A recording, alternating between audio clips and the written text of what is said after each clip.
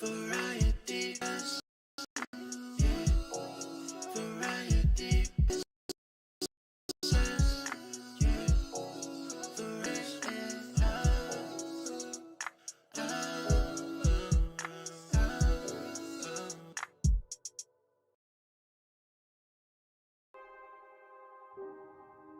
Oh, sorry, I was muted. Hello, everyone. I hope you all are having a nice evening. I'm trying to be as wholesome as possible today. Let's see how long that lasts. What's up, Cold K, Michelle, Chase?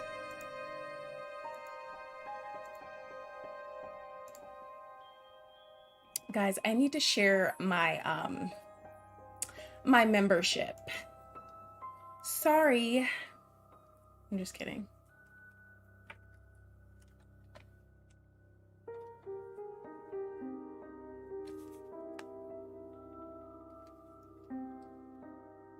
This music. So guys, today we are going to be playing a new game. My bling bling. I even removed my choker, everyone. Oh, what the heck? I even removed my choker, guys. I'm trying to be wholesome today while I play this new game. So, we're playing a visual novel-based game. I've never heard anything about this game at all. I don't know anything about it other than what I learned about it today. It is one of those games where you like read and make choices, kind of like a boyfriend dungeon, but like without the swords, without the fighting, without the freaky-ish. Well, I don't know. This game could be freaky as hell for all I know. I don't know that much about it, but it is a choice-based game, and I was just in the mood to play a choice-based game today, so I'm playing a choice-based game today, guys. I'm gonna make some really great choices. I might need you guys' help at some point, so stay tuned for that. Be ready for the polls, because I might have to do some polls. I have my apples here, everyone. I have my water as well. We're going to be very, very positive today.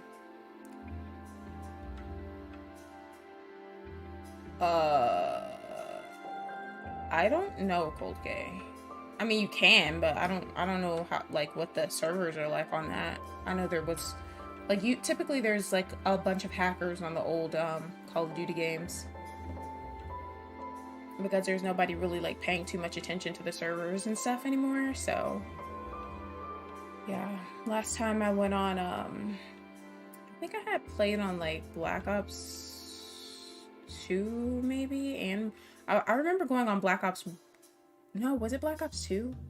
I don't know. I think I went on Black Ops 1 and 2, and there was just like a bunch of stuff going on, people floating all in the sky and stuff, like just a lot of hacking. So that's why, even though Black Ops 2 is my favorite game, I would not buy it, because I mean, if I did buy it, I would only buy it for zombies and play like solo or with other friends, but I wouldn't do online lobbies.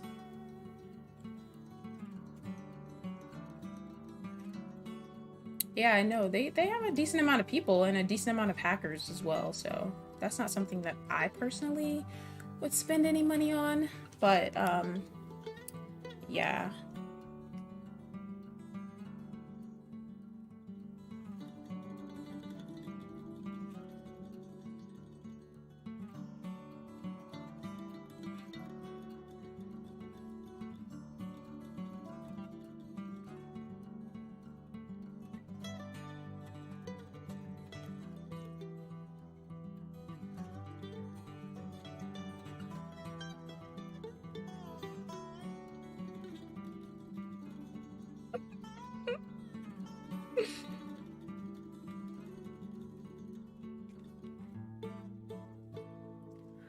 Chase, if you say so, but honestly, after you were cheating last night during Mario Party Superstars, a lot of things you say is very questionable to me, Chase.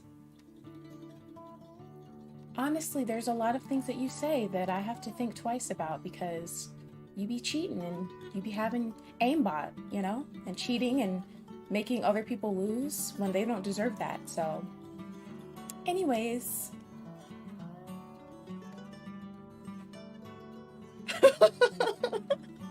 have a good night. And Chase, did you see your games? Did you see your games on Steam? Oh, you got them! Yay! I just saw the emails. Oh, yeah, you're right. You're right. Positivity. Rissy, are you on the wrong page again?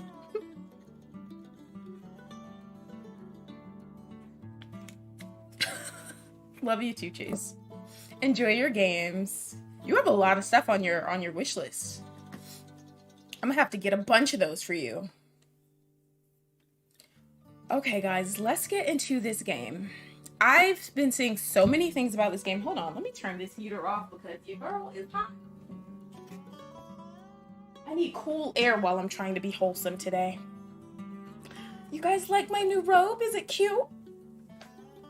That's a big what? For Elmo. No, actually I wore this on stream the other day. So this actually, I mean, it's still new, but I like it. Okay, guys. So with this game, I was seeing, I was just looking for something to play. I don't typically go on Steam and try to find stuff to play, but I was just browsing through stuff and I'm like, let me see if I can find something new. I saw all kinds of stuff, y'all. Like, Steam has some very inappropriate stuff on there. Like, no holds barred, XXX, like, they got some crazy stuff on there. I'm not gonna lie. But I was looking for something and I came across this game and it looked really cute and what drew me in was first off the reviews. People were saying the game is free, but people were saying there's no reason why this game should be free. What's that, Mookie?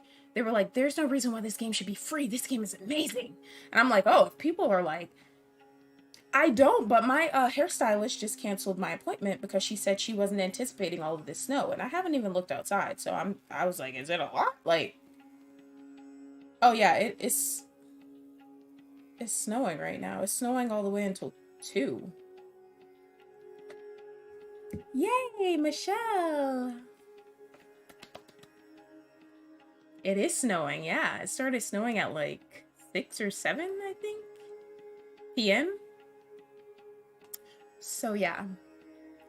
What else were people saying? I just saw some really good things about this game, and also they had like a video and you can choose, like, you can like customize some things, and you guys know how I am when it comes to customization. And I was like, oh, like I can customize stuff in a visual novel. Like, that's really cool to me. I like that. Like, I like being able to customize my character and customize other things, but I think you can like customize your room and like the charm hanging off of your phone, like little things like that really draw me in. I love customization. That's like my number one thing.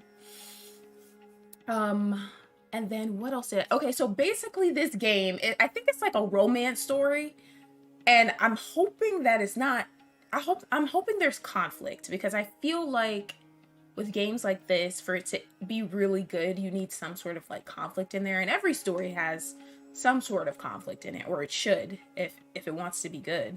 So I'm sure there's gonna be some things, but I just hope it's not too like cutesy la-di-da, nothing going wrong. Like, I need something to counteract that so I can like really appreciate the good moments. Um, and I need to, since it's a choice-based game, I also need that so it'll be harder to make choices. So basically the premise of this game, from what I understand, I could be wrong, but based on what I read, you're whatever character you want to be, girl, boy, whatever. And there's this dude that's your next door neighbor, and the story, I think there's 4 parts to the story. So there's like you guys as kids, you guys as adolescents, you guys as young adults, and then you guys as like grown-ups. So I thought that was cool. And depending on the choices you make, it will change how that dude like turns out. Like how it'll change how he looks, it'll change how he acts, like all kinds of stuff like that. So I was like, oh, that's kind of cool. Like my choices actually matter too. And there's customization. Count me in. So yeah.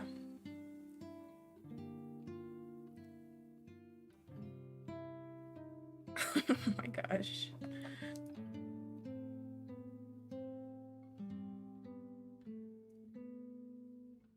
Michelle, is there a lot of snow outside?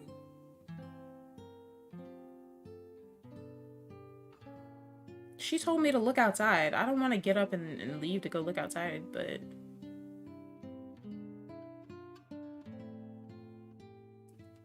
Okay, let me open the game now. Our life beginnings and always. Go look, it's pretty. I mean, I know what snow looks like. I know what it looks like. I'm sure it doesn't look any different than the snow we had the other day. Is it a lot? Like, is it more or something? Okay. So let's switch to the game. Our life.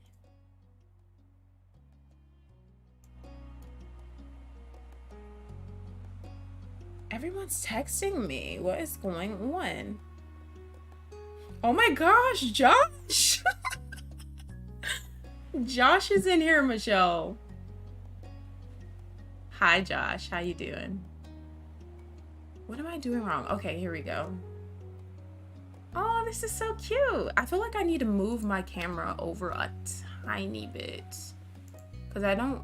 Oops. I don't want it to be in the way. Hold on. Move it right here.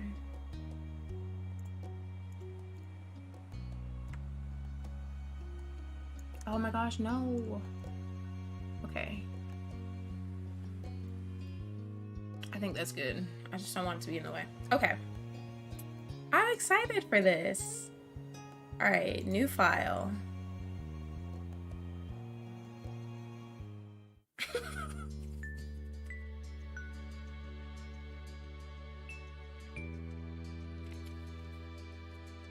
Yeah, that's a 3-month sub badge, I think, right? Because the first one is the, what is the first one? I don't even remember what the first one was. Okay, Our Life tutorial time. Welcome to Our Life, beginnings and always. There are various ways you can customize and interact with the game. The tutorial is an overview of how certain features work. Yay! You can read the full tutorial from the main menu to learn about everything in detail. To start off, the game is divided into 3 time periods called steps. Step 1, childhood, Step 2, adolescence, and Step 3, teenaged. Now, I heard there's a 4th one, though. But they do have DLC, which I got all the DLC. The game is free, but the DLC costs. I got all of those. Our Life is further divided into sets of vignettes that take place during specific periods of time. Those are called moments. So they got steps and moments and all this ish. Okay.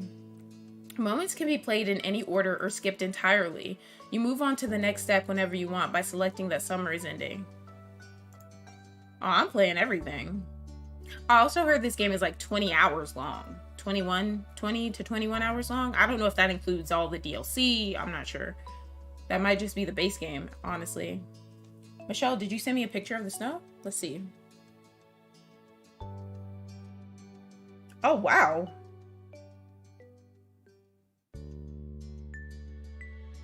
Yeah, that's way more, way more than I was expecting. I didn't think it was gonna snow at all, but okay. Steps 1 through 3 include 5 moments each, and even more can be unlocked by purchasing DLCs. Some are out now and other DLCs will release later on. Yeah, I saw that they were releasing DLCs piece by piece, kind of like Life is Strange used to. So, even those weren't DLCs, those were episodes. Okay, so each step, which is each like life, what's the word I'm thinking of? Each life,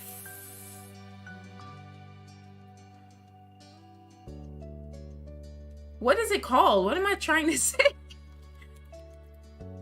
Hold on. Life stage. Each life stage has 5 moments each. Okay.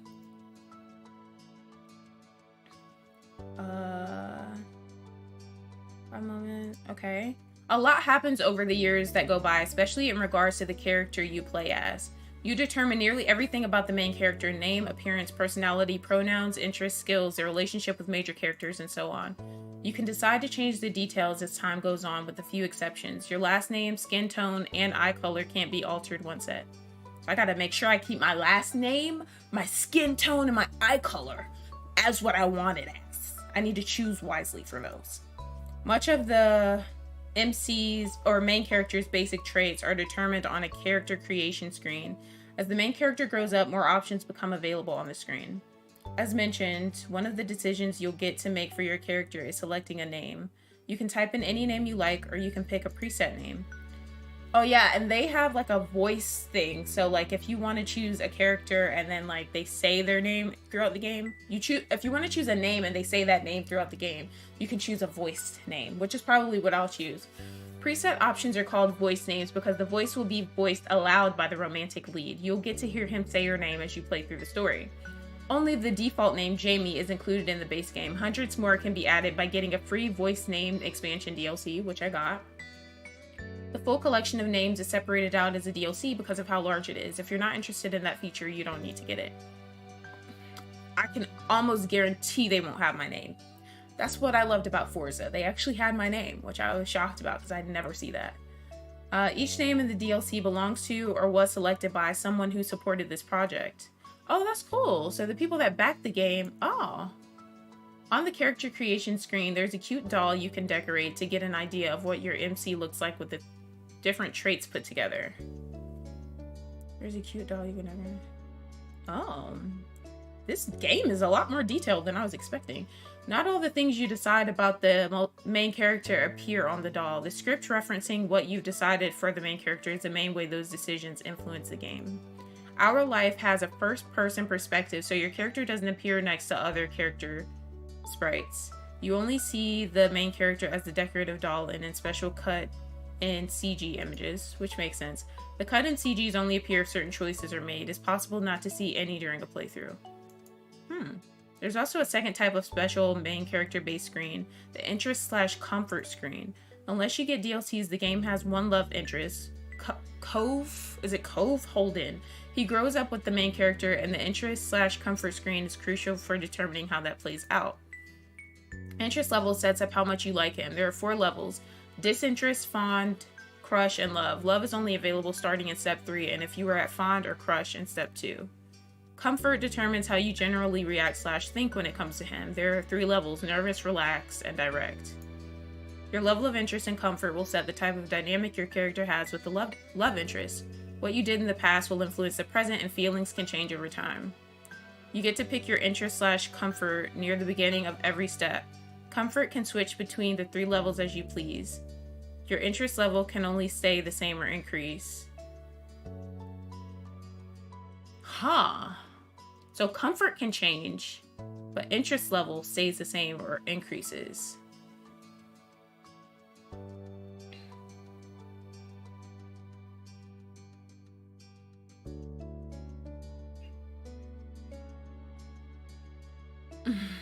Yeah, I mean, we never get snow, so it's nice to see something, even if it's just a little bit. Your current level of interest will become the new lowest option on the screen in the future.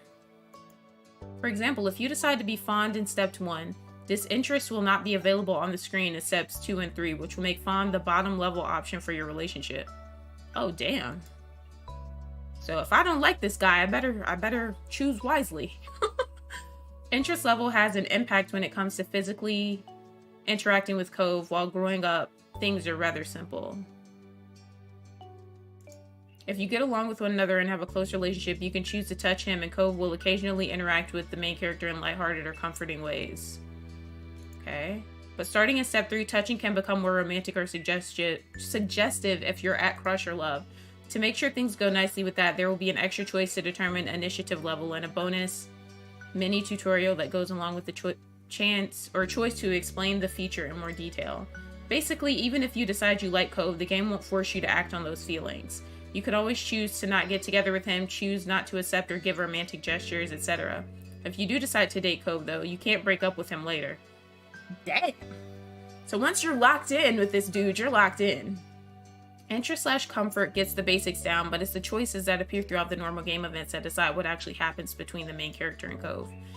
And it isn't only the main character who is impacted by your decisions. Cove grows and changes over the years. How he's treated and what he experiences help shape who he becomes. In step 2 and step 3, Cove's personality, appearance, and interests will vary based on what happened in the previous step. It's something of a mystery exactly how your decisions end up changing him. You can try to guess as you go along. Or if you prefer, you can also just design your own ideal Cove directly using the Cove Creator option that pops up at the beginning of steps 2 and 3. Making the choices you want is always more important than making a choice, because you feel like you have to in order to get a certain result. When a choice does appear, usually you'll see that hovering the cursor over an option shows a certain color, yellow, blue, or green.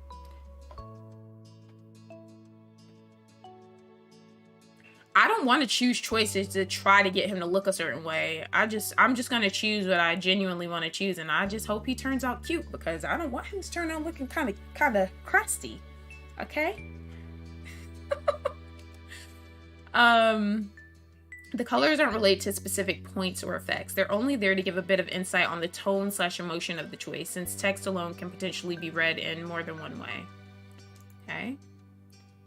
Blue tends to be casual/straightforward, yellow more emotive/reactive, and green less certain/uncommitted. Though there are hundreds of options in our life and not every choice menu falls in line with that pattern, picking just one color every time doesn't give a gameplay benefit. Only stick to a certain type if that's what you happen to like, otherwise switch between them freely. Always pick yellow, never pick yellow, pursue romance right from the start, never romance the love interest, be disagreeable or amiable. None of them will lead to a bad ending. You're welcome to enjoy the events and shape the story without reservation, and then, if you like, you can play again to try something new. There's only ever more good content to discover. We hope you have a nice time with our life. Thank you for playing. See, indie games are just... they're just chef's kiss sometimes, guys. Okay. Round, chubby, pointed, oval, peach, square... Let's do peach. That's my butt chin. I mean, this person really doesn't have to look exactly like me, though. Like, let's see what we're working with here. The hell? Okay, wait. What do we have? Oval, sharp, pointed, lidded. Round.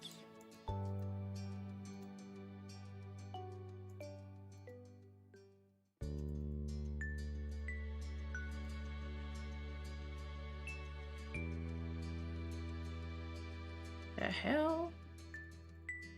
Oh, I kind of do want to give my person some crazy eyes.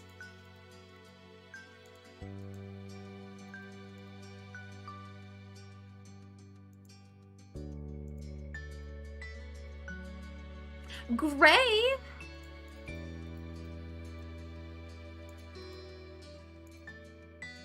Oh, that's cool. You can change the front and the back separately.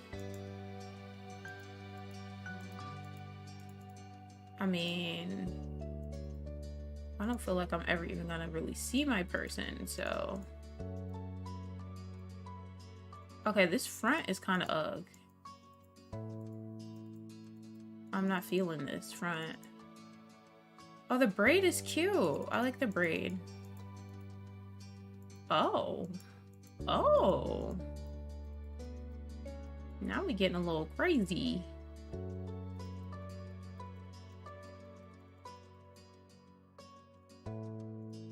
Curl beaded. I like the... Oh. That's cute.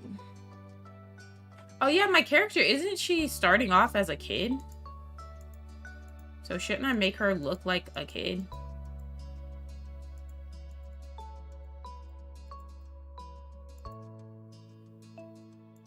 pick gray. I like the gray. The gray actually looks nice.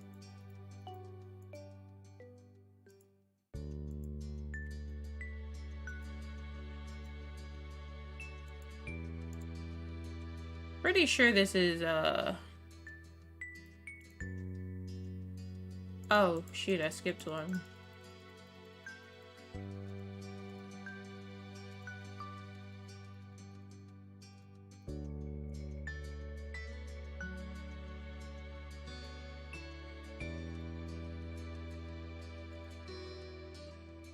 I don't even want to look at... I'm gonna start at the end of the alphabet. They did say that these are people who they've, who backed the game, I think, so...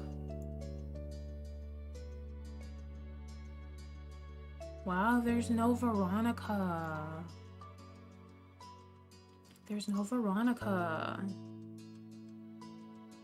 So if my name isn't there, which I'm sure it won't be, this is... Well, I like the name Rain, though. I've always loved that name. I think that name's really nice. There is no way in hell they're gonna have my name. I just know it. Yeah. I'm not surprised. Michelle, I bet you they have your name, though. Oh, they don't even have your name, Michelle. That's crazy. How do you even say this? Jet. Kalina. Caitlin. Caitlin.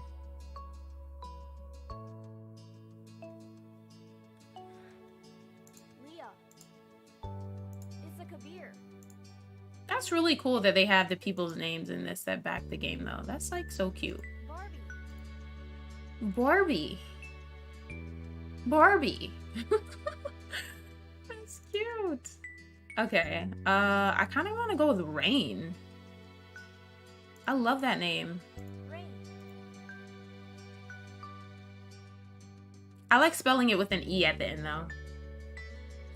You feel like your name is slowly going away? I wouldn't go that far. I feel like your name is still very common. I kind of want to go with Rain. Aww. Rhiannon. Sora. I wish I knew about this game so I could have backed it and they would have had me in here. That would have been cute. Alright, I'm going with Rain because Rain is so cute. Rain.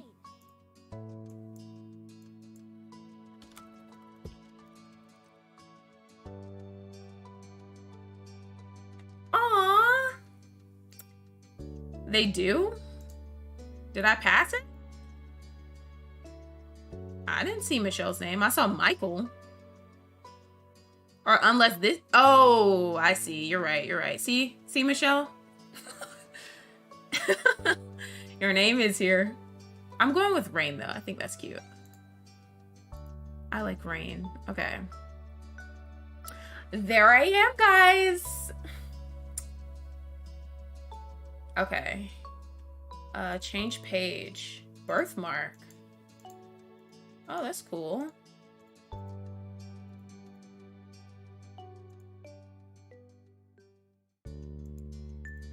Damn. What the hell happened to my character? Oh, man. Oh, the freckles are cute. Hand size.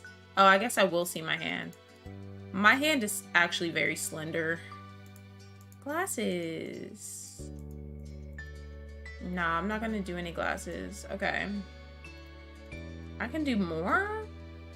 But I can't see. Okay, I can't. I can't see any of... I don't get it.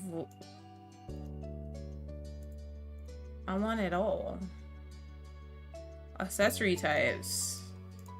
I want it all. Like, what? I don't need any of this stuff, though. They should have one on your foot because I have a foot birthmark, guys. What's up, Fred? They might have mine. I doubt it. I don't even think I can go back. Oh, wait. Yes, I can. They don't have my name. Look. My name would be like right here. They got December, but they ain't got Deja. I mean, it's not like they just picked like a bunch of like random like well-known names or anything. They literally picked from people that back the game, so.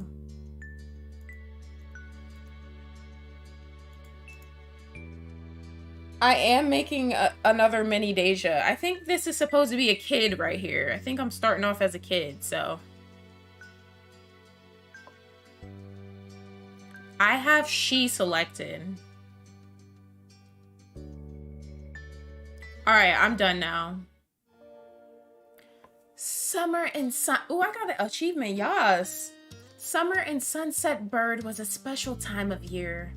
Your usual... Okay, let me turn this down a little. Just a little bit. We wanted to be in the background. Oh my gosh, okay. Summer and sunset bird was a special time of year. Your usually sleepy town began to bustle. Okay, how do I just click? Okay. It was a popular tourist destination with people coming from all over to enjoy the beach, the weather, and the relaxation that came with both.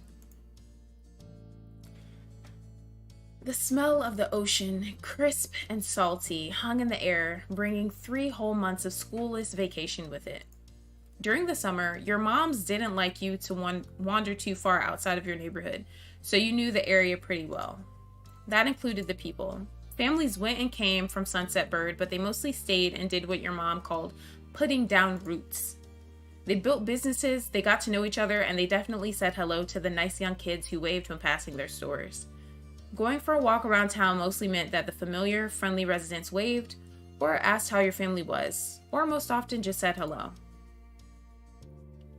You didn't really get why they always had to say hi. They saw you every day, but you nodded back at them anyway. You ended up saying hi to a lot of different people since most of the tourists that came and went every summer were the same ones.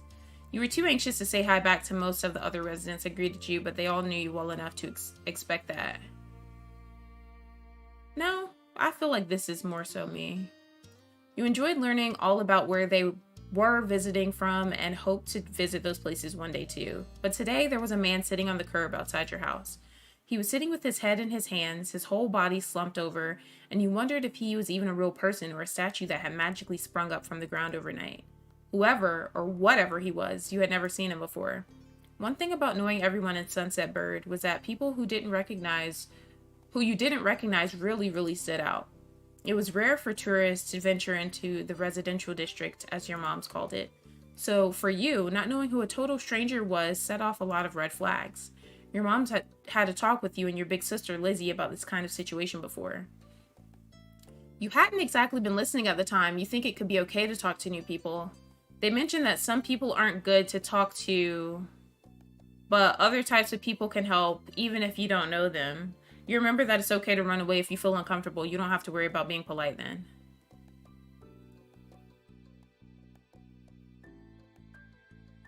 What?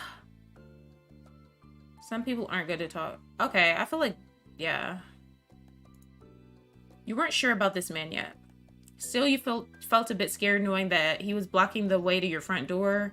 But you were pretty interested. You wanted to know more about what was going on. Whether he was nice or not, you didn't want to be bothered. Oh my gosh. Whether he was nice or not, you didn't want to be bothered.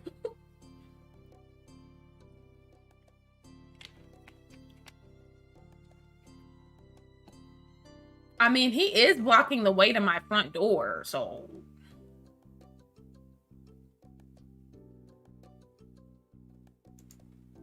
You slowed down, your mind racing for ideas on how to get past him, unseen, but it was too late to escape. There was a split second where your eyes met and you took in a shaky breath, your eyes darting to the sky, pretending to stare at a bird who was hovering nearby. Hey! His voice startled you and made you jump, but still you didn't look at him. The bird landed on top of a nearby gatepost, and its black feathers ruffled against the gentle breeze. Trying to keep your eyes on it was tough, especially when the man stood up and started to make his way towards you. Not wanting to seem too approachable, you folded your arms and stared. Still unsure about him, but willing to be friendly, you offered the stranger a smile. Your whole body was frozen in place as he approached.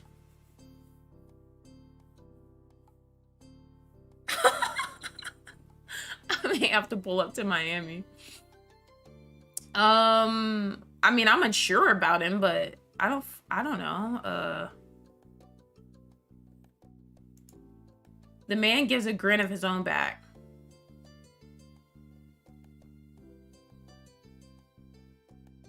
Do you live around here? What's your name? You looked at the man up and down, taking in his tan skin and relaxed appearance. At least his clothes were relaxed. The way he was acting wasn't. He had sharks on his shorts and a stingray tattoo, and you wondered if he was obsessed with the ocean or something. While you made your assessment, he looked at you expectantly, waiting for an answer to his question. Yeah, I live here. I live right there. My name is Rain. You continue to say nothing. I don't know this person, so... If I say I live here, that's kind of like... Why am I telling him where I live? Right there, that's saying way too much. But I don't want to say nothing either. I'm gonna just say nothing. I don't know. I know. He does look 19. If you do, he rubbed the back of his neck uncomfortably, giving you a small smile. He reached into his pocket and pulled out a clean $20 bill. It crinkled in his hand as he held it up to you. Even more confused than before, you looked back at him. The hell?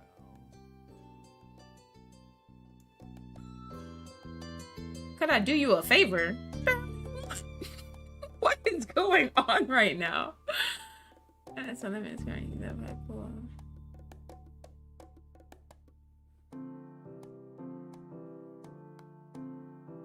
what kind of car was it? What kind of favor are you trying to get me to do for $20, sir? Nothing bad. Sorry, I should have... Let me start over. Yeah. He cleared his throat and stood up straighter. From where you were standing, it just made him look creepier. I have a son. His name is Cove, who's about your age. Cove, that seemed like a strange name for an actual living person to you. You chewed on the inside of your cheek. This guy was definitely obsessed with water. You thought that was pretty cool. I would think one of these, honestly. I mean, it's cool too, but at the same time, it's like... He wasn't the only person like that in Sunset Burn. Okay, so Coves Dad. We've established who this is.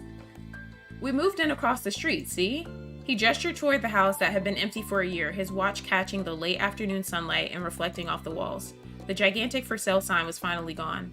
You must be Rain Palmer, right? I met your moms earlier and they told me you were 8, just like him, so... Okay, so I have 2 moms, gotcha. He shook the $20 bill to bring it back to your attention, a hopeful smile tilting his lips at the corners. Can you try to be friends with the boy? Just give it a chance and you can keep this. He's a good kid, you'll like him. What? What'd he just say to me?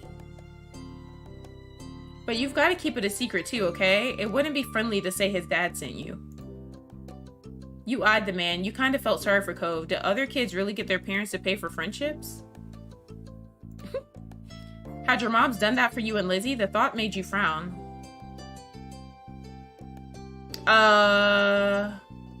Okay, like the music is like, I want to hear the voices a little bit more. We need to turn that down a little bit because I can't really hear when he says stuff. Okay. What'd you say? Want to make a deal? You took the bill, you didn't want the money, you ran away. Guys, what should I do? I mean, money's great, but I feel like... I mean, you don't have to, like, pay me to be nice to somebody. Unless I, like, hate them or something. Then you can pay me, but... I mean... I don't know. I feel like that's gonna cause problems later. Because later he's gonna be like, oh, you just wanted to be my friend because my dad gave you $20, not because you actually care. And I feel like that's gonna cause issues, but at the same time, money sounds nice.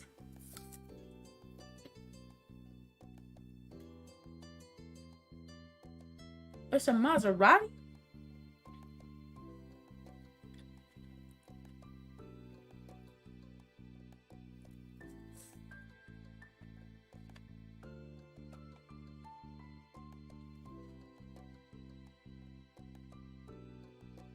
I don't know what to do.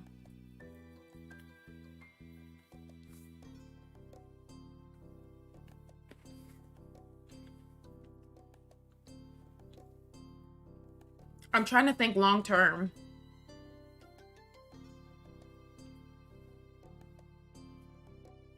Hold up, I need another apple slice. I need to think about this one.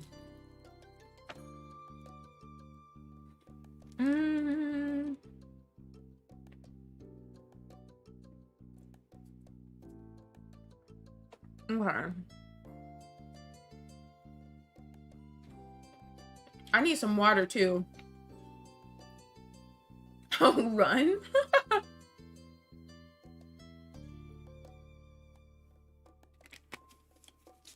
Okay, I don't want the money.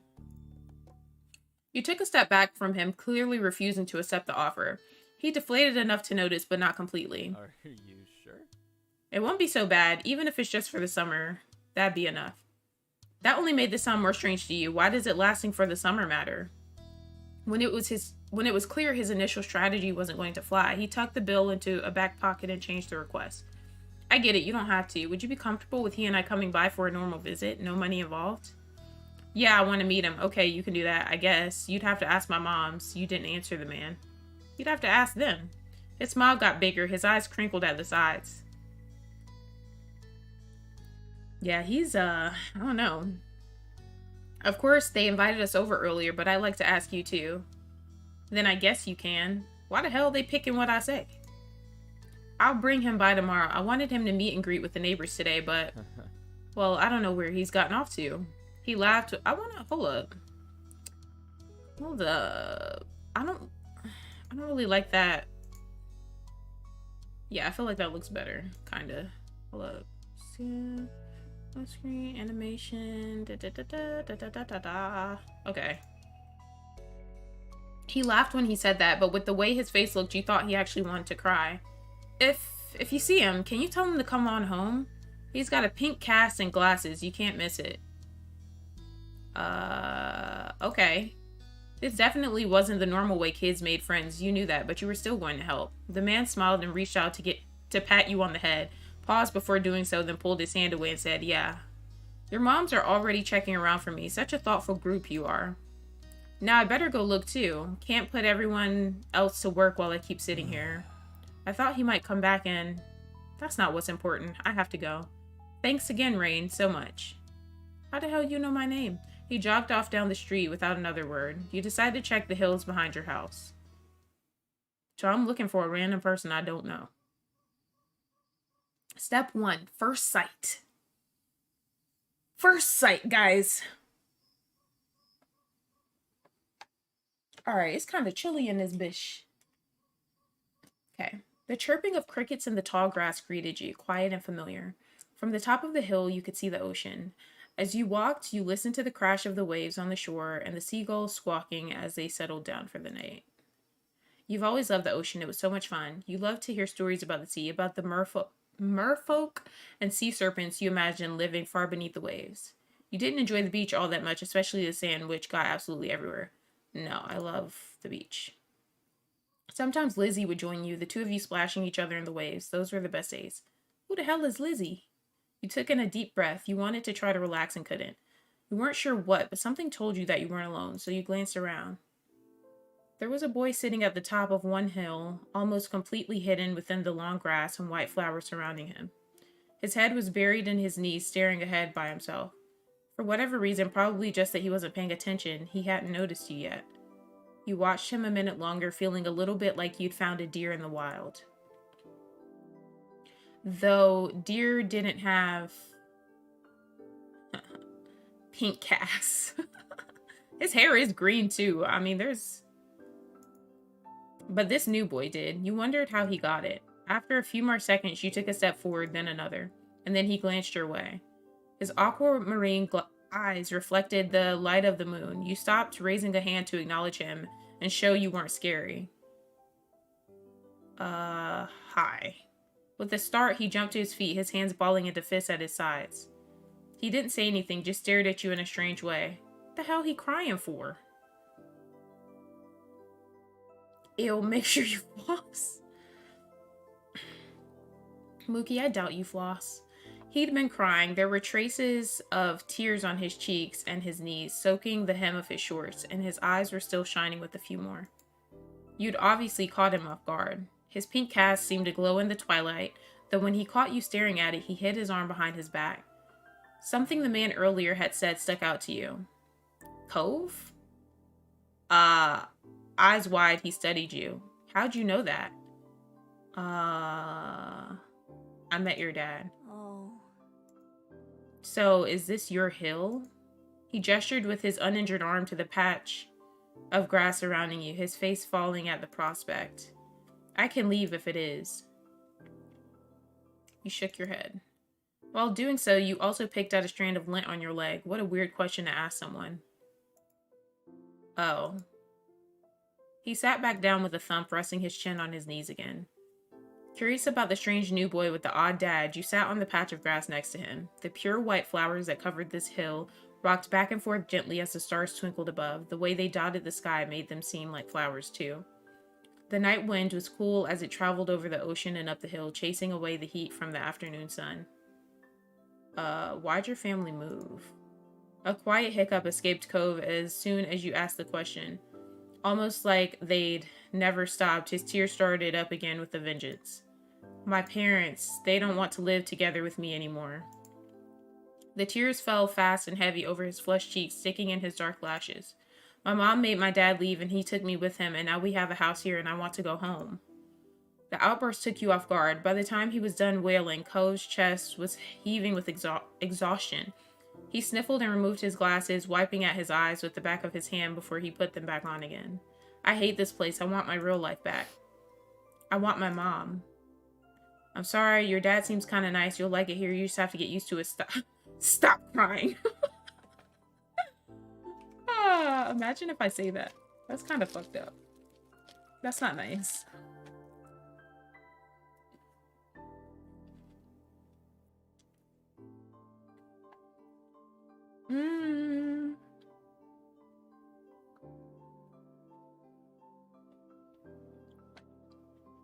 I'll say I'm sorry.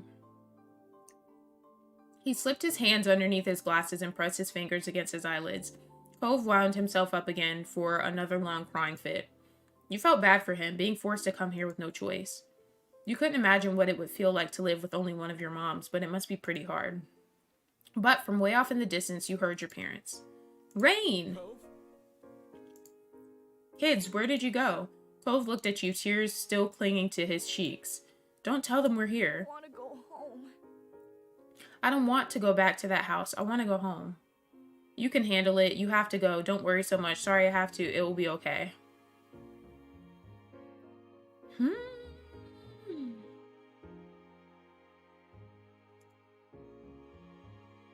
You were struck by a sudden need to reassure Cove. It's not gonna all be fun, but isn't he your family too? Yeah, I guess. Then you can count on him when you really, really need him. You shot him a grin and pushed yourself to your feet. Slowly, Cove stood up with you, looking a little reluctant. His dad's voice rang out again. Cove, can you hear me? He looked toward the sound of his dad's voice, silent, then turned away while rubbing his not bandaged arm.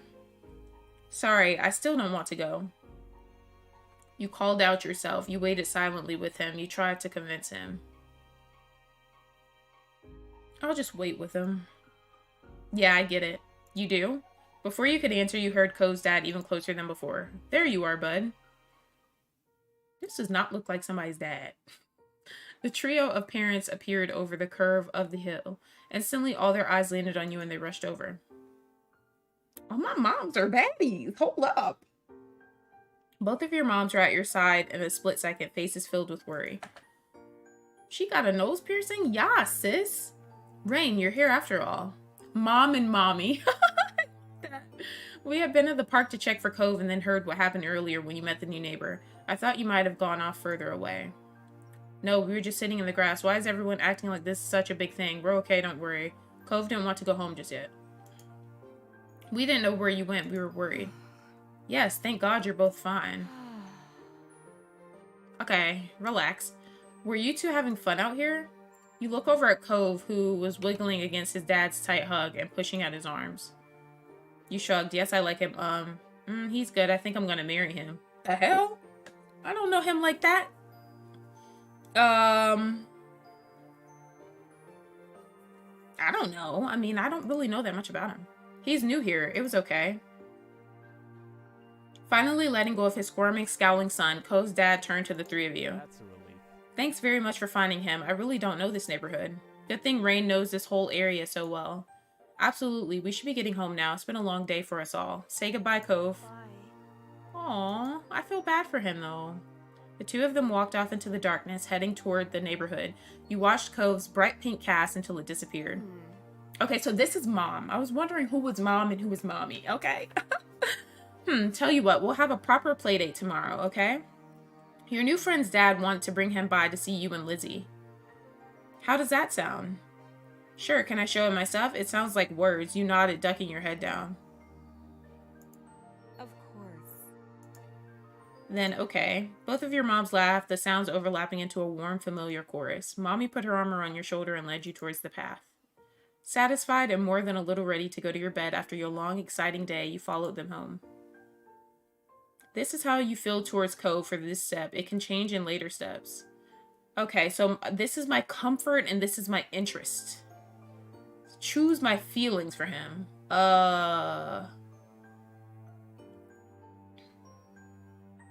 mean, I feel kind of indifferent, like, with the interest. She looks just like a mom, LOL, and the other deaf looks like a mommy. What the fuck?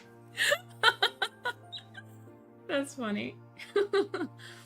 Comfort, I guess relaxed.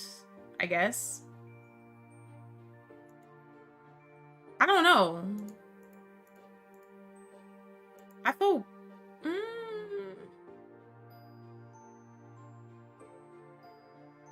I guess this is how I feel towards him. Like, my comfort towards him.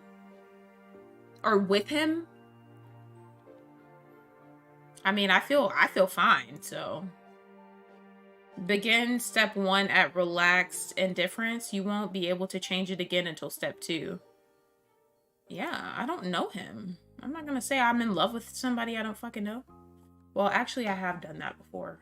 So maybe that's a lie, but... I digress. Early the next morning, you were poking at your food, eating it slowly. Oh, Lizzie's my sister.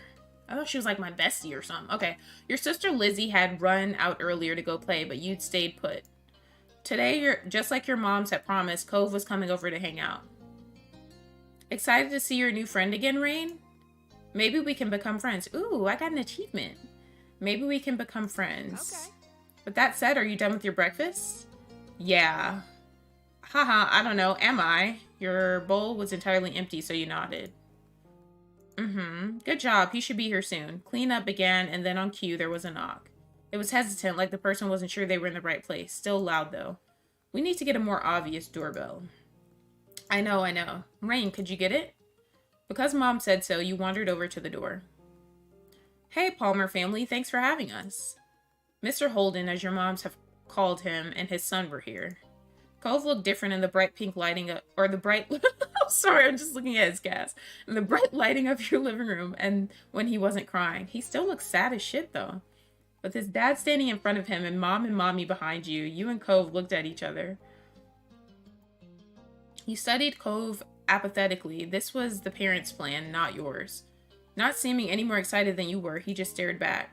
You twisted the threaded bracelet on your wrist. You twisted the crystal bead bracelet on your wrist. You twisted the flower bead bracelet on your wrist. You twisted the shell bracelet on... Ooh, I get to choose my bracelet? This is the kind of shit I live for. I need an apple slice for this. What would I have? I would have one of the top two.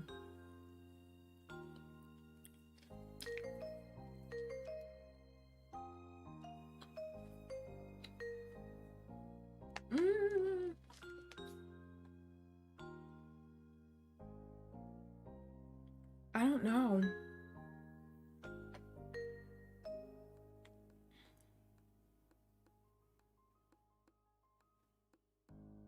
I kind of want to go for one. I don't know. Crystal bead. Let's go for threaded. Do you want to go play in your room, Rain? Sure. Come on, it's upstairs. Oh, Okay. Take care. Oh, ooh, I didn't know they were talking, my bad. Let us know if you need anything, you two. Have fun, kids. See you. See you later, son. Play nice. Why is he winking? You led him to your room, puffing out your chest a little bit at the sight of your treasures. Oh, my room's cute. There were lots of stuffed animals, a cool bed, a window to look out. It was a great room. You hadn't had anyone to show it to in a while, but you were really proud of it. He leaned in a little closer to one of your drawings on the wall. I like this. Me too. I drew that. Thank you. I don't. I'll say thank you. You're welcome. You smiled at him. You were proud of that particular piece of art, and you were glad he noticed it. He turned to look around the room a little more, studying the books on your desk and the pictures on the walls. You started to feel a bit nervous. You felt the atmosphere was kind of awkward. You were glad for the company. You hope he liked your room.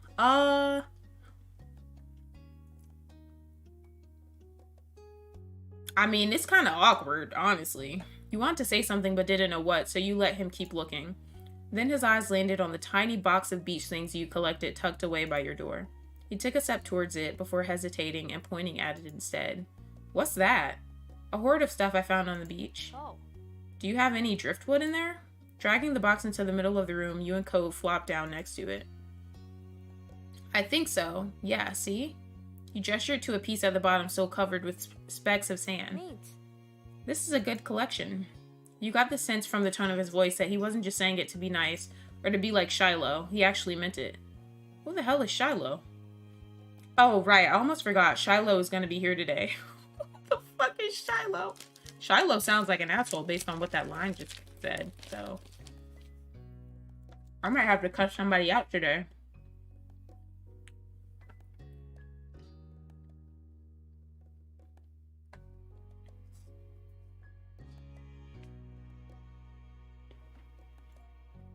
Shiloh? Oh, it's my sister's friend. Okay. Lizzie's friend, or like her #1 fan, I guess. Do I have to see him? It should be okay. I mean, he's Lizzie's friend, not mine, but you know. So are they gonna grow up and Shiloh's gonna be her bae and I'm gonna have to cuss him out? The drama ensues. Come on, check out my shell some more. I found this one under a big piece of seaweed that had washed ashore, and you pulled out seashell after seashell, explaining where you'd gotten each one and holding them up against the light. There were big ones, small ones, pink, purple, and orange. Most of them you washed off in the bathroom sink when you brought them home, cleaning off the sand. Over the past few years, you'd even learned some of their scientific names. The collection was so huge and varied that you had lots of funny stories to tell for all of them. Your voice faltered a little bit, but you kept going as best as you could.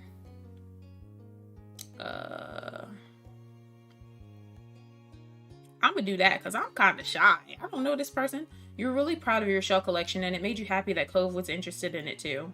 Apparently fascinated, either by your stories or by the shells themselves, Cove listened with what looked like the full force of his attention.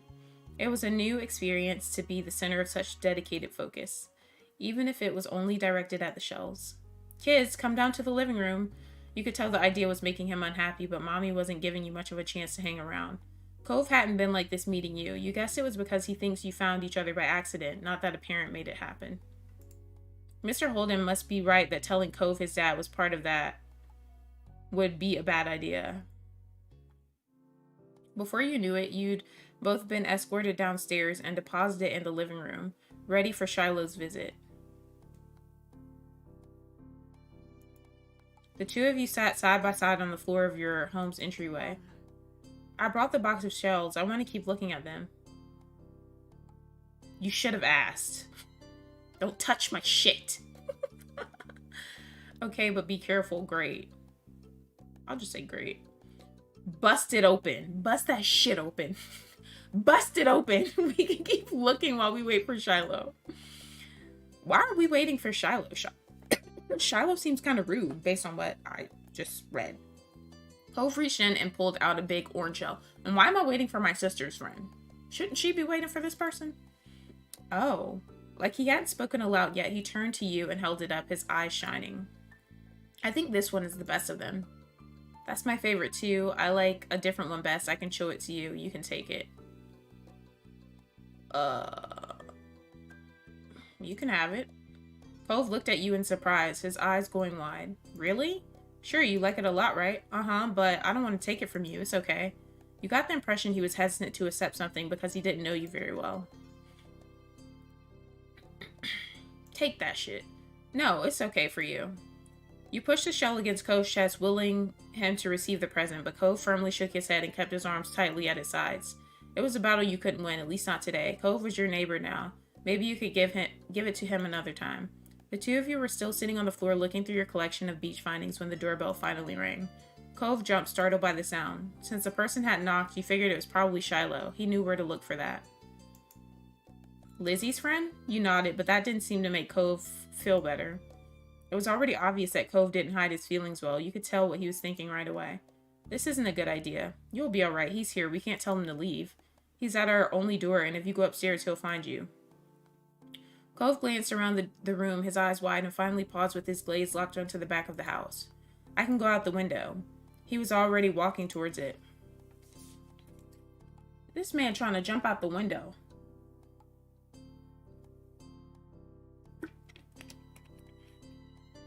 Scrambling to think of something to say, you step forward, then pause. Do you want to break your other arm? Shiloh. These dialogue options are funny. Shiloh is the least scary person alive. Cheer up. Shiloh's gonna like you. Please don't get hurt. I'll come with you. Good idea. Let's go.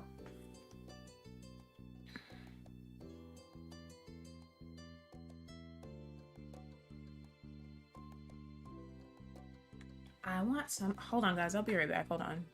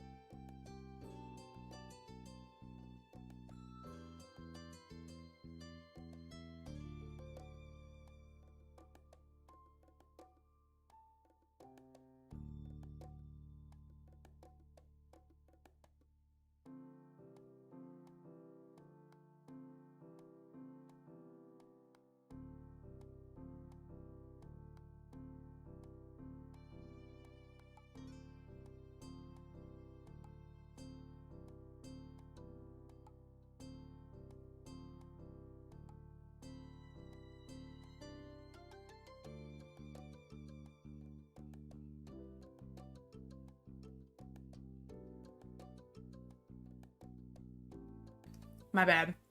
So, I don't know what it was, but like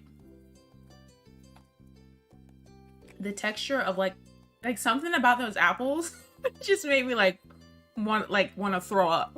So I was like, I need to counteract this with something great. So I got nerds.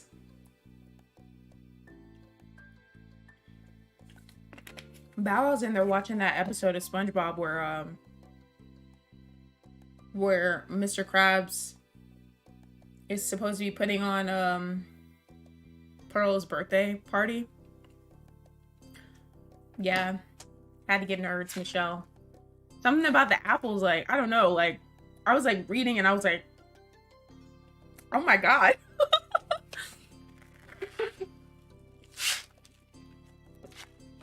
Like, I felt super nauseous. I was like, oh my god, this is fucking nasty. But,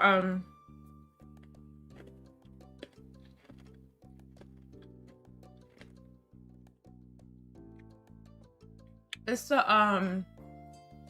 Bao was watching the episode of SpongeBob where Mr. Krabs is supposed to be doing Pearl's birthday party. And he has, like, Squidward performing.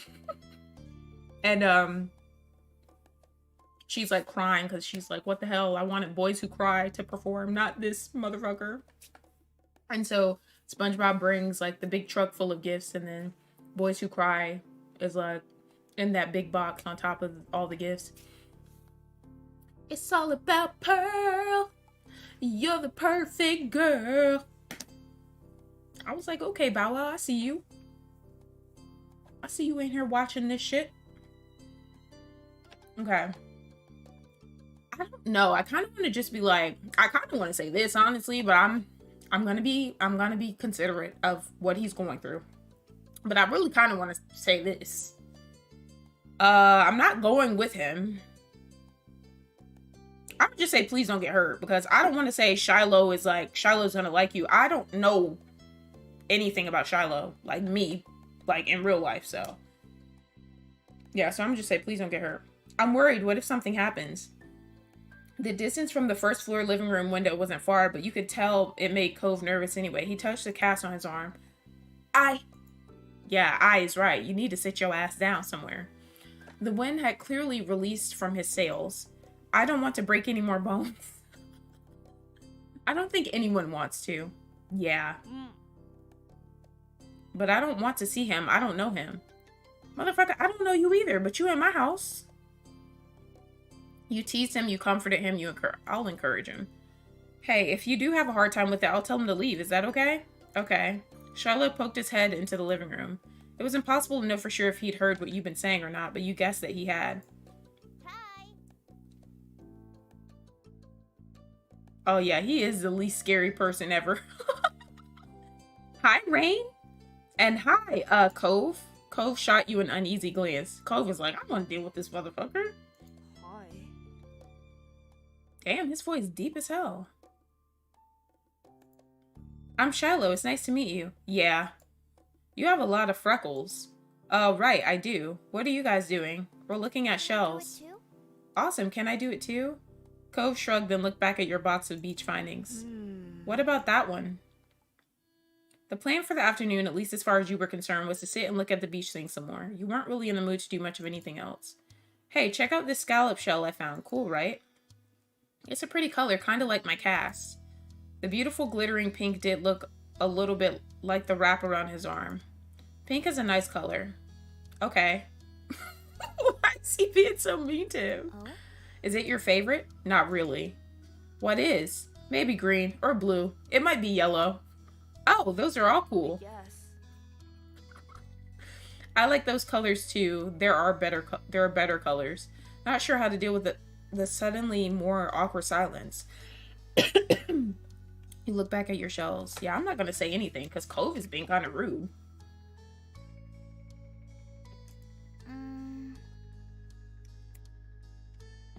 Where's my sister at? Why are you in here with us? Like usual, it didn't take long for Shiloh to get fidgety. Lizzie was his favorite. Without her around, Shiloh didn't seem to know what to do with himself. And Cove wasn't like your sister. He wasn't that much like you either. Is Lizzie coming back? Don't know. Where'd she go? I think she's at the beach, probably. Is she playing at her park? Cove's eyes lit up at the mention of the park and he looks towards you. There's a park? Yep, but it's old. Can you show me? I want to go. He started getting up before you had even answered and Shiloh jumped up beside him in excitement. Really? You do too, right, Rain? The park is fun. I love it. The park is pretty great now. Yeah.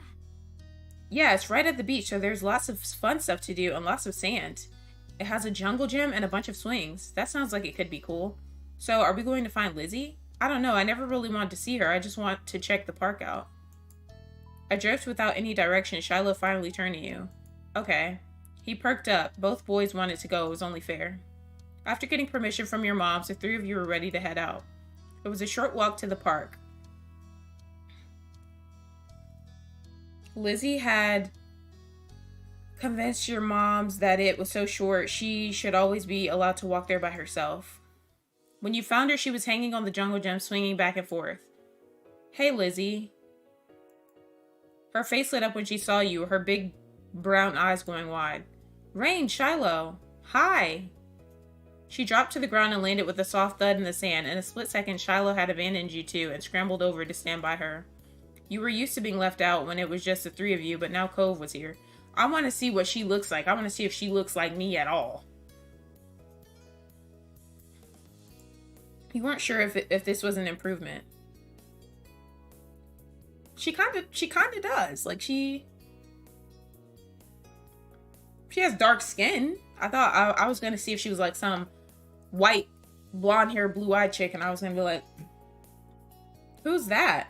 She's cute though. It's Cove. He's new. Hi. I remember. Hi, Cove. Welcome to my park. Nobody ever comes here to play. Nobody ever comes to play here, so this is where we get together. She gestured wildly with her arms as if to present the area to the newcomer. While Lizzie continued talking, you took the chance to kick off your shoes and wriggle your toes through the warm sand. Nice, huh? In this neighborhood, I'm the one who comes up with the ideas. You are? Uh-huh. Yeah, I am. Who else could handle the job? Lizzie is the oldest. By a lot. My mom said you're Rain's age. Yeah. Thought so. I'm still the only one in this group with double digits. What about other kids? Other kids? There aren't any. We're the only kids here, and Shiloh is just visiting from another place. Not even tourists really bring their kids here. This is the land of ancients. Be careful that the oldies don't try to steal your youth. Oh. For a second, it looked like he might cry again, but something in his eyes shifted and he looked back at Lizzie. What kind of old people? Like moms and dads or grandparents? Grandparents who don't have kids. They hate kids. Why? We haven't done anything. She's about to make him cry. Only some of them don't like kids. Stop saying stuff like that. You're gonna upset him. Yeah, they're really bad. I'll say only some of them. You interjected quickly, hoping Lizzie wouldn't take things too far. Cove sniffled, his forehead creasing with worry. Lizzie was staring Cove down, but Cove wasn't even looking at her anymore. He didn't seem to care that she was there. He went into his own head. Shiloh was the next one to speak, completely unaware of the situation. I met Lizzie and Rain in school. You'll see tons of kids there once summer is over. I don't want to go to a new school. I don't want summer to end. Shiloh looked down to the dirt. He hasn't had much luck striking up conversations with Cove. I like summer vacation a lot too. All the building tension in the air suddenly vanished when Lizzie laughed. At Shiloh's discomfort at how weird she thought Cove was, at something else entirely you didn't really know. But she laughed, face scrunching up. Okay. Welcome to Sunset Bird Cove. Take a seat, put up your feet, and get used to it.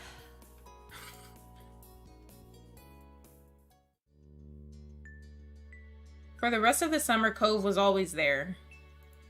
You saw him more often than Shiloh, and on some days when she was in a bad mood or busy, you even saw him more than Lizzie.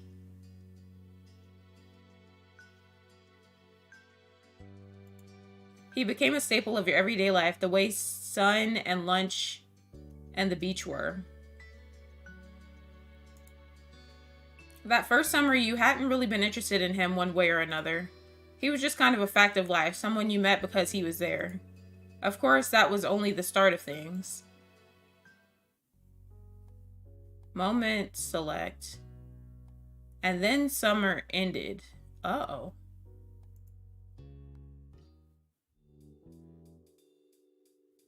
Come back before it gets dark. All right, sport? The familiar voice drifted across the street and drew your attention away from the snail you'd been watching inch slowly across the pavement. Cove waited in front of his dad, pushing his green hair back off his face from where the breeze was blowing it over his glasses. He looked to be paying only a mild amount of attention as he was being handed a few slips of green paper. It reminded you of when you'd first met Mr. Holden, although he's probably not paying Cove to be friends with himself. Cove's dad seemed to feel your gaze somehow, or maybe you made a noise, because a second later his eyes were on you. He waved you over with a smile. He looked happy to see you, but you felt a little weird for getting caught. You've got to learn how to be more sneaky. You brushed your hands together to free them of sand, then jogged over to join the two. How's it going? Good to see you again. What excitement are you up for today, Rain? Taking a walk? I found a pretty cool snail across the road. There's lots of snails around here. Mr. Holden grinned at you kindly. After you finished answering the question, Mr. Holden's attention returned to Cove, who was preoccupied with folding the bills he had into a tiny rectangle. Sounds fun. You know, Cove was about to hit the stores by the beach. Why don't you go with him? You shrugged. Cove was in the process of making a similar motion. You didn't have anything else to do, and you hadn't been to the stores in a few days. Maybe there was something new to look at. Maybe. Is that okay? Yes. I was going by myself, but I guess it is. You don't have to. Great, I'm sure you guys will have loads of fun. He don't even want me to go. Mr. Holden reached into his pocket and pulled out a leather wallet filled with money. You found it odd since your mom's only ever seemed to have cards in theirs. Here. He leaned in to pass a crisp tin to Cove, giving him a wink and a whisper. Get something for your friend, too. Sure. Good kid. That's my boy. Cove's dad ruffled his son's hair as he was straightening back up, the bill in his hand still held out towards the green-haired boy. Take care. Cove accepted the bill after a second and slipped it into his pocket. Then with one last nod to his dad, he turned and started walking. You followed after him, intrigued at the possibilities this outing might bring. Cove strayed towards the gentle tide creeping up the sand, and you fell into place beside him. It was a nice day. The sun was shining and there weren't many clouds in the sky, though the wind coming off the ocean kept it from being too hot. You took in a deep breath, enjoying the scent of salt and ocean air. When you looked at Cove, he was dragging his feet through the sand a little, and you slowed down to wait for him. His eyes searched the ground intently. Are you looking for snails? Are you looking for shells? What is it? You didn't feel the need to ask why. Cove startled a little at the sound of your voice and mumbled, sort of. If you see any, you can let me know. You can manage that. You dropped your view to the sand, walking carefully so you didn't step on any. You were good at finding shells. You had a lot of them at home and always found new ones whenever you visited the beach. The comforting sound of the waves filled the silence with pleasant white noise, and you played a little game with yourself as you walked along, getting as close to the water as possible without getting wet. It resulted in you having to run up the sand quickly when a wave rushed in more than a few times, and although Cove threw a few glances your way, he didn't say a word. You didn't either. What did you want to go to the shops for? What do you usually do on the beach? I need a new sand pail. Yeah, what happened to your old one? Cove narrowed his eyes, seeming to think deeply for a second. Whoa. It disappeared. What? Really? Cove ducked his head down, lacing his fingers behind his back. It didn't seem like he was going to continue, so you nudged his arm. How did that happen? Well, Cove opened his mouth and shut it again, considering. I took it to the beach one day. Uh-huh. When I got home, it wasn't anywhere. You left it there? Nope, it wasn't at the beach when I went back. Then you lost it. It disappeared. So... What about you? What do you do out here? I don't come to the beach a lot. I like swimming. I like looking at fish. I like to build sandcastles. Last summer, Lizzie and I built one that was as tall as me, and sometimes they have sandcastle building competitions down by the boardwalk. Cool, I bet you could win. You smiled at Cove. Maybe the two of you would build one together one day. Once you reached the shopping area, the noise level grew exponentially. No longer just waves and footsteps, but the chatter of people enjoying the lovely summer day, the call of birds trying to find bits of food left behind, and lots of salespeople trying to get attention. You sniffed the air as you walked beside Cove. You could still smell the ocean, but there were other scents now too. Pizza, pretzels, hot donuts. The energy surrounding the area seemed to fill you, and there was a bounce in your step as you began looking at all the familiar sights. There were so many things to do you didn't know where to begin. You looked at Cove, hoping he was just excited as you were. Cove was glancing from one side of the street to the other with a look in his aquamarine eyes that you couldn't quite work out. What's that?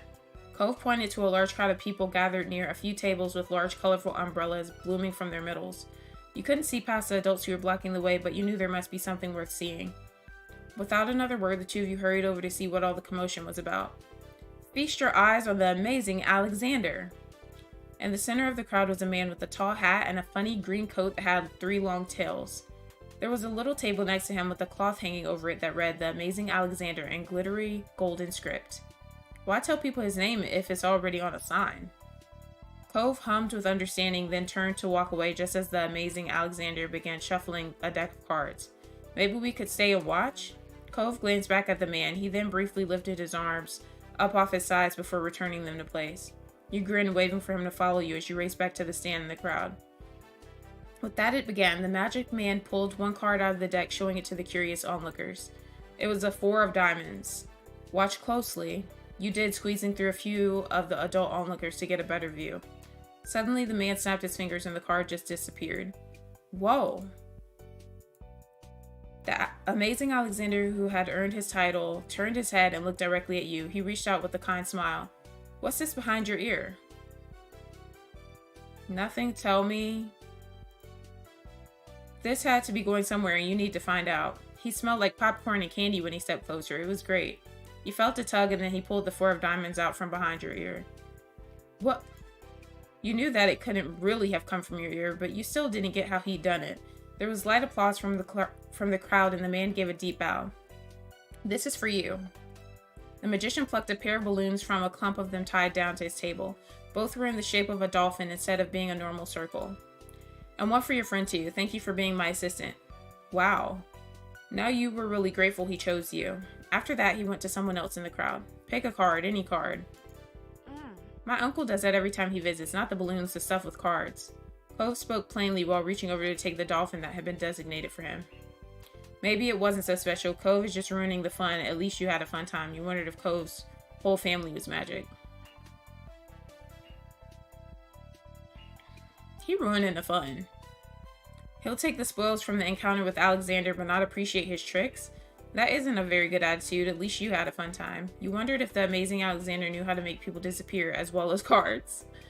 The crowd started to clear some, and you noticed to the side there was a whole rack of brightly colored kaleidoscopes on display.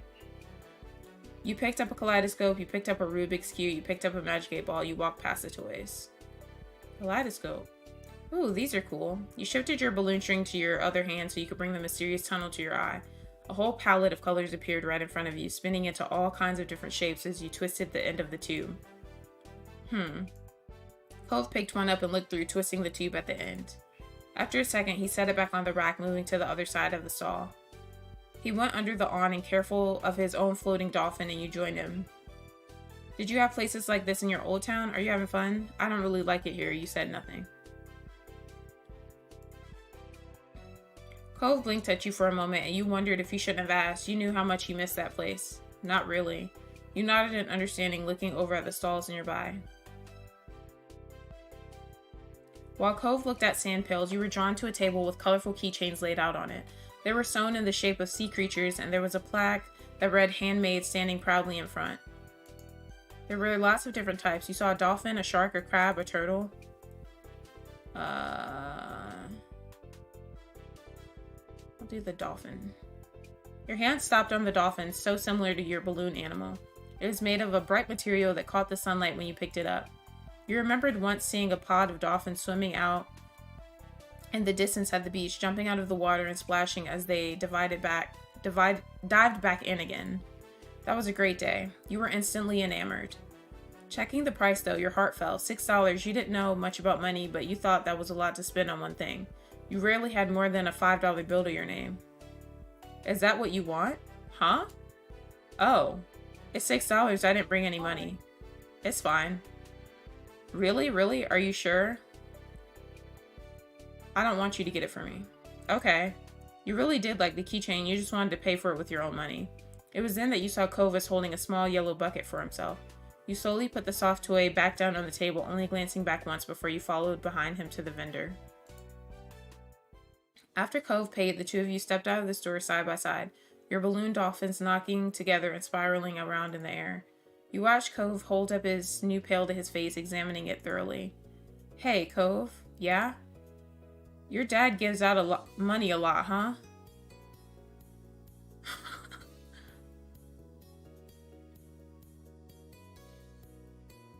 Never mind. Okay. Cove looked further down the street where different food carts were lined up. He rested his non-cast arm over his stomach, and just as he did, yours let out a light growl. You hadn't eaten since breakfast, and after all of this wandering around, you were definitely ready for some lunch. Let's get some food. Yeah. You two wandered around a short while, looking at all the delicacies that were available. Everything looked delicious, and as the different smells, both sweet and salty, wafted over you, your stomach growled even louder. After passing up hot dogs, snow cones, ice cream, and pizza, you both agreed on pretzels. Cove got something sweet and cinnamony, and you got a plain one, got one with cheese, got one with sprinkles, got one with chocolate.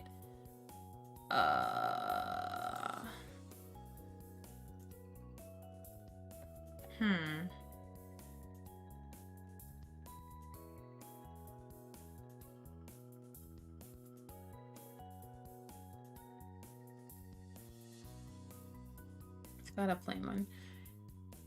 You licked your lips hungrily as the vendor handed your pretzel over, ready to take a big bite. It had a little sprinkling of salt on it, and that was just how you liked it. Though the little cup of icing Cove got with his did look delicious. You found an empty table close enough to the beach that the grit of the sand made terrible noises when you dragged the chairs out to sit down. These balloons are going to make it hard to eat. Cove placed his bucket on the table as he stared at his still balled up hand that was wrapped around the string. You opened your mouth to agree before an idea hit you. I know. After carefully placing your pretzel somewhere it wouldn't get sandy, you tugged the balloon dolphin out of Cove's hand and tied it in a delicate bow around his wrist. Oh. Cove bounced his arm up and down in place, testing the stability of your knot. After watching his balloon jostle around but remain attached, he smiled satisfied. Can you do it for me? He repeated the ritual. Cove struggled somewhat with the cast restricting his fingers on one hand and a string already tangled around the other. Okay. Got it. The two of you spent a moment admiring your handiwork, both hands now free to allow easy munching on your pretzels. You bit into the doughy treat, savoring the taste on your tongue with a smile as you looked out over the ocean. After a time, you finished your pretzel. You were done before Cove.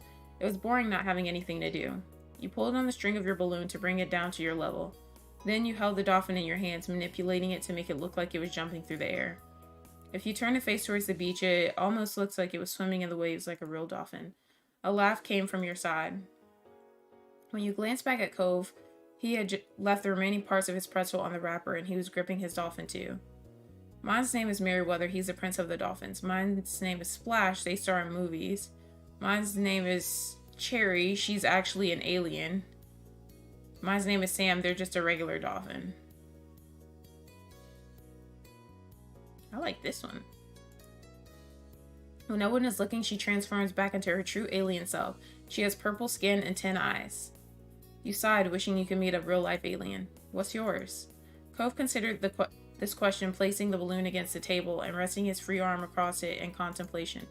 With a loud pop, the dolphin exploded into ribbons. Oh no. For a second, all Cove did was gape in shock like you. Then his cheeks puffed up, squinting his eyes, and you saw tears start to glisten. You made a joke. You offered to find Alexander. You offered to give Cove your balloon. You didn't say anything. He would be alright. I'm gonna make a joke. Its name is Pop. That's a weird name for a dolphin. Cove continued to stare at the ribbons that remained, his brow furrowed. That's not funny, Rain. It's kind of funny. Cove sniffled, looking up and narrowing his eyes even more at you. No, it isn't. It was your turn to frown. You were only trying to have fun. Cove spent the rest of the outing sniffling and didn't say much else. The passing of Cove's balloon was the last major event of your adventure. In the end, the two of you headed back late that afternoon.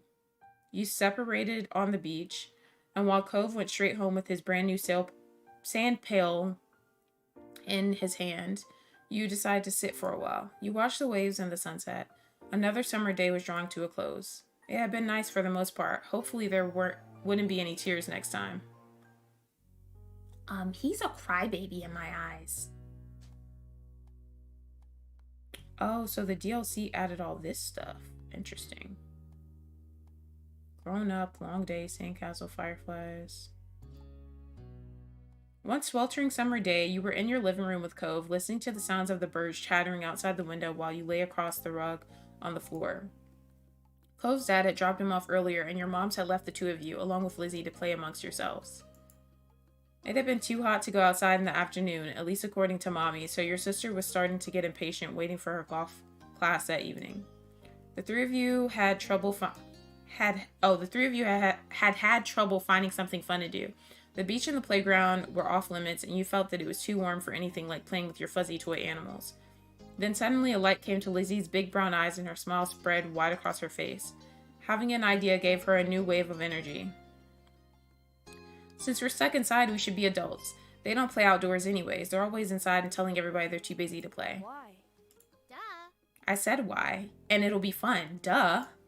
What do they do inside that we don't, besides use the phone a lot? Excluding a small huff, Lizzie decides to ignore Cove. What do you think? Rain, what do you think? Do you want to? Cove said it. That doesn't sound fun. I bet we could come up with something else. I don't know. I want to. You do? Seriously? Yeah. Hooray. Okay, let me think. What do I want to be? Satisfied that neither of you were about to bail on her, Lizzie thought over her options while you watched.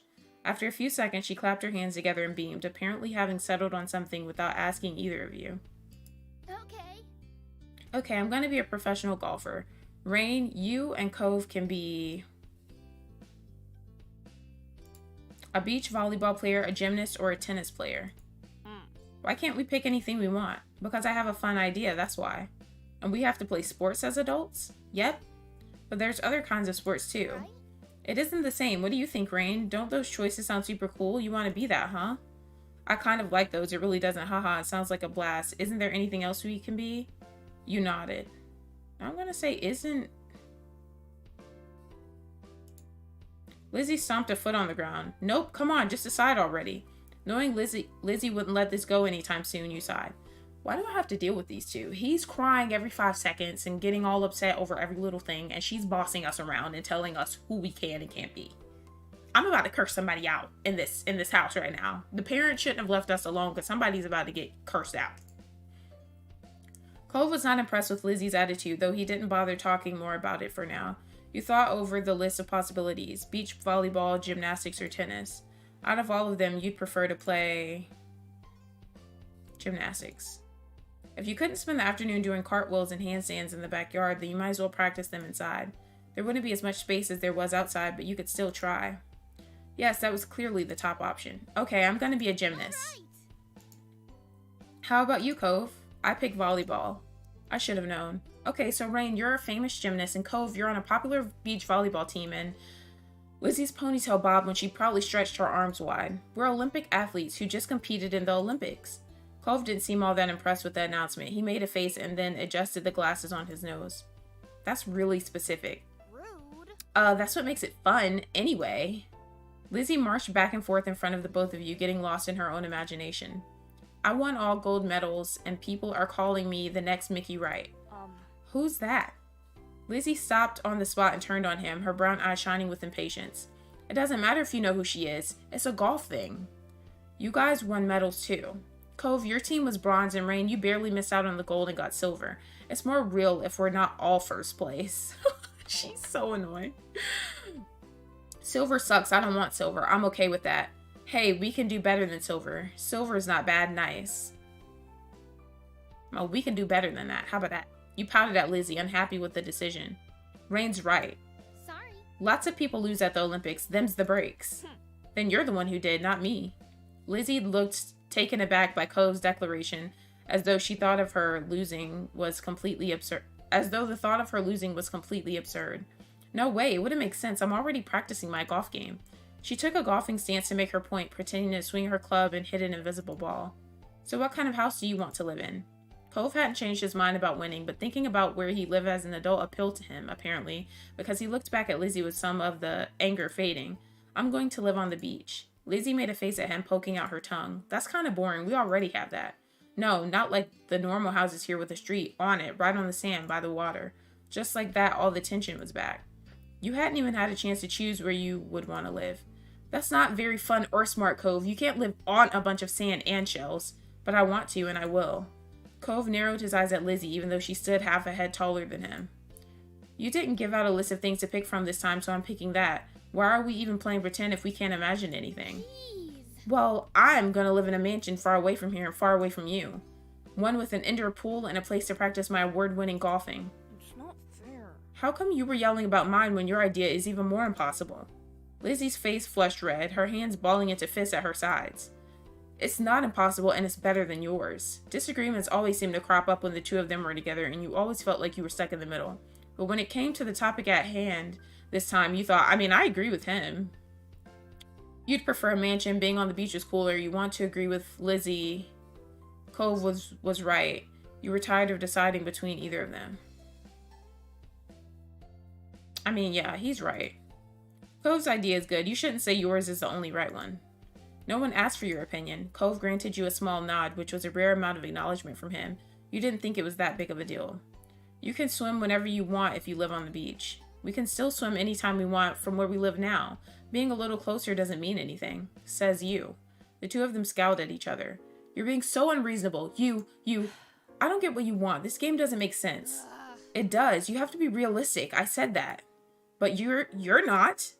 You had no idea what to do to make them stop at this point. It seemed like the two of them would just keep working each other up as long as they could. Nothing you'd said so far had kept them from being mad. Thankfully, like a greeting card angel, Mom walked into the room. Lizzie rushed to her, hanging onto the hem of her shirt and poking out her tongue at Cove. Lizzie, Rain, it's time to get ready to go. Sorry, you have to leave already, Cove. Their mommy said she'll walk you home so you won't be left in the cold.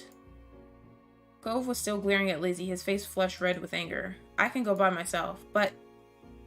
Without giving Mom a chance to stop him, Cove stood up and stalked out of the room, shoulders drawn tight. Okay. Worried, Mom turned to look back down at you and Lizzie. You two were playing nice with our new friend, weren't you? No, I'm gonna tell the truth because she's being an asshole. We were playing pretend and things got intense. They were like cats and dogs. Your sister's jaw dropped, looking betrayed as Mom put both hands on her hips. Yep, I'm snitching. Elizabeth! I told you to be kind to him. He's having a hard time right now. Lizzie's mouth closed back up, replaced by a tiny frown. I know, I tried, but he was... No buts. We both know you can show someone a great time when you put your mind to it. We're going to apologize to Cove and his dad over the phone when he gets home from work tonight. Lizzie hung her head, dragging a foot across the ground in front of her. Okay, Mom. Good girl. You caught pieces of Lizzie sulking to herself about how it was his fault too, but it was over. Alright, we better get a move on. Let's go. Let's go, kids. Nolani, where did you leave the car keys? Mom hustled you all out the door, and you noticed during the car ride to golf practice that Lizzie was quieter than usual. She was usually the first one to request which music to listen to in the car, but she didn't say a thing. Your parents noticed she wasn't in a mood to be bothered. They gave her space, and Mommy just asked you what you'd like to listen to. You picked your favorite song. It always made the car ride more fun. You chose the soundtrack to a cool movie you saw a couple months ago. You chose a song you knew Lizzie liked. Maybe that would cheer her up.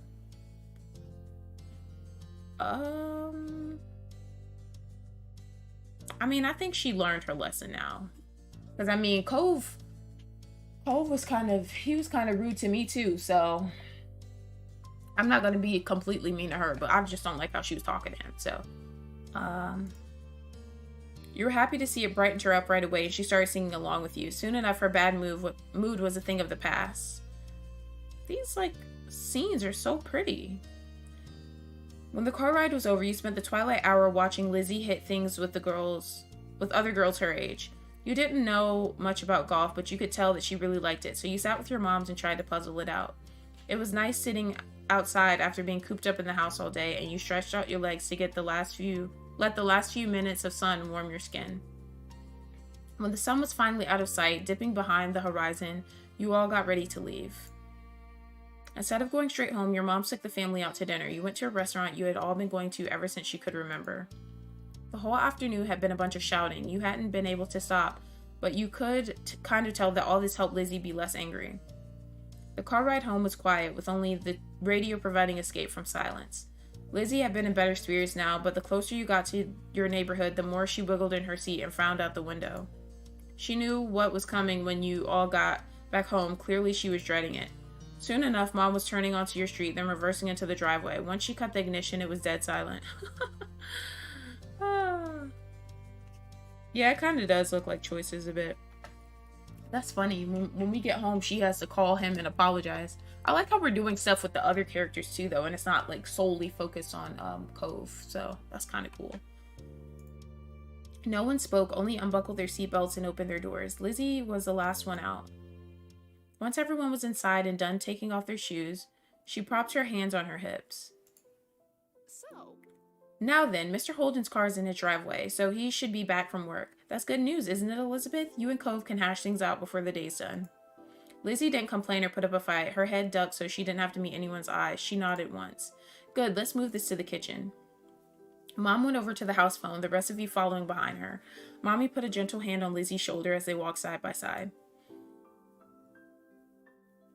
You watched him from the back. This was only happening because you told on Lizzie. You didn't regret it. You felt a little guilty, like you had betrayed your sister. You didn't like doing it, but had to. But it was her fault for doing it in the first place. Oh my god. Hold on, I need some nerds. I gotta think about this shit.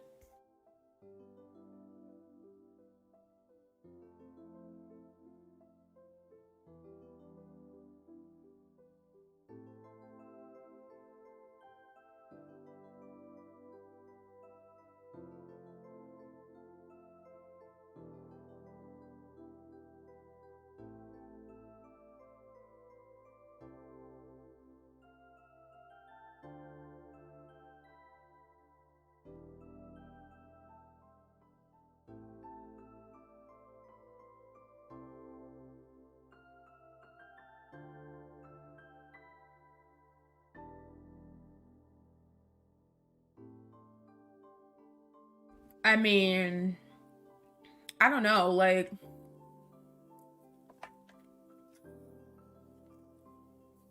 I didn't betray her because how would she feel if I was being mean to her friend Shiloh? She probably wouldn't like that very much, so.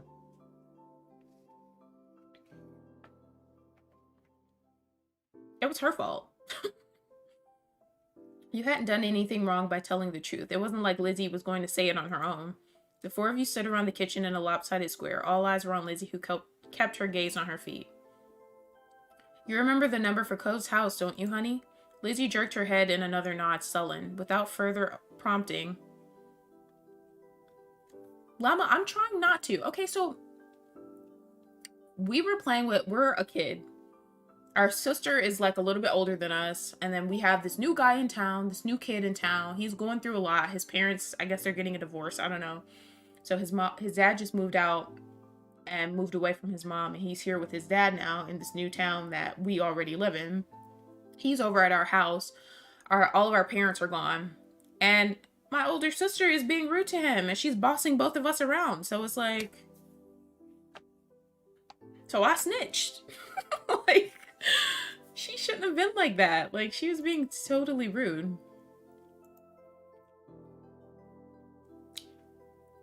Lizzie jerked her head. Without further prompting, she stepped forward and she began to dial. Okay. Mom reached over and pressed a button on the base. Suddenly, you could hear the phone ringing. She turned on the speaker. The phone rang a couple of times and stopped. Mr. Holden's warm voice came through the other end. Evening, Holden residence. Lizzie looked over at Mommy, unsure. She nodded encouragingly. Hi, Mr. Holden. It's Lizzie. Can I talk to Cove? Absolutely. Lizzie Palmer? What a surprise. But of course you can say hey to the boy. He sounded cheery as usual, though definitely meant it when he said it was a surprise. You thought hard, and you were sure that your sister had never called Cove's house before. Mom spoke up before Mr. Holden or Lizzie could say anything more. Her arms were crossed over her chest, her lips pursed. Hi, Cliff, Nolani, Rain, and I are here too. Okay, so his name is Cliff. Nolani, Rain, and I are here too. Okay. Good evening. We're sorry to bother you so late. You spoke up to say hello too. You said nothing to Coves Dad. I'll say hi. Hi, Mr. Holden. The gang's all here, huh? Is something the matter? His voice grew a bit concerned. Mommy was quick to reassure him. No, well, yes, but it's going to be okay. Lizzie and Cove got into a bit of a fight today. We were hoping that the two of them could talk and make up. Is this a good time for you and Cove? What? A fight? Cove didn't tell me anything about that when I came home. It does explain the funk he's been in tonight. He chuckled lightly. Despite it, it didn't seem like he really thought it was funny. Anyway, it's good you didn't catch us at a bad time. I'll go grab him for you. There was some shuffling on the other end. He must not have gone too far because you could still hear him calling out. Cove, there's someone on the phone for you. After a beat of silence, there was more muffled talking from Cove's dad. Come on, bud. Lizzie called just so she could talk to you. It took a bit of back and forth, though the conversation seemed one-sided since you couldn't hear Cove properly. Eventually, Cove took the phone from his dad. Hi. Hi. Hey, it's Lizzie. Yeah, I know, Dad told me. Cove's tone was defensive. Lizzie turned to Mom, scowling. One stern look from her, though, and Lizzie turned... Oh, you guys can't see him. Hold on. One stern look from her, though, and Lizzie turned away. Sorry. I just called to say, I'm sorry. For not playing nice with you today, I won't do it again. Lizzie's eyes were downcast, her voice low. You could tell she felt uncomfortable apologizing to Cove in front of everyone. She was still being genuine about feeling bad. Cove must have realized that too, because he sighed quietly. I want gold. Lizzie was momentarily stunned, silent by this demand. You could understand why he did it. You had wanted gold too. All right, you win the gold. Okay, I guess I'm sorry too. A sense of relief washed over everyone at his acceptance of the apology. Mom uncrossed her arms while Mommy's shoulders relaxed. Lizzie's eyebrows raised up. You wondered if she thought that he'd refuse her apology. Dad, can I get off the phone now? You couldn't see him, but it was obvious that Cove felt awkward about the situation. He had come off uncomfortable the entire time, really. Yeah. Yeah, you can go back to your room if you want. Be sure to say goodbye first, though. Bye, Lizzie. Bye. With that said, Cove must have handed the phone to his dad and left since Mr. Holden spoke up. That's a relief.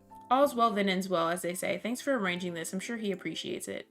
As Mom replied, Lizzie tugged on Mommy's hand to catch her attention. Can I go now, too? Good job. Sure, sweetie. Thank you so much for apologizing to Cove. Mom flashed a brief smile at Lizzie and nodded her agreement. Given permission to leave, Lizzie scurried off towards the stairs. She seemed to be feeling much better with the incident behind her.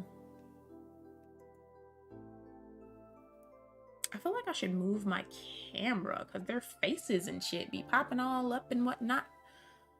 I can be over here, I think. I think this is like the best place for me to be.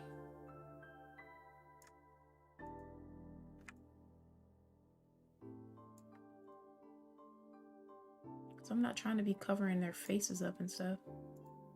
They be making like little like facial expressions and ish, you know? Yeah, the dad is cute. I cannot see for shit. Okay. I think we're good there. Yeah, I think that's the best place for me to be. And then let me flip it. Okay. Mom and Mommy returned to the phone, taking it off the speaker. They continued talking to Mr. Holden. You couldn't tell what about. You were glad that was the end of it all. Lizzie and Cove might not get along and probably still won't, but they weren't mad at each other anymore. Mom and Mommy weren't upset either. Everything was finally back to normal. With that thought, you retreated to your own room with a spring in your step.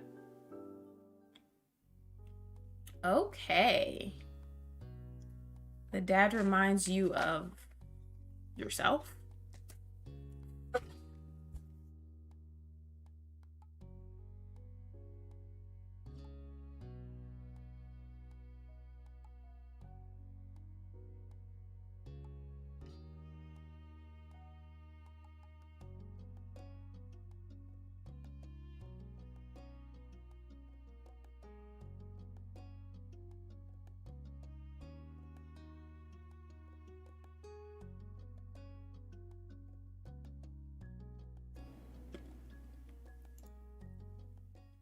It was another scorching summer day.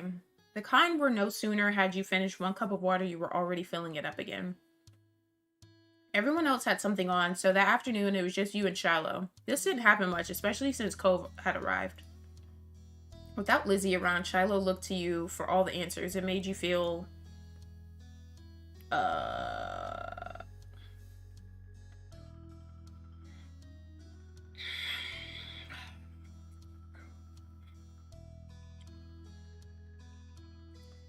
I mean, I'll say pleased, I guess. I should have put nothing really, though, honestly. You might not be in double digits like your sister, but he was only 7. Being the oldest and getting to be the leader was a nice change of pace. You drained yet another drink and frowned at the empty vessel. Your thirst was gone, but you still craved something icy cold and refreshing. Something sweet. Something like... ice cream sandwich. You craved soft ice cream sandwich between two cookies. There was nothing like that to be found at home. You knew that without needing to look. Your moms didn't keep sweets in the house. Outside, there were plenty of places where such goodies could be obtained, but they were shops and demanded payment in exchange for their products. You sighed, you voiced your predicament aloud, you asked Shiloh for help. I'll say this. I want an ice cream sandwich. Shiloh, who had been draped over the sofa, perked up. Yeah. That sounds good. We don't have anything like that in the house, and I don't have any money. Oh, let me check if I have any. Shiloh rummaged in his backpack and proudly produced an assortment of coins, plus one stray button.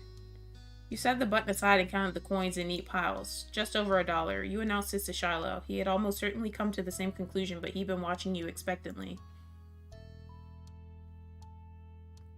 It's not enough. Sorry. We'll need to find some more. Okay. The two of you lifted couch cushions, struck tiny hands down deep crevices in the sofa and under furniture, and scoured the back of drawers. But, most of what you found was useless or gross. Bent paper clips, fluffy wisps of dust, or sandy crumbs. But every so often, one of you would strike silver or bronze and add it to the growing pile of coins. Dusty and disheveled from checking every room and squinting into every tiny nook, the two of you finished pooling your finds. Shiloh held his breath as you counted the coins once again. $2.53 and 2 buttons. You didn't know when the second button had decided to join the party, but you weren't too pleased with your successful haul to throw it out. Is that enough? You figured he knew the answer, but you appreciated him recognizing your authority on financial and ice cream matters. You straightened up before making your pronouncement. Yeah, we've got enough. You could now afford something at the shops, just one thing, but that was infinitely better than none. Shiloh clapped his hands. Yay! The two of you dashed outside, the promise of sugar... I don't know how to say this word. I can never say it. I'm not saying it. You want to your destination where, breathless but happy, you stared at the overwhelming number of options. Steph, what's up? How are you? You knew what you wanted, but it wasn't just you who had contributed the funds to get the treat. He seemed to notice your pause. Hi, cool cat. What's up?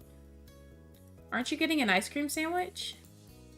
Shiloh asked as though he was entirely separate from the decision rather than someone with a stake in the outcome. Do you mind? Shiloh cocked his head to the side. It was your idea. You should choose. You went ahead and got what you wanted originally. Are you sure it's okay? You tried to get something you both wanted anyway. It wasn't fair for you to be the only one to decide when he'd been a main factor in making this happen. Some of the money came directly from his backpack. What do you like? All of them. They're so good. You pressed further. But what do you like? Popsicles or ice creams? Which is your favorite? Oh, it's so hard to pick. I don't know. Frustrated, you cut to the heart of the matter. You want me to choose? Yeah. And that was that. You got the dessert you wanted originally and hoped Shiloh would actually like it too. Finally, the reward for all your hard work was in your hands. You bit the ice cream sandwich. The chewy chocolate biscuit complemented the creamy vanilla ice cream inside. I'm great, Steph. Thanks for asking. And I'm great, cool cat. Thanks for asking. You held it out to Shiloh so he could take a turn. He shook his head. You can finish it. He's so cute. He didn't want any after everything he did to help get it. That was weird. But you accepted the offer. You tried to include... I'm going to try to include him. Even if Shiloh said it was okay, every story you'd ever seen on TV or read in a book said that sharing was caring. You stood your ground even as the treat started to trickle dangerously towards your fingers. It's only fair that you have some. We both bought it. But you want it more than I do, and getting to play was a lot of fun already. So you can have it. That's more fair. You held it out to him. I want you to have some more than I want to finish it, so eat your part. Relenting, Shiloh took the treat and gave it a taste. His eyes lit up. It's really good, thank you. You smiled, pleased with your good deed. You picked the best one. Did he mean that? Shiloh was nice no matter what happened. Even if he hated it, you knew he wouldn't say so. Maybe he thought it was gross and that's the real reason why he didn't want to take some. You had no idea. You studied him as he ate a little more. He had every appearance of enjoying himself. Still weird. The two of you began to head back home as he ate. That's good to hear, cool cat. I'm glad you're doing well. You walked side by side on the shore in silence, but your thoughts kept drifting to the boy beside you. Why didn't he speak up for himself? It was almost as if Shiloh didn't know how to say what he felt or was too afraid to. You figured that was his problem and didn't care. Are you scared of me? You thought that was kind of sad. Are we friends? I'm gonna say that. Shiloh opened his eyes wide, seemingly caught off guard by the blunt question. No way. But you don't tell me things like what you want to do or what treat we should get. That's not because I'm scared. It's because you have better ideas than I do. Unfortunately, this was yet another thing you couldn't entirely believe Shiloh on. You hoped it was true and that he really did feel okay around you, though. Shiloh made you unsure about setting a label on the experience of spending the afternoon with just him. There have been good times and there have been confusing ones. You were positive of one thing at least. The treat was delicious and that was nice. The sun was low on the horizon as you returned to your neighborhood. There you spotted two very familiar figures up ahead, Lizzie and Cove. Oh God. You opened your mouth to make your presence known to them just as you saw the tears on Cove's face. Oh, I don't feel like dealing with them. Me and Shiloh have been having a nice, calm, ice cream filled evening, or afternoon, I should say. And now we're pulling up to Cove and Lizzie. Great. You walked straight over, Shiloh at your heels. Once there, you, Defendant Cove, took a moment to make a joke, accused Lizzie of causing trouble. I'm not gonna accuse anybody of anything. Carefully asked about what happened. Without a time machine, the only way you were going to find out was by asking the witnesses. Lizzie might have done something, but she could have been in the wrong place at the wrong time or even come to Cove's aid. You want to hear the story. Cove, what happened? Rain, I got yelled at. He took a deep, steadying breath. Some grandparents got mad at me. Shiloh, aw, sorry. Lizzie jerked her head in the direction of a nearby house. Your heart sunk. You knew exactly what had happened. Every year, the same mean old couple rented out that condo for the summer. You, Lizzie, and Shiloh knew to stay away from them, but Cove couldn't have. They're like that with everyone. Even your mom struggled to find anything nice to say about them, but the elderly pair particularly took offense to kids. So can we egg their house? Yeah, Lizzie said. Lizzie drew herself up at that. She looked pointedly in your direction. I was helping. That's cool. Is there anything I can do? No, I'm just gonna stay away. Or you could teach them a lesson. There was a devilish glint in her eyes. What? You should ding-dong ditch them. Go ring the doorbell and run. It'll be great because they're so slow. They'll never catch you. That's dumb. I don't want to go near them ever again. We're just saying that because you're a chicken. Whoa. Cove glared but didn't take the bait. Lizzie turned to you. You're not a chicken, are you?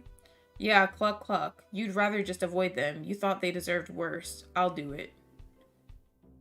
I'll say this. You scrunched up your nose in disgust as you shook your head. As pranks go, it was pretty weak. They would answer the door to find nothing there. So what? It would be sort of annoying, but they seemed like the kind of people that would be irritated about anything. Yeah. Ding Dong Ditch was fun. I used to do that. I feel like I got caught one time. I feel like I got caught.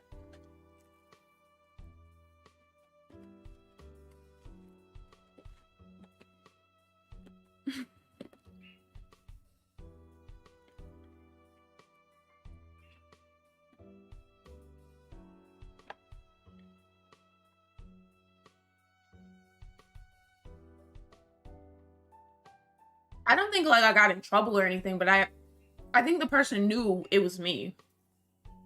But I don't know. I don't really remember. But I was at my cousin's house and I had a friend in her neighborhood named Luis. And he convinced me to do it with him. So I was like, okay. If they were going to open the door, there should be something bad there. You can't do that anymore though because people got Ring doorbells. That would be letting them off too easy. You felt 3 pairs of eyes staring at you, but you were studying your surroundings thoughtfully. There wasn't much around that they might dislike. Inspiration came crawling towards you in the form of a roly-poly bug. Carefully, you lowered your hand and let it clamber onto your palm. That should do it. You had never met an adult who appreciated bugs. You know who convinced me. Oh, yeah. You did it with rocks. The hell? What? I used to play with roly-polies too. Roly-poly bugs. This is making me nostalgic. Let's ding-dong ditch and bug them. Yeah. She always ready for some trouble. We'll go hide. Run as soon as you hit the bell. Good luck. Lizzie and Shiloh ran across the road to take shelter in the bushes. Even once they settled down, you can make out two child-sized shapes staring from between the leaves. You knew where to look for them, though, and so you told yourself that the grouchy old people wouldn't spot it. Cove sighed, his gaze flicking to the house and then back to you. Don't get caught. I'll be quick as a flash.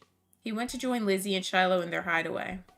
The weight of the 3 pairs of eyes on your back was heavier than anything you'd carried before as you approached the door. I better not get caught. You stared down at the little bug still wriggling in your closed hand and carefully placed it on the ground where it could be seen, but off enough to the side so it wouldn't be stepped on. Oh, God. Y'all was trying to hurt somebody, huh?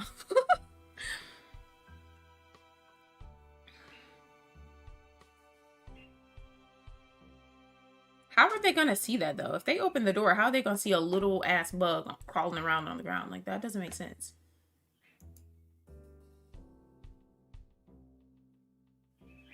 Why wouldn't I ring it? I'm ringing this shit. You slapped the buzzer and ran. Blood thumped against your eardrums with every step. Would you make it in time? Approaching the hiding spot, you knew that there wasn't time to go around the bushes as the others had done. You took a shortcut, leaping over them. Or to be more accurate, crashing into the tops of the bushes and then falling over to the other side. Judging from the squeak, it was Shiloh who cushioned your fall. Daring around to see the old man framed in the doorway, peering back and forth suspiciously. You giggled. You covered your mouth with your hands, but it wasn't enough to stifle your giggles. I'm one of the hotels in England. Yeah, you had told me that already. Maybe he spotted one of you, or maybe it was the leaves you displaced while jumping, but he locked eyes with the bush and stormed over in your direction. Shiloh gasped and looked to Lizzie. Run. Your sister did not hesitate to take her own advice, neither did you and Shiloh. Cove, with just one fully operational arm, took a little longer to get to his feet, but still caught up to Shiloh with ease. As you made your escape, you thought to yourself that he didn't even notice the bug. The old man's hollers propelled you off from the street to the sanctity of the hill. Only once you were safe did you notice the stitch in your chest and the ache of your legs. You flopped down, the blaze of grass tickling your face. Lizzie, who had taken the lead in the end, was already lazing on the ground. The four of you took a moment to catch your breath and enjoy the feeling of the cool grass against your skin. Cove. Cove lifted his head. I told you there were mean grandparents around here. Cove rolled his eyes, then decided this wasn't dismissive enough and rolled his whole body away from your sister. Lizzie chose to ignore his response and started chatting to Shiloh, who eagerly joined in the conversation. In the back of your mind, you knew you'd be second fiddle again to Shiloh once Lizzie came back around. It always went like that. And it was fine, you thought. You still felt a little sad after how much time you spent together today. And it was always annoying. It was annoying. But you weren't going to make a fuss, especially after everything that's already happened. You closed your eyes, laid on your side, and relaxed. Some time passed with you like that. It felt good to take a real break. You moved onto your back with a small smile and looked at the darkening sky. The blanket of clouds reminded you of a thick throw you curled under on cold, rainy days. You wondered if the clouds would be as soft. This is really pretty art. They lazily floated on by, splitting from each other, merging and morphing into new shapes. You saw a dolphin, you saw a car, you saw an alpaca, you saw a smiley face, you saw cloud shapes. You saw a dolphin leaping through the sky. You nudged Cove and pointed to it. Look, a dolphin. Cove joined you in gazing skywards. Yeah, I see it. Really? No, but I like dolphins. Hey. He chuckled at your reaction.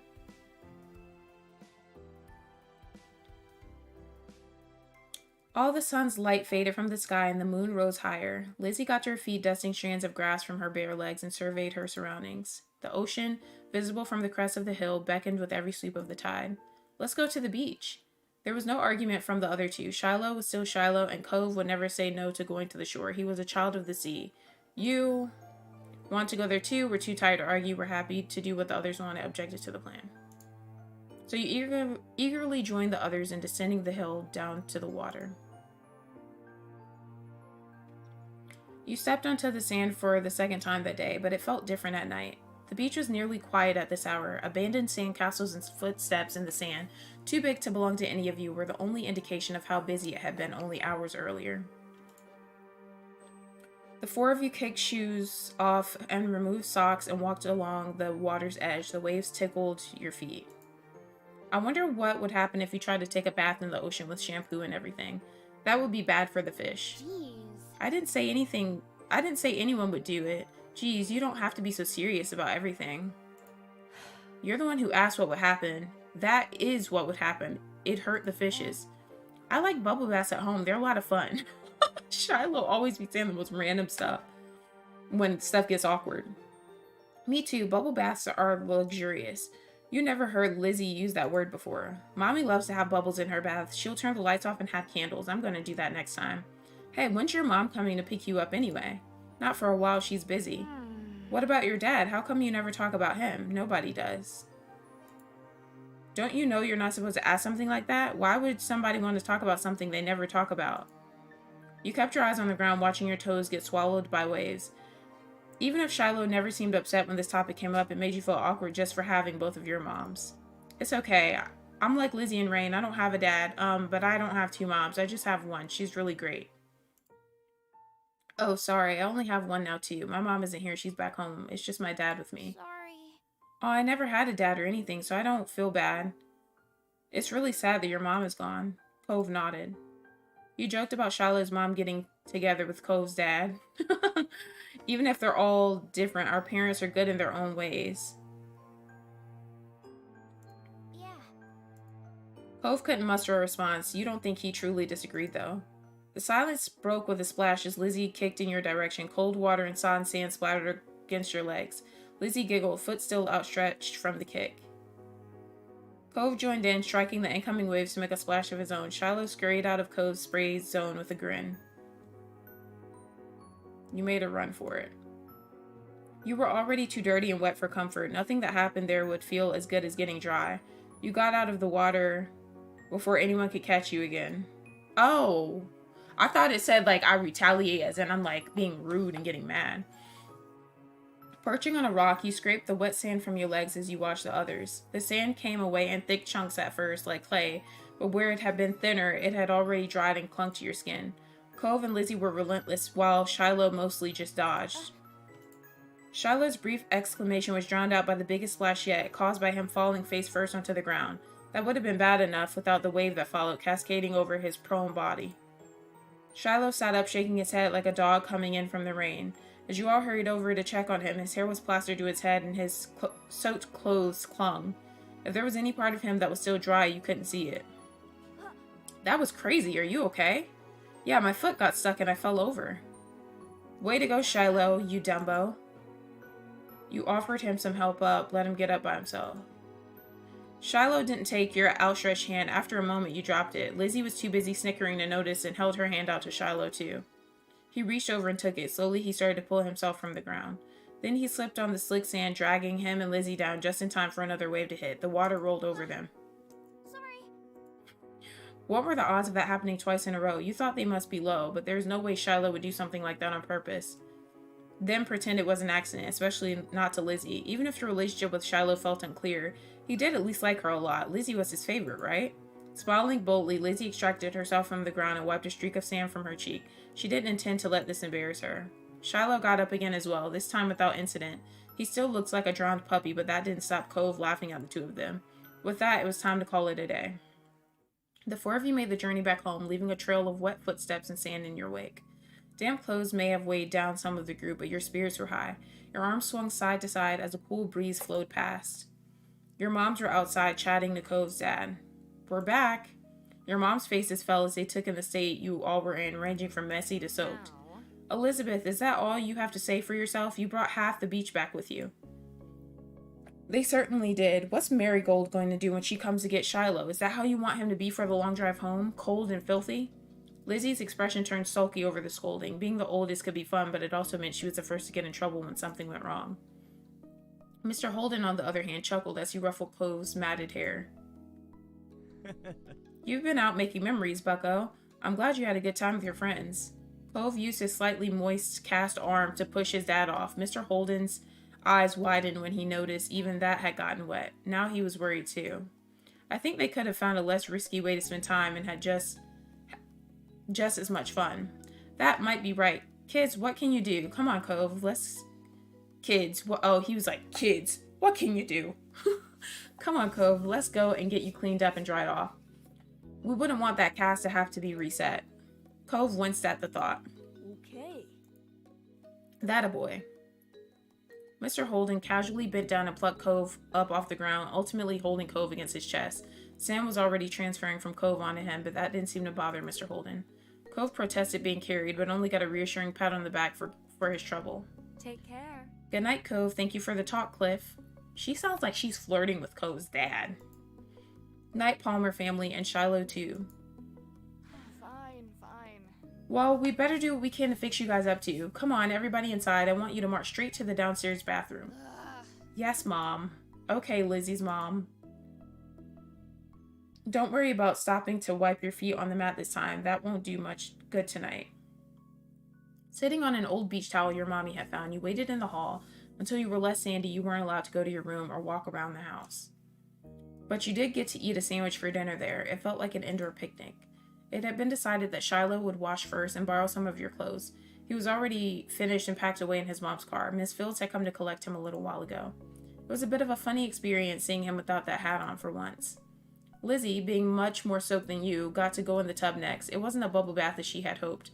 This was a no fun allowed cleanup session. At least that's what she claimed. Not much longer and it would be your turn. When the bath was done, you'd have to go right to bed. After a day like this, though, you were glad there weren't going to be any further events. Drifting off to sleep sounded like a great idea.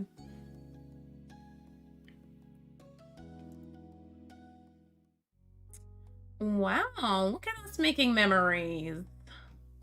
We got a lot. Okay. I want to keep it going, though. I'm trying to, get as much done. Cove wasn't able to do many things that summer. When him and Shiloh sat out on the shoreline one bright morning, you could tell he wanted to be in the water. But there was no way he'd be swimming anytime soon. Not with his cast. The waves washed a single shell to shore, glittering and blue, another reminder of the places he couldn't go. From what you'd heard about Cove's old life so far, in tiny pieces and fragments, you could tell that he'd do anything to be able to get the cast off. Like make a pact with a witch or something just to get it off his arm. You thought about how his summer last year must have been totally different from this, with his old home and his mom and dad. But now he was here with you and Shiloh and Lizzie and everyone else, and he couldn't even go in the sea. This town wasn't bad. It had all your favorite things in it, but sitting there on the same beach you'd grew up on, you could understand that not everybody else felt the same way about Sunset Bird as you did. You watched him from the corner of your eye quietly, and he finally said aloud what you have been pondering. I wish I could go in. The water? Yeah. Oh, I'm sorry, you're going to be able to do it soon. Cove only sighed in response. Apparently soon wasn't soon enough. It's so pretty, the ocean. And huge. There could be anything out there, like mermaids. yeah. I wish you didn't have a cast. I don't really care. Mermaids aren't real. Swimming might be fun if we could. I'm fine here on land. I'm gonna say this. Me too. Obviously not interested in hearing much more of your input on the situation, Cove turned back to the water. But as he looked away, something about Shiloh's slow, careful movements caught his eye. Hey, are you building a sandcastle? Sort of. I was only playing around while you were talking. I'm listening. Maybe I could too. I've only made big piles before. It's really nothing special. I'm sure you'll be good at it right away. Well, how do you do it then? Shiloh's cheeks lit up. You could tell he was a little bit uncomfortable to have Cove's expectant stare on him. I'll play too. I love making sand stuff. I've never really made one before. There's nothing else to do. Let's say this. Okay. He put his hands back to his seashells and sand and nodded. I don't do a lot. Here's how I like to get a house started. Shiloh, focusing more intently than you'd ever seen him, guided Cove through his process. You happily used your own method. It didn't take long for the three of you to each have humble structures prepared. That's all, kind of. You can do anything now, like make it bigger, add some seashells, carve a pretty pattern. I bet you will have great ideas. Okay. I'm gonna make it bigger. Mine is gonna be a real castle. Cool, this is gonna be a house. Looking at the base of your sandcastle, you decide to make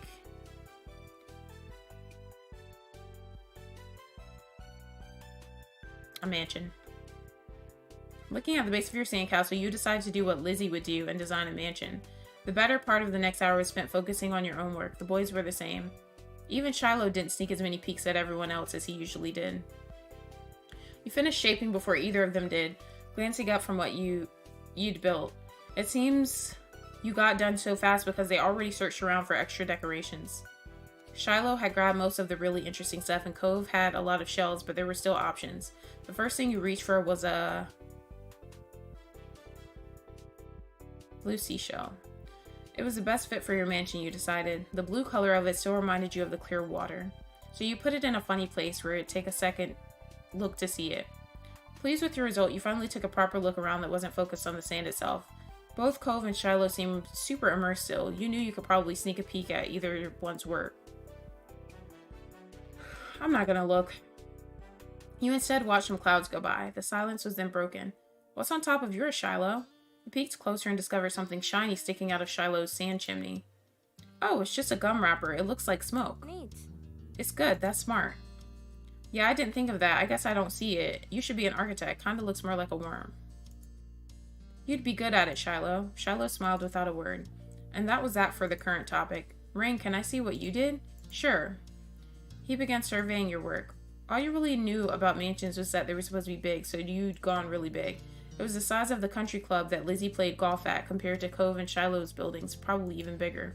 Shiloh quickly decided to jump in the new conversation. Hey Rain, what did you do? This is my mansion. Cove scowled for a moment. Apparently the anger was actually still there after his argument with Lizzie more than a week ago. Okay, I was wondering if this stuff was like if they remembered like if the game like took into account what's happened before, or if the stories are just all separate so they won't make references to stuff that's already happened. Interesting. It looks great. Your house is so big. It's not a big house, it's a mansion. I guess mansions are just really big houses. Thanks. I'll say thanks. You're welcome. I don't think that's the same as a house. Huh? Is being a house bad? No. But we each made our own place. Nobody is the same. I think we are. Cove raised an eyebrow at that. If something is the only one of that thing, that makes it special. Yeah, for sandcastles and stuff. People too. My dad always says how everybody is their own man, a real individual. I don't think I'm very special. Why? Nobody else is you. Shiloh simply shook his head. I'm not different. A beat passed between the two. Cove then looked down at his own work again. Okay. He didn't seem to be bothered leaving the disagreement hanging there. Cove had other things on his mind. My dad tried to get me to make sandcastles the first time we came to this beach. I didn't want to. Cove trolled off. Again, there was another moment of silence. Shiloh shifted and opened his mouth to say something, but Cove spoke up before he could. You didn't think he noticed that Shiloh was going to talk. Hey, do you know what happened when your moms met my dad, Rain? We wanted to see if Shiloh would say what he wanted to. When he didn't, you considered Cove's question. I wasn't there. They didn't tell me. I just remember what happened when I met your dad. Mr. Holden had been a weird stranger then. Well, he was still kind of strange. No other parent acted like him, but you knew him better at this point. Now that you thought about it, it made a lot of sense that Cove's dad talked to him about people being unique. You were pulled from your thoughts when Cove continued. Oh. Well, I was there. I don't think my mom has met your dad. Yeah, I'm pretty sure she hasn't. Rain's parents and my dad met the same day I met her. I'm gonna say what happened. Shiloh frowned to himself, ducking his head. His hat cast a shadow over his face. You could still tell he was upset at not being included in Cove's choice of topic. That was kind of boring for him, though giving people their own turn to say the things they want is important too. They're gonna be like, who do you agree with? You stayed silent and let Cove finish his story. I think Shiloh wants to talk too. I'll defend him because I defended you, so I'm gonna defend him too. Huh? We were talking, just not right now. I'm talking to you. He can listen. Shiloh's expression barely flickered at the words. He still looked put off. Cove continued like the interruption hadn't happened. He was determined to tell the tale. When we moved here, he didn't bring a lot of things with us. Only some stuff that would fit in Dad's car. We didn't even get a moving truck. I sat in there while Dad brought it all inside. I didn't want to get out because I knew Dad would make me look around the new house. I really didn't want to do that. His lips twisted in a frown as he recalled that. Then I saw your moms. They were in a car too and stopped at your house. I guess they were coming back from somewhere or something. My dad noticed. He waved his hand and went over to the front of your house where he started talking to them. I don't know what they said. I couldn't hear it. But he couldn't see me anymore since he was looking the other way. So I opened the car door and left. I wanted to get away and went behind the houses. I found those hills there, the ones where we met for the first time. Cove nodded and stared at you. You stared back. He didn't go on to say anything more. Aren't you going to finish your story? Cove's brow wrinkled like he didn't understand why you were surprised. Huh? That's all that happened. Okay, why did you want to tell the story if nothing happened? You really got to get better at telling stories. That was a pretty bad story, thanks for telling me. I don't get what the point was. But that was how our parents met. I didn't make the story up. That's not really my point. Cove just was not understanding the issue here. Shiloh's mouth twisted into a scowl of disbelief, but he said nothing. Why'd you bring that up anyway? There was a slight shrug of Cove's shoulders. Well, I was thinking about it because of the sandcastle. It made me remember when I moved here. Dad showed me the beach first before we went back to the car to unpack. He was really excited about it for some reason. Cove's brows furrowed a little more as he quietly raked his hands through the sand. I get it. You thought maybe Mr. Holden wasn't that excited about the beach and was instead hoping Cove might be. But the line of conversation had come to its end. Even Cove was done with it. Some other topic had popped into his head. Shiloh fidgeting uncomfortably in the sand had made Cove aware of his presence again. They looked at each other, and you could only wonder what this might be about. Hey, Shiloh. Yeah? Why are you always turning so red, even when nothing is happening? Clearly startled, he jerked back. Neither you or Shiloh had expected that to be how he got included in the conversation again. I don't know, I guess. Okay, it's kind of weird. Shiloh's eyes were wide with embarrassment and his lips twitched, and he was blushing even harder than before. Maybe it wasn't only this. Perhaps it was simply the last straw, but it was a big deal to Shiloh, a huge deal. He didn't just look sad, he seemed almost panicked. You weren't sure if he was about to cry or want to run away or what, but you soon got an answer. Why do you wear glasses? Most kids don't wear glasses, and nobody is named Cove. Oh, shit. Shiloh's getting mad. I wasn't expecting that. Who asked you to come? It was probably just your dad bugging Rain's family some more because you don't have anyone else who will ever play with you. Oh my gosh, Shiloh. Cove blinked. The tension on the beach was suddenly uncomfortable in a way you didn't know how to laugh off. It didn't seem like the kind of thing he'd get upset about, though you hadn't ever known what kind of thing would bother Shiloh. I'm sorry. Me too, I was just wondering. Hey, let's build another sandcastle. You tried to play on your own. Are we gonna build more? You nervously messed with the sand. I'll say this. You want to keep building sandcastles? Yeah, okay. Cove glanced at Shiloh, whose smile hadn't returned to full power, then at you. Alright. What a relief. You were glad it was settled. You all went back to making more sand buildings, but the whole mood had changed. Shiloh's cheeriness was clearly gone, and Cove looked as confused as ever about why the other boy had blown up. The air stayed uncomfortable the rest of the afternoon, right up to the moment that Shiloh's mom appeared at the beach to take him home. At least you tried to do something to resolve it, though, and it seemed like it helped.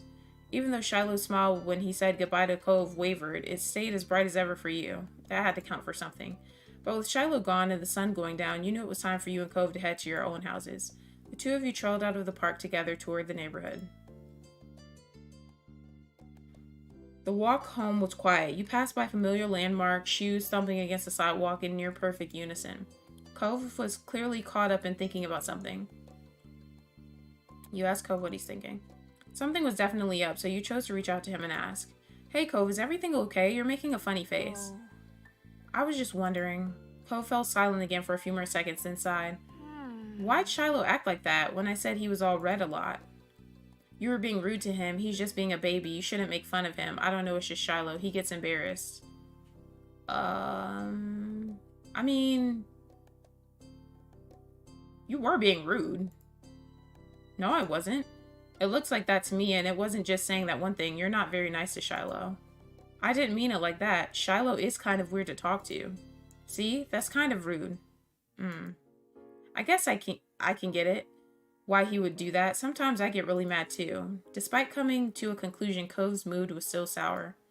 What Shiloh said didn't make sense anyway. Parents always talk to other parents and set up stuff so their kids play together.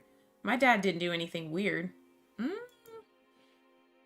He struggled not to make a face at that. His dad definitely did something weird to try to get you to spend time with Cove. But Cove didn't know that. Nobody's making me spend time with you. Your dad does do stuff so you'll hang out with my family, but Shiloh shouldn't have said that. You decided to tell him about how his dad offered you money.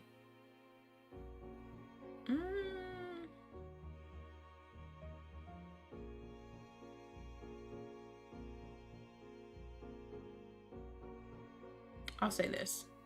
Cove's shoulders relaxed. You hadn't noticed that he had tensed up. Yeah, that's what I thought too. Anyway, I knew this whole time Shiloh shouldn't have been saying things like that. You nodded, but you didn't speak. You kept your eyes firmly on the ground. By now, the two of you were on the sidewalk near your houses. It was time to part ways. Bye, Cove. Your parents hadn't planned anything else for you, though you knew that you'd see him eventually. Cove nodded already, turning away. Bye, Rain. You made your way to your house at a leisurely pace, going up the driveway to get to the front door. Before you went inside, you looked back. Cove was halfway to his house, his hands shoved into his pockets. You still felt a little unsure with what you were supposed to do about the deal Cove's dad had offered. You didn't want to say something bad or something you shouldn't. You might change your mind sometime. There was always tomorrow after all, but for now it was definitely something that you'd like to keep to yourself. With a final look, you went inside your house. Okay, that one was pretty quick. Fireflies. All right. Tonight we're going to catch fireflies. At this blunt declaration from your sister, you looked up from your macaroni and cheese dinner. Fireflies were a familiar sight over summer, coming out on warm nights to dance through the sky. Tonight was particularly balmy. You knew there were bound to be a ton of them around. Oh, you are you? You looked over at your mom's. You started eating faster. A grin curved your lips as you started to eat a bit faster, excited for what was to come. It seemed like you were too excited, however, as you started to choke and cough on your food from shoveling it down so quickly. Hey, Ozzy, what's up? Mommy reached over to pat you on the back, firmly helping to dislodge the noodles and enable you to breathe again. You took a big gulp of water from your glass, giving your mom a sheepish look. Oops. That's a good idea, Lizzie. Can we, Mrs. Palmer? Oh, Shiloh's here too? Shiloh tapped his fork against the table excitedly, his face lighting up as he looked at Lizzie. It was unusual for Shiloh to still be here. Like always, his mom had to bring him over really early in the morning before her job started. But normally she would have picked him up by now. She called before dinner to let your moms know she'd be late. You didn't hear why. Probably more work things. You thought maybe getting to hang out with Shiloh for longer is what made Lizzie want to keep running around outside. Staying at home and watching TV was never an option for her with guests over. That's why you were pretty sure she'd get your moms to agree. It's already so dark out there. Lizzie gave Mom the best puppy dog eye she could, slowly spooning mac and cheese into her mouth while you waited for their response. There. Let them go. Nights like this doesn't happen every day. Your parents exchanged a look, then Mom eventually sighed and nodded back. Yes! Along with Lizzie's cheers, you threw your arms up in triumph, but waited until you finished chewing to say anything because you knew it was rude to talk with your mouth full. Fine. Did you do a double again? Fine. Just make sure you stay on the hill behind our house with all the poppies, okay? Duh, Mom. That's where most of them are. The idea had only just been planted in your head, but already you could just picture all the glowing lights spread out in front of you, like the fairies from the bedtime stories Mommy read sometimes. All too quickly, it became a race to see who could finish their food first. No choking at the dinner table now.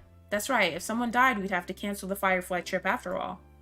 Mom said it like a joke, but you knew they were both telling you kids to slow down. Shiloh did immediately. When you glanced at Lizzie, you saw her still eating faster than she should. Elizabeth. Jeez. No one is gonna die, sheesh. A knock on the door interrupted Mom before she could, no doubt, scold your sister. I'll get it.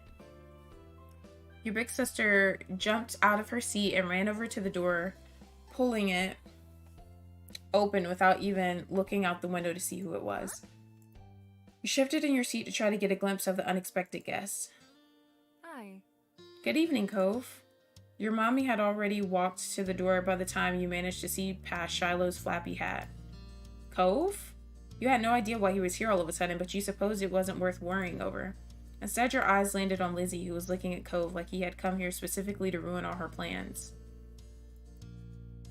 And then for a few seconds, Cove said nothing. He only stood there and looked up at your mommy with a face almost like he was considering turning around and leaving. My dad told me to drop this off because I guess he borrowed it from you. Cove took a familiar screwdriver from out of his large side pocket, eyes now dropped to the floor. Oh, you worked 4 to 10? That's not too bad. It's not too bad. We left ours back home when we moved. You see the snow, Ozzy? Great, thanks. Bye. Thank you. Here, why don't you come inside for a bit? Lizzie crossed her arms and lifted her chin. Cove shrugged and Mom stood from the table too. I'll give your dad a call and let him know you got here all right. Cove shuffled fully inside, eyes remaining on the ground. Mommy closed the door behind him. Hi, Cove. Shiloh gave Cove a friendly smile while waving by, holding up his hand and opening and closing his fingers. Cove nodded in response. Cove, are you going to catch fireflies with us? You could come outside with us if you want to. You weren't sure. I'll say this. You could see Lizzie eyeing you for mentioning the excursion to an outsider, but she'd get over it. Lizzie's so mean. If Cove said no, you'd understand, though. Catching fireflies wasn't something that everyone liked to do.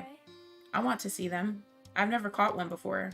It's too bad he didn't have a chance before now. The fireflies weren't out when he first moved in, and there must not have been anywhere he used to live. We can't go until after dinner. After she pointed this out, Lizzie walked back to the table and took her seat. There wasn't much left on her plate. Since this was very true, you decided to finish up your own stuff as well. Cove stepped closer and eyed what was on the menu for your family's meal. Have you eaten yet? Yeah, my dad and I ate earlier. What'd you have? Eggs? The clipped one-word answer seemed to discourage Shiloh from asking any more questions. His eyes slowly wandered back to the last scraps of food on his plate. Her phone call with Cove's dad must have ended because your mom came back into the room. Okay.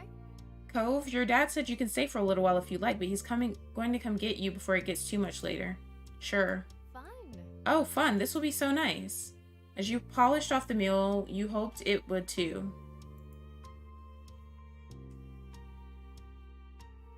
You hoped it would be too. I said that wrong. Oh my gosh. The three of you all finished eating shortly after, and Lizzie led the way outside. Remember, don't stray too far. It's fine, Mom. Shiloh trod so closely after Lizzie, he was nearly stepping on her heels. Cove hesitated at the door. Coming? After a moment, he did. Bye, children. The two of you were a good 10 or 15 feet behind Lizzie and Shiloh by the time you walked outside. You pushed the door shut behind you, watching their figures get farther and further away. You're so slow, Brain. We don't have all night. You started to run when you heard Lizzie's voice calling you, but paused when you saw Cove still walking at a relaxed pace. Are you not going to come? You tugged him along. You walked with him. You waved at him. You walked with him. You supposed there wasn't any real hurry, and you knew it would be bad to leave him behind entirely. The two of you followed after the footsteps Lizzie and Shiloh left behind until you reached the hill behind your house. Lizzie had already climbed to the top. Shiloh was spinning in circles somewhere around the middle. Upon seeing the gently glowing, winking lights, you moved a bit faster, eyes widening in delight. Wow. Shiloh took a moment to come over and welcome the both of you to the hill. Hi guys, it's really great out, huh? See how many there are? Yeah. A firefly danced through the air, landing on Cove's sea green head. Shiloh couldn't help but giggle. You and Shiloh couldn't help but giggle. Why am I choosing what Shiloh's doing? That's not who I am.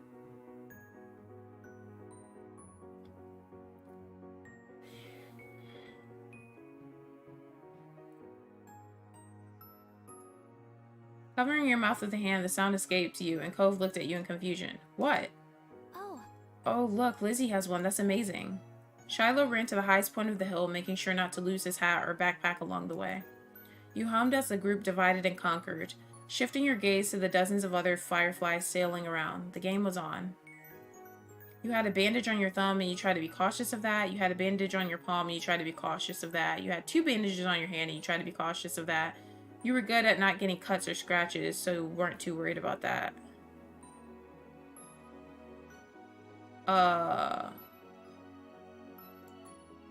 Spotting one close by, you approached it with assassin-like stealth, crouching down to make yourself seem like less of a threat. Slowly dragging one foot in front of the other, you crept towards it, arms outstretched. You closed your hands around the little glowing orb, careful not to crush it. The firefly landed on your palm, almost docile, and you stared down at your prize in delight. Its tiny legs tickled your skin, and you giggled at the sensation. Cove kept up with his own target, but when he tried to grab it, his pink cast waved awkwardly through the air, foiling his efforts to clap his hands around the firefly. Cove watched it vanish into thin air with a dissatisfied expression on his face. You encouraged him to try again. You told him about the firefly you had. You made a joke about what happened. You did your own things. You'll get the next one. Cove didn't say anything, and you thought he must be upset. He walked further up the hill to continue his hunt, and you let your own firefly flutter back into the air. That was fine. You had... Whoa! I did not mean to click that. That was fine. You had your own plans. You decided to collect more. You decided to sit in the grass and watch. I'll collect more. With renewed vigor, you ran out into the hill. Yay, I'm glad you're here too, Ozzy. I like this little game we're playing here. The story's pretty cool so far. You're not sure how much time passed while you were in the thick of it. Into the thick of it? All you could focus on was the adventure at hand. No critter was safe from your grasp. At first you tried to keep a tally of how many you had caught, but once the number grew higher than 10, you had no more fingers left to count with. You were having the time of your life, racing up and down the hill with the crash of the ocean and the sound of everyone's laughter echoing in the background. Eventually the fireflies began to thin out and your energy started to lapse.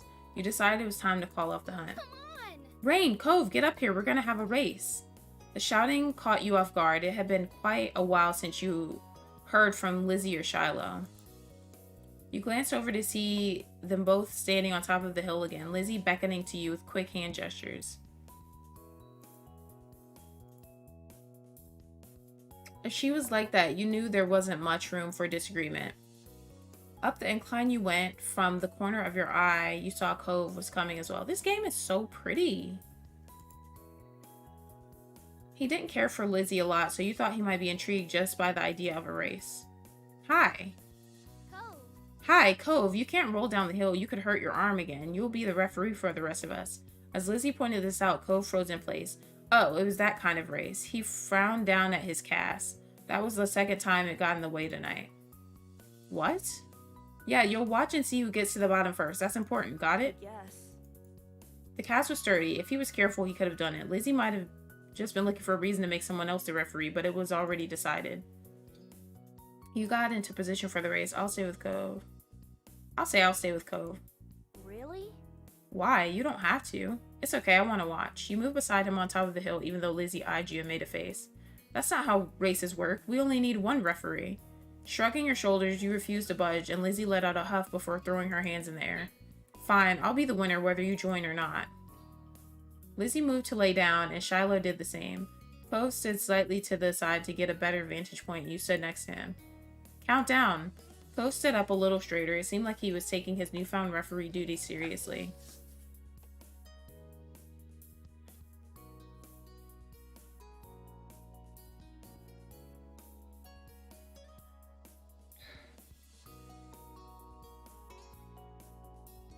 Y'all are funny. 3, 2, 1, go. Lizzie and Shiloh took off, letting gravity do the work, and rolling at high speed towards the bottom of the hill. You and Cove leaned forward to watch them go, eyes peeled for which of the two would reach the bottom first. They were both neck and neck until about halfway down the hill, Lizzie started to veer off to the side, giving Shiloh a huge advantage. She obviously hadn't noticed a thing, and as soon as Shiloh reached the bottom of the hill, he jumped up excitedly and threw his hands in the air. I won! Almost immediately, he fell back onto the grass, still dizzy from his roll down the hill. Lizzie stomped out of the bush he had ended up in, spluttering angrily and brushing leaves from the front of her dress. She about to be so mad. Not bad, you got lucky. Let's do it again and see who wins for real. Kids, it's time to come in. No! You snickered, feeling grateful you hadn't been a part of the mini debacle. He caught Cove's eyes and saw that he was doing the same. It had gotten late and was beginning to feel just a bit chilly as you made your way out of the hills, but the cold in the air hadn't dampened anyone's spirits. The four of you walked back home together side by side down your neighborhood street, discussing the evening, with each person trying to prove that they were the one who caught the most fireflies. You knew that whoever really did catch the most didn't matter much anyway. All that mattered was that you all had a good time, which, judging by the smiles on everyone's faces, you did. What time is it? I kind of want to keep going. Like, I don't know, though. If I don't keep going, I would like to play some of this in, kind of early tomorrow. Start on the DLC or don't start on the DLC?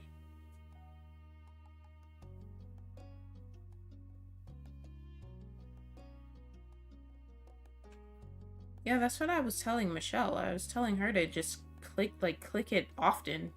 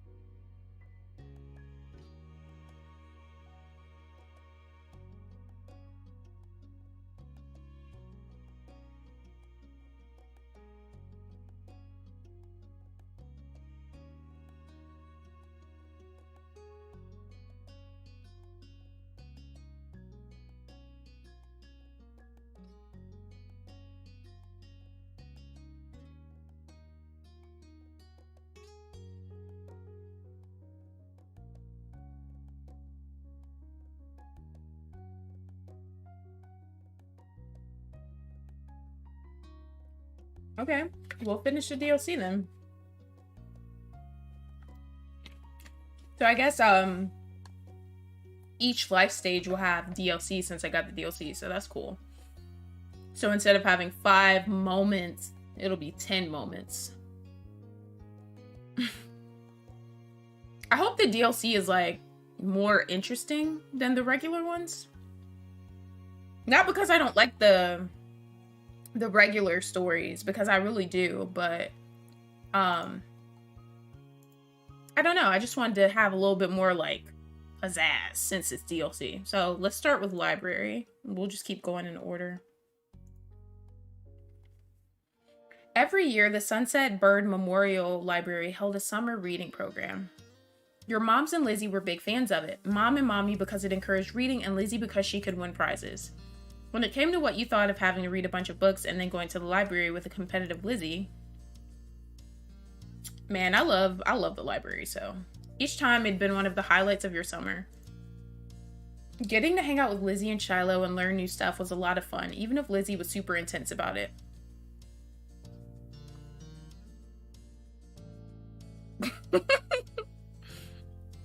Wait, who's the white guy?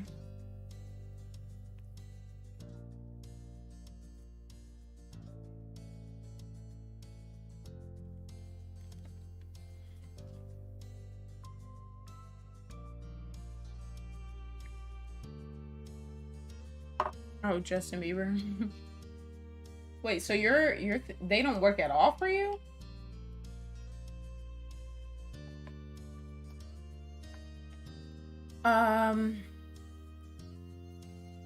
Getting to hang out with Lizzie and Shiloh and learn new stuff was a lot of fun, even if Lizzie was super intense about it.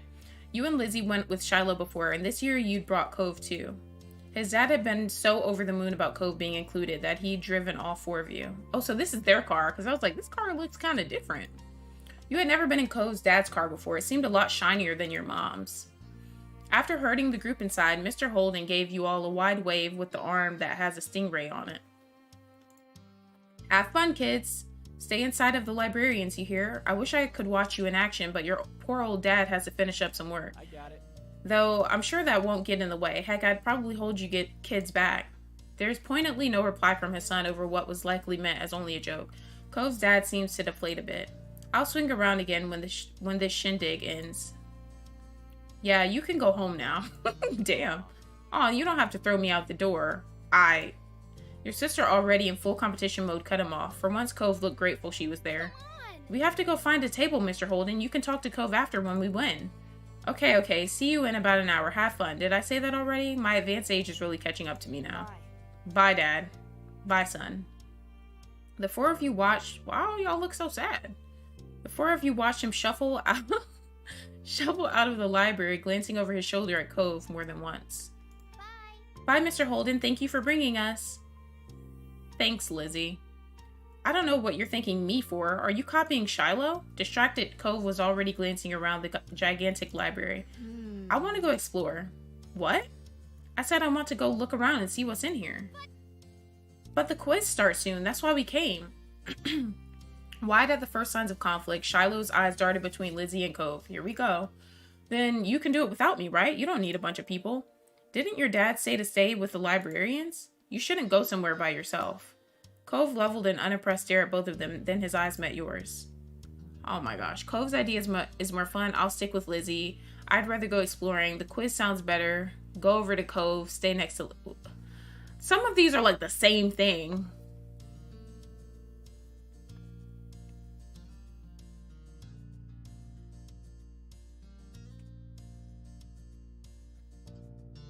I'll stick with Lizzie. Lizzie's entire face lit up in a bright grin. You didn't take many things seriously, but the quiz really was fun, at least to you. But Cove, meanwhile, was making a face you couldn't read. Okay. Don't be crying. Without another word, he turned and walked away on his own. And once Cove was gone, Lizzie's mind was immediately stuck on the quiz again. Right, let's win this one. I'll do my best. It took only a few minutes for your team to be set up with pencils and papers that had multiple choice questions to fill out. There were 10 normal ones and 2 bonus ones. You were glad everyone got their own paper. If groups had to share one, Lizzie would for sure write whatever she thought was best. From past experiences, you knew it wasn't worth it trying to argue with her about different answer ideas. You'll just have to pick what you think is best and leave Lizzie and Shiloh, who always agrees with her anyway, to choose their own things. First question. It wants to know what fruit was giant and shared a book title with a boy named James. I should know this one, but you guys pick whatever you want. The starting answer you marked on the quiz was peach. Giant peach. You gave Lizzie a tiny nod once you'd finished writing.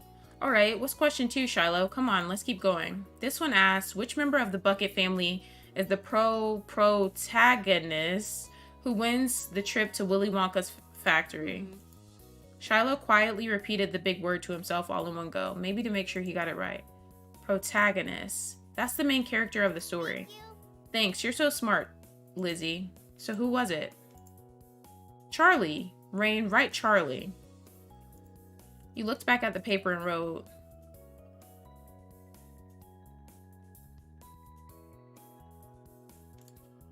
without even giving your answer sheet a glance over, Lizzie scanned the question and guide and looked at the next one. Kissin' Kate Barlow was famous for one type of makeup and wants to know which one it is. Nail polish, lipstick, blush. Blush, but isn't that not makeup? It's a normal thing. You dumbo. You can wear it on your face too. It's powdery red stuff. Oh?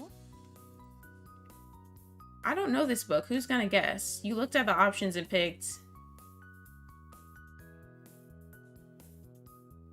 I don't know. Blush? Alright, that's a cool name she's got. With that settled, Shiloh took it upon himself to check the next question. Oh, I don't like this one.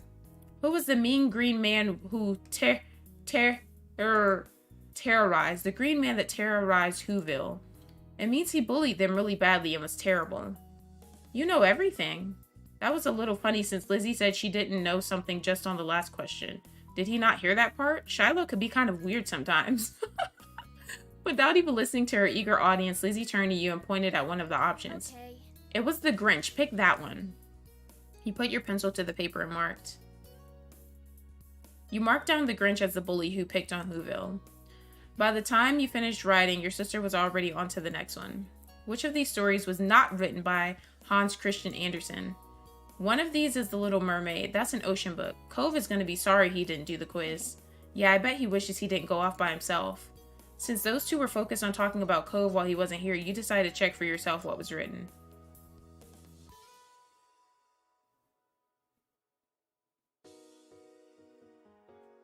Thumbelina?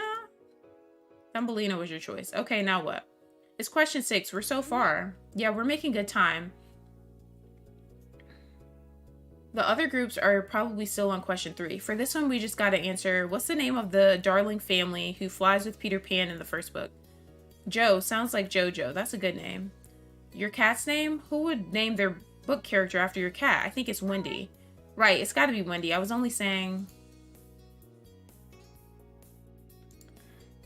Lizzie wasn't showing any signs of slowing down, and she went right into the next one. No. Cub, Tiny Bear, and Baby Bear. Which one was the one from Goldilocks and the Three Bears? That's easy. Lizzie confidently marked down a choice. This time she hadn't declared her thoughts out loud. Shiloh moved to write as well, stopping only briefly to check over Lizzie's shoulder just in case. You're certain he wanted their quizzes to be exactly the same. Friends always match. That's what he liked to believe. You decided that the best sounding answer was... Baby Bear made the most sense to you. Hey, this next one is only a question. They're all questions, Shiloh. I meant, it says, I'm late for a very important date. Who am I? Oh, the answers were all animals with colors. Ah, I remember. It's the Alice story with the white rabbit. I really, Really? Really what? It's okay. I just thought that was it, but we don't have to go with that one. It's okay. The animal who was always running late was the white rabbit. It is cute, yeah. Lizzie watched you finish writing and bit her lip at the next question. The Narnia series of books ended with one girl being, hey, is this the real ending? I didn't get to the last book yet. Jeez. I'm not looking at the list. I'm not looking. Write something down for both of us. You pulled the paper away from Lizzie's dramatic show of covering her face and turning away. Out of the girls who visited in the books, the one left out of Narnia in the end was... Anybody know this? Because I don't know.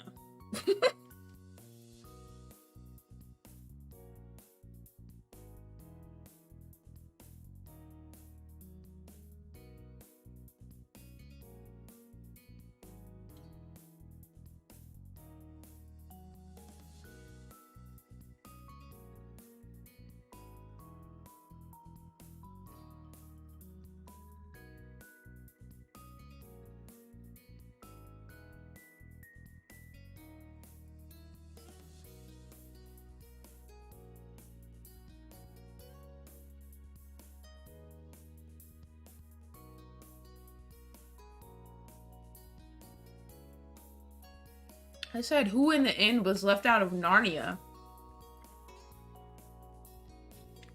I'm not a Narnia person, so I feel like it's maybe Lucy.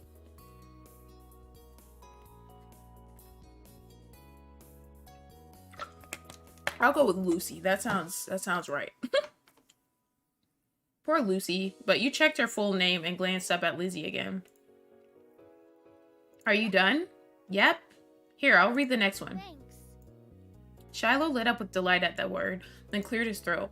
The middle initial B in Child Detective Junie B. Jones's name stands for, I know this, Beatrice.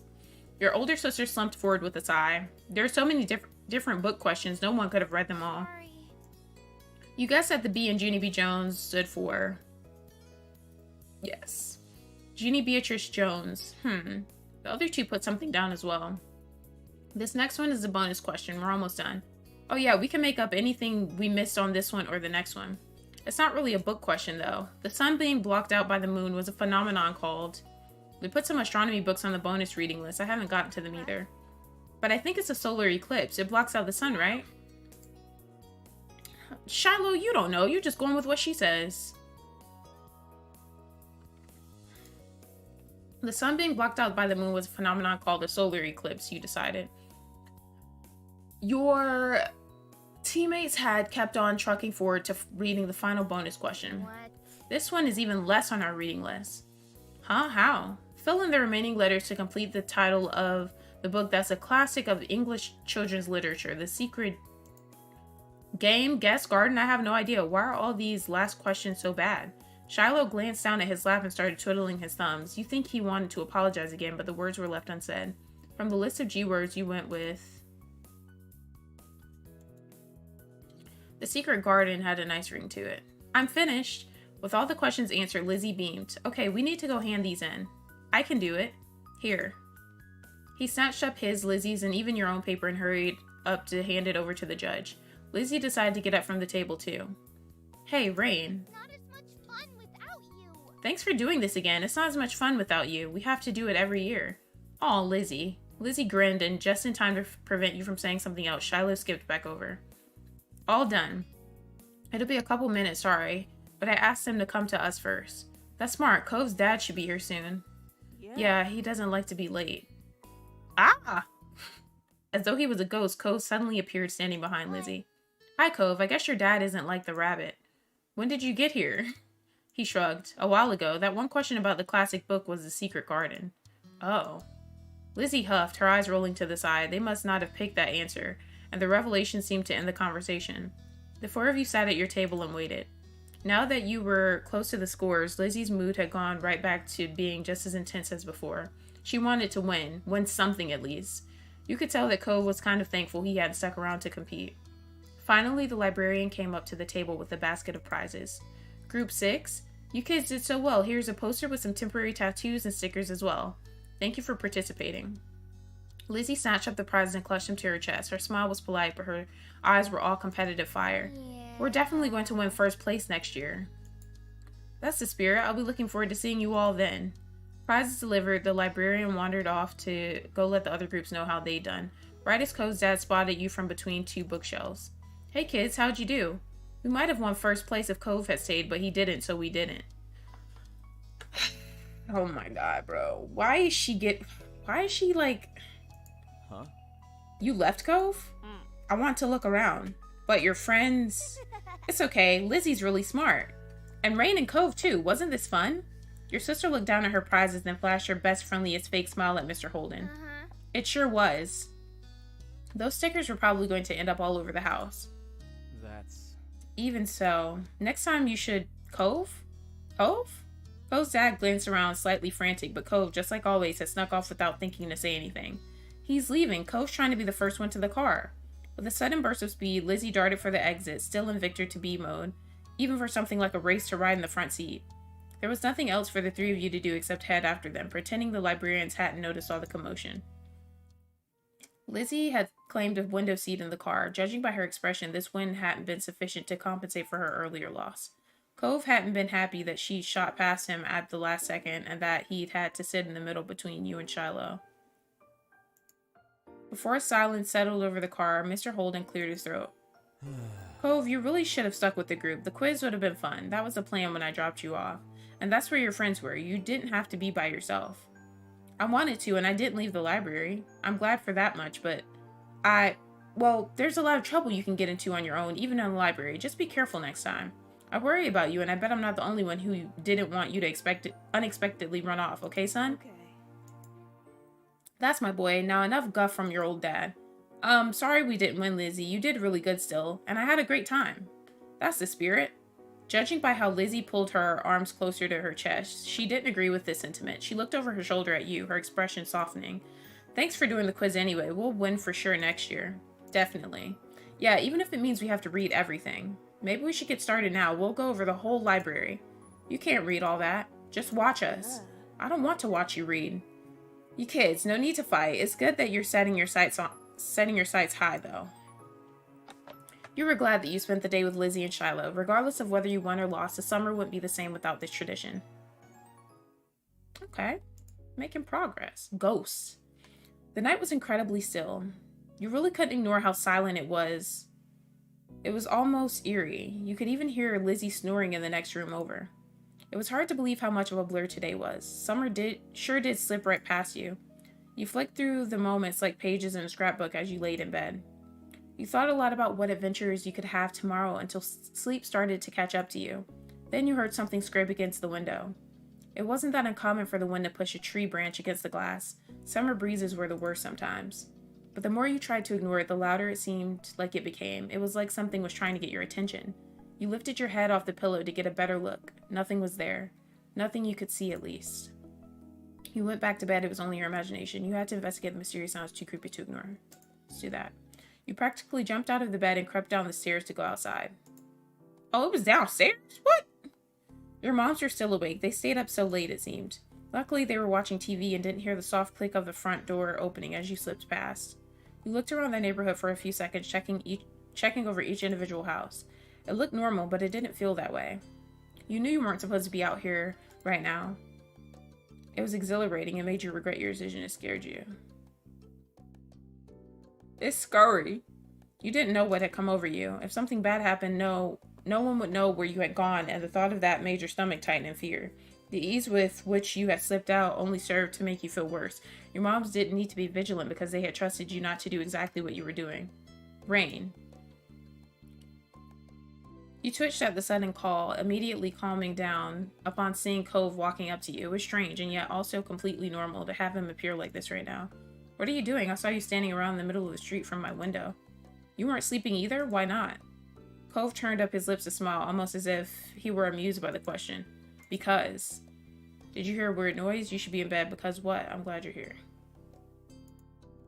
You could tell you hit the nail on the head by the way his eyes widened. Yeah, you knew? I heard it too. That's why you came out, huh? Cove hesitated for a moment, looking down the street before his aquamarine eyes fell on you again. Did it scare you? Yeah, me too. I was kind of wondering if it was the wind, but what if it's not? What if it's a person? What if it's something that's not a person? The unsettling noise suddenly rushed through the air. Cove and you flinched. It sounds even worse than before.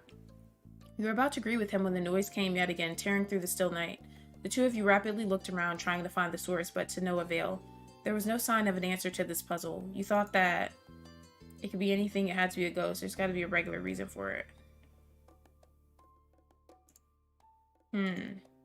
You didn't believe in monsters or anything like that. Whatever was making the noise, it was something real. Though that didn't stop you from being scared. Lots of things that really existed were frightening and dangerous. There's only one way to find out. Hey, can you tell where it's coming from? Really? Then we'll have to look more, somewhere else. Maybe we'll see something. Okay, let's go. The two of you walked along the familiar street of your neighborhood, sharing the sidewalk and the small amount of courage you had between each other. Shadows cut corners and angles where you didn't expect them, distorting the features you saw every day. The noise came again, shrill and hard. It set your teeth on edge the way it ground its way through you. Cove's throat bobbed. His eyes glistened in the dim light. You stayed frozen to the spot. You took a deep breath. You ran to hide behind Cove. With the noise that escaped you in a sort of shriek, you darted behind Cove, using him as a human shield. Cove made a startled yelp himself as you grabbed hold of the back of his shirt. Luckily, he didn't try to shake you off. Cove shut his eyes and pressed his lips together. Where did you want to check?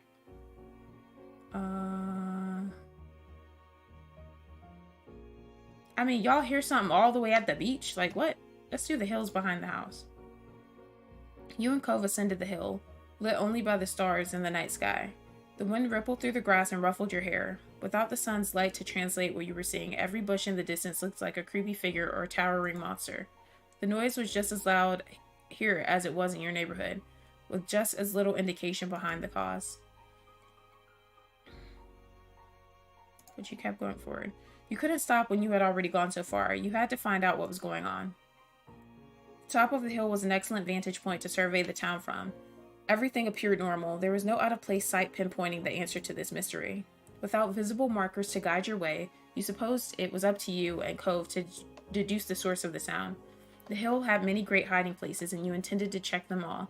You upturned rocks, peered up trees, and rummaged in the thick grass for anything that might bring some closure on all this. Despite your thorough searching, you turned up nothing amiss. You still were glad you had come, were frustrated by the lack of wish you'd stayed in bed. Still were glad you had come. You always relished playing outside rather than being cooped up indoors. This had been a terrific excuse to go out and see the world in a different light, literally. Well, whatever the noise was, you were confident that you had established that it was not coming from the hill. Once you were satisfied nothing out of the ordinary was to be found on the hill, you had to consider your next step. You'd figure you check the park too, you figure you check the beach. Well, let's just check everything. Shit.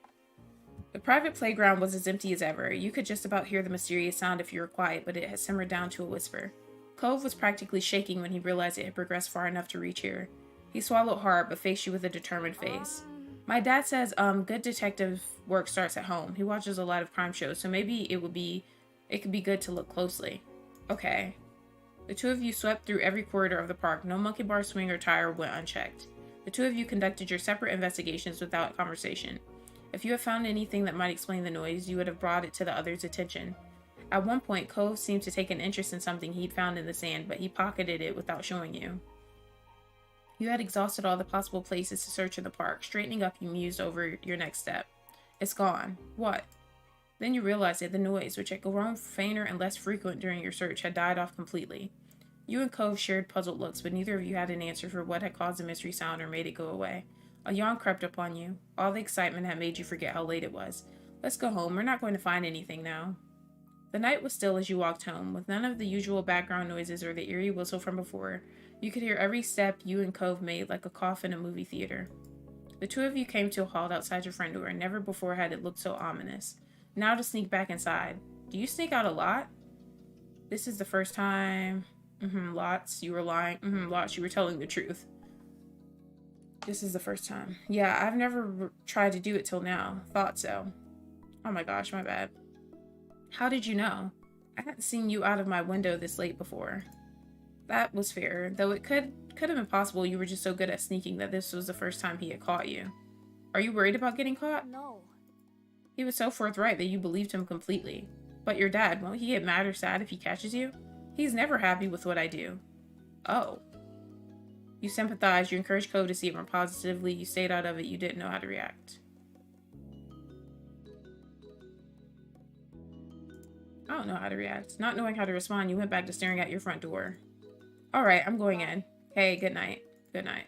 You turned the doorknob as slowly as a clock's minute hand, holding your breath for the telltale click of the lock, then nudged it open. When all that happened was the door opening, rather than the blaring alarms that you feared, you melted with relief. Back inside your house, you were surprised to find your mom still watching TV. Weirder still, it looked like they were on the same show as they were watching before you left, yet you were positive you'd been out investigating for hours. Perhaps you could use their distraction to your advantage. If you could just get up the stairs, you would be safe from suspicion, but how could you get there? You tried to sneak past, you decided to walk in your own house nonchalantly. You couldn't, you had to give up and come clean. Walk in nonchalantly. I'm gonna do that. Sometimes the best thing you could do was to hide in plain sight. You strode across the room in the direction of the staircase. Rain? Your moms knew you were up, but they had no idea why. They abandoned the couch in their show to hurry over. They were still in a state of surprise. You weren't in trouble yet. Are you okay? What are you doing down here, sweetie? Did you have a bad dream? I lied. You couldn't bring yourself to own up to what you had done. I heard scary noises, so I came down here. Their surprise gave way to concern. Sweetie. Honey. Mom took you by the hand and led you up the stairs. Woof, your hand is cold. Why didn't you come over to us? I was supposed to be in bed. Rain, you won't ever be in trouble for coming to us when you're frightened. We'd much rather you came to us than try to solve things all by yourself. Her phrasing made you feel bad. The nervousness ate at you as you were tucked into bed. Your moms assumed that your flushing and insistence on delving under the covers was part of your fear, and spoke to you softly until you calmed down enough to peep out from underneath your sheets. Once your moms had left, you turned over the night's adventure in your mind. It was still hard to believe that you'd really done it. It was still harder to believe that you'd gotten away with it. Even now, you have expected to be caught somehow. Perhaps you'd left the door ajar or trailed sand where they had already swept up. You wondered how Cove's dad had handled his return. Cove hadn't been at all scared about his dad's reaction. Wriggling down underneath the sheets, your thoughts turned to what the noise could have been. Nothing had been solved tonight, but that wasn't so bad. There were a lot of mysteries in this world. Your thoughts morphed into dreams, carrying you to more and more outlandish visions of what might lay behind the strange sounds. The next morning proceeded mostly like usual, though your mom seemed to be giving extra consideration since finding you last night. You later learned Cove didn't end up in trouble for the nightly escapade either. It was unclear whether that was because his dad chose not to punish him, or if Cove got away with it. It was amazing to you that it all worked out for you both. As for the sounds that started this all, the adults around were convinced it was nothing more than the wind. For your imaginative mind, that wasn't nearly enough. How could they accept something so simple so easily? Maybe it'd make more sense when you were grown up too. Aw, that's cute. I'm gonna save it. I'm gonna keep playing, but I just want to save it because I just noticed, like, I don't... Well, I think it auto-saves, though, but... Yeah, it does auto-save. Okay, I just wanted to make sure. Alright, barbecue. You've been brought along to the big park today, which did an excellent job of living up to its title. The park near your house with its lonely playground equipment wasn't even a quarter of the size of the expanse of grass and trees that lay before you now, as it was in the next town over and too far for you to walk to by yourself. You didn't get to visit it much, and so you soaked up the environment. Yeah, the last one was cute.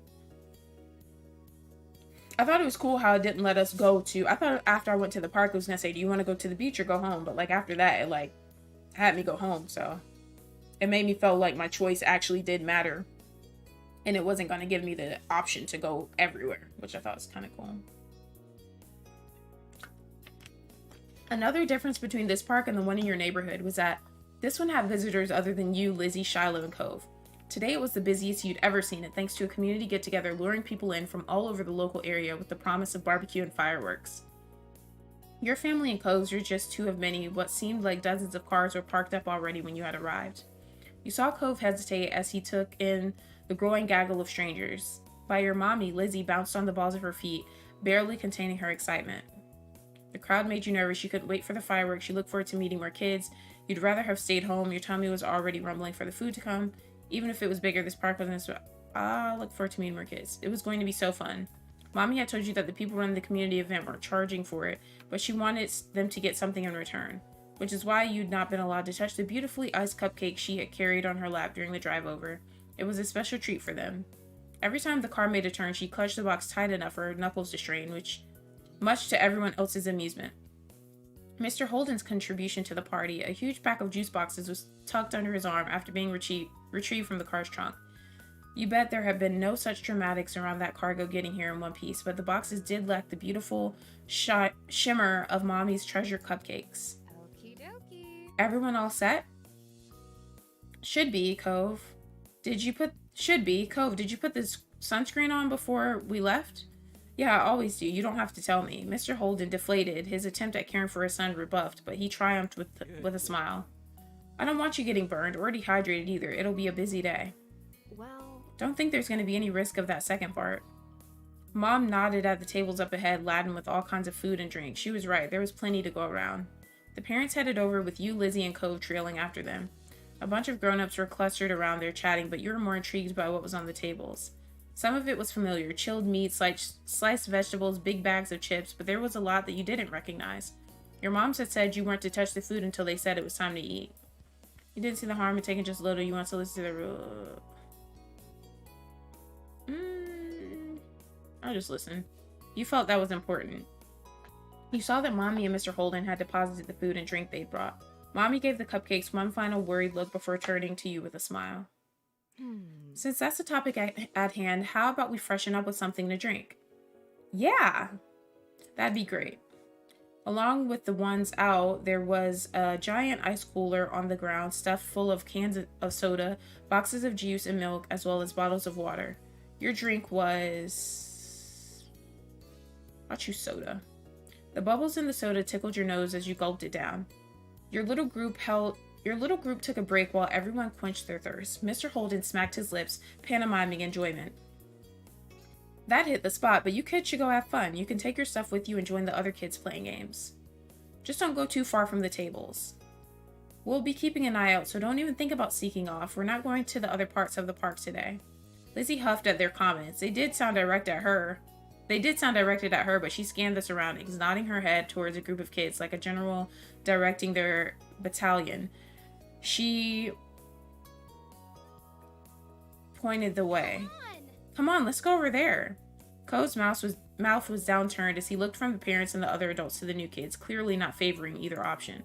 But ultimately, he hunched his shoulders and tagged along after Lizzie. You went to play with the other kids too. You followed after Lizzie and Cove, who were waiting for you on the outskirts of the group of parents. Hurry up.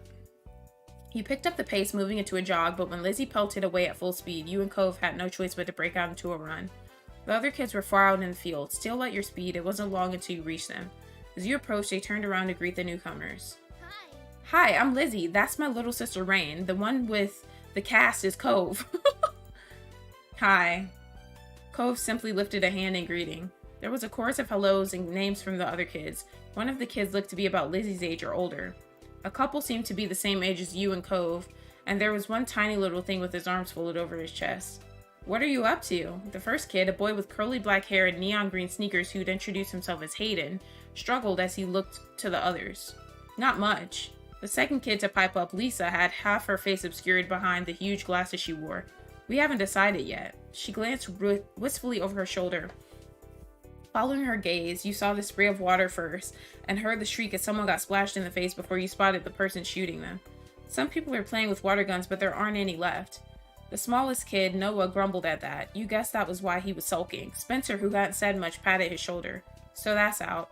A new kid raced over with a glint in her eyes and her braids streaming behind her.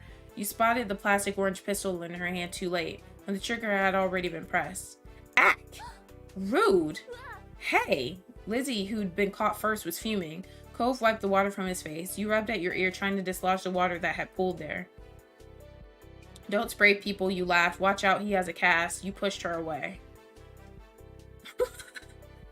I should push her away. I should get into a fight. You pushed her away. Without a water pistol, your only option to get her away was your hands. The girl staggered backwards, face twisted in indignation. Are you crazy? What's wrong with you?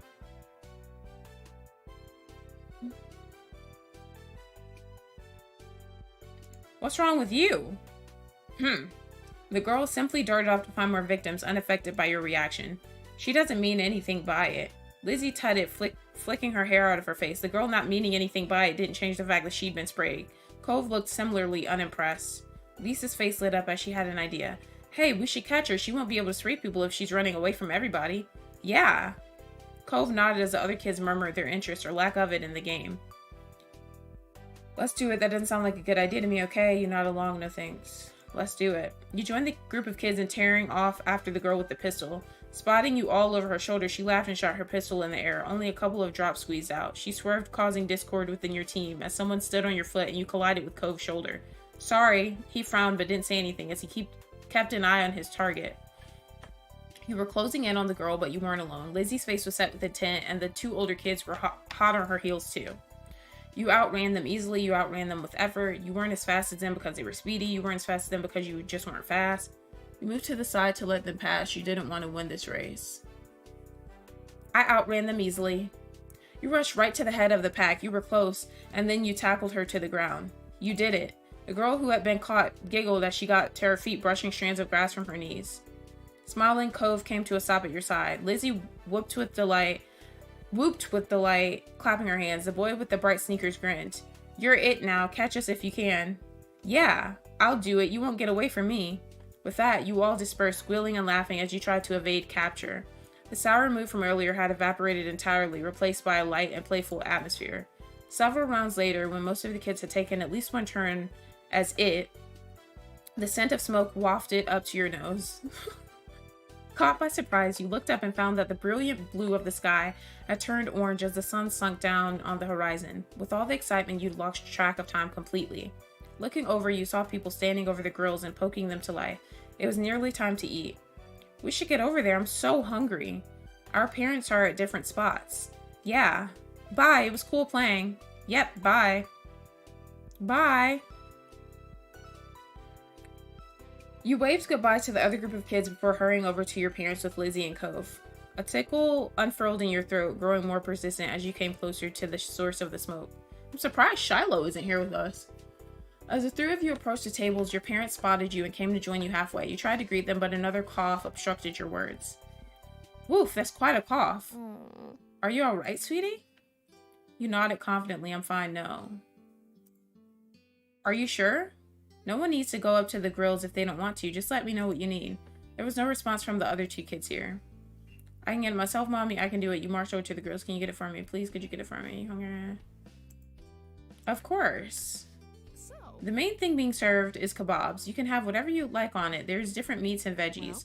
What would you like on yours? Mom is right. There's plenty of options. Good night, Michelle. Oh, let's do beef, potatoes, peppers. Okay, that's everything. Sounds good to me. The veggies will be good for you. Order given, you waited for your food to be ready. Lizzie headed towards you, having issued her own request. Hi again, I heard what you ordered. I'm getting a chicken kebab with all 3 colors of peppers. Noticing that Cove approached, she turned to him. What are you having? why? Why does it matter? I don't know. I was just asking. I'm getting beef and shrimp with all the vegetables except onions. Lizzie hummed while evaluating his response. That's okay, I guess, but chicken is definitely the better one. Then you can eat all the chicken. I'm going to. I want some of the chicken too. All the chicken in the world. Chicken is the worst. Chicken is the best. This is a stupid argument. Yeah, it is. It isn't an argument. We already finished. Lizzie peered over to the grills where the kebabs were being handed out. A growing assortment of kebabs collected in your parents' hands. They're coming over. Don't get jealous of mine when you realize you made the wrong choice, Cove. I didn't make the wrong choice. There isn't a wrong choice. It's just what kebab somebody eats. The person serving gave your mommy one final kebab, then your parents moved over to rejoin you. Between them, they were carrying 6 kebabs, one for each of you, including Cove and Mr. Holden. We've got the goods. Cove's daddy is looking for a place we can sit. In the meantime, they began passing out the kebabs to their rightful owners. Lizzie smiled smugly as she received hers. Those are pretty big. Be careful not to drop it. Try not to poke yourselves with the ends either. They're sharper than you might think. Hearing that, you tentatively pushed the tip of the skewer against your finger. It felt like the point of a newly sharpened pencil. Though it didn't hurt your hand, you wouldn't want it scraping the roof of your mouth or jabbing your tongue. Mommy clucked her tongue. It would have been nice if the options were a little easier to manage and less messy to eat, especially for smaller kids. There aren't even plates for everyone, so we could set the food down for a second. That's what you get for the price of free, but we can hack it, right? Lizzie nodded her head vigorously, clutching her kebab like a trophy. Your parents led you back to the tables. It was immediately evident why Mr. Holden had been sent to scout one out. The benches had quickly filled up as people got their food. Mr. Holden was standing over a corner section near the edges of the sitting area.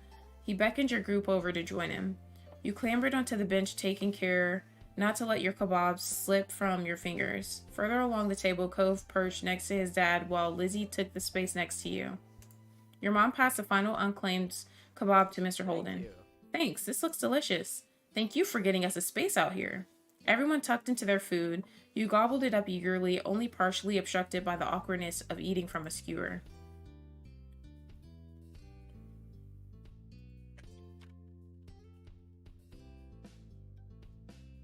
Aren't they like...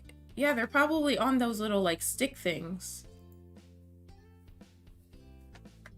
Running around with the other kids had helped you to work up an appetite. Mr. Holden, what do you do? Well, I do a lot of things. Do you play golf? He's hot. Only if you count mini golf. One look at Lizzie's stricken face confirmed that she did not. She could enjoy the occasional round at a mini golf place, especially if she had an audience to impress, but your sister took her passion very seriously. Even then, it's been years since I gave it a shot. Cove groaned at the feeble pun. Mom chuckled. You weren't sure if she was responding to the joke, Cove's annoyance, or Lizzie's offense. Just as well, she'd be dragging you to the green every week. That's because I've got dedication. You need a good drive or two to get far. Mr. Holden nodded, clicking his tongue in appreciation. Cove looked from his father to your sister, lost in conversation. Outclassed in golf and wit. I don't get it. A drive is a type of golf shot. You should give real golf a try. Maybe I'll even teach you some tricks. Don't try to change my mind to be more like you. Lizzie gave Cove a dirty look at the accusation. Mommy felt the need to move the topic ahead before it got heated. Nice. That's really sweet of you, but I'm sure Mr. Holden is busy. He might not have time for another hobby. Yeah, I don't think I'm made for that. Still, the offer is appreciated. Why? Then tell me something you really do already. You just go away every day. I like scuba diving, though with the business, that's more work than play these days. Surfing and reading, snorkeling. Those are things Cove likes. Wow, it's a good thing you live by the beach, you say. Mr. Holden exaggeratedly puffed out his chest. What can I say? My boy's got good taste. He takes after his dad in that way. The sun had been setting when you got your food, and by the time you'd finished, night had truly fallen. Your sticky fingers were the only remaining evidence of your meal. The kebab had been a great combination, more than the sum of its parts. The seasoning of freedom to choose every ingredient yourself was what made it something to remember. Rising from the table, Mommy held up her water bottle. Okay, now that the food is gone, you've got to wash your hands. Okay. Rain, Lizzie, please hold them out. Lizzie complied, coming over and cupping her hands together in front of her. Mommy splashed some water over her fingers, and Lizzie rubbed them together, working off any residue. Here. Mom passed her a paper towel from her purse, and Lizzie used it to dry off her hands. Your turn, Rain. You didn't move. I don't need to. You readily held your hands out to catch the water. Copying Lizzie, you washed your hands, taking care to clean every crevice between your fingers before wiping them dry. Nearby Cove had taken his own course of action, wiping his hands on his pants and leaving a stain where his fingers had been. Mr. Holden shook his head. Come on. Let's clean that off, pal. He scrubbed at the fabric with a scrunched up napkin. Dad, it's not that bad. When everyone was cleaned up, or as clean as they could be with the limited facilities, Mom spoke up. Let's go. Let's go make one last check at the coolers and restock on drinks before the fireworks show.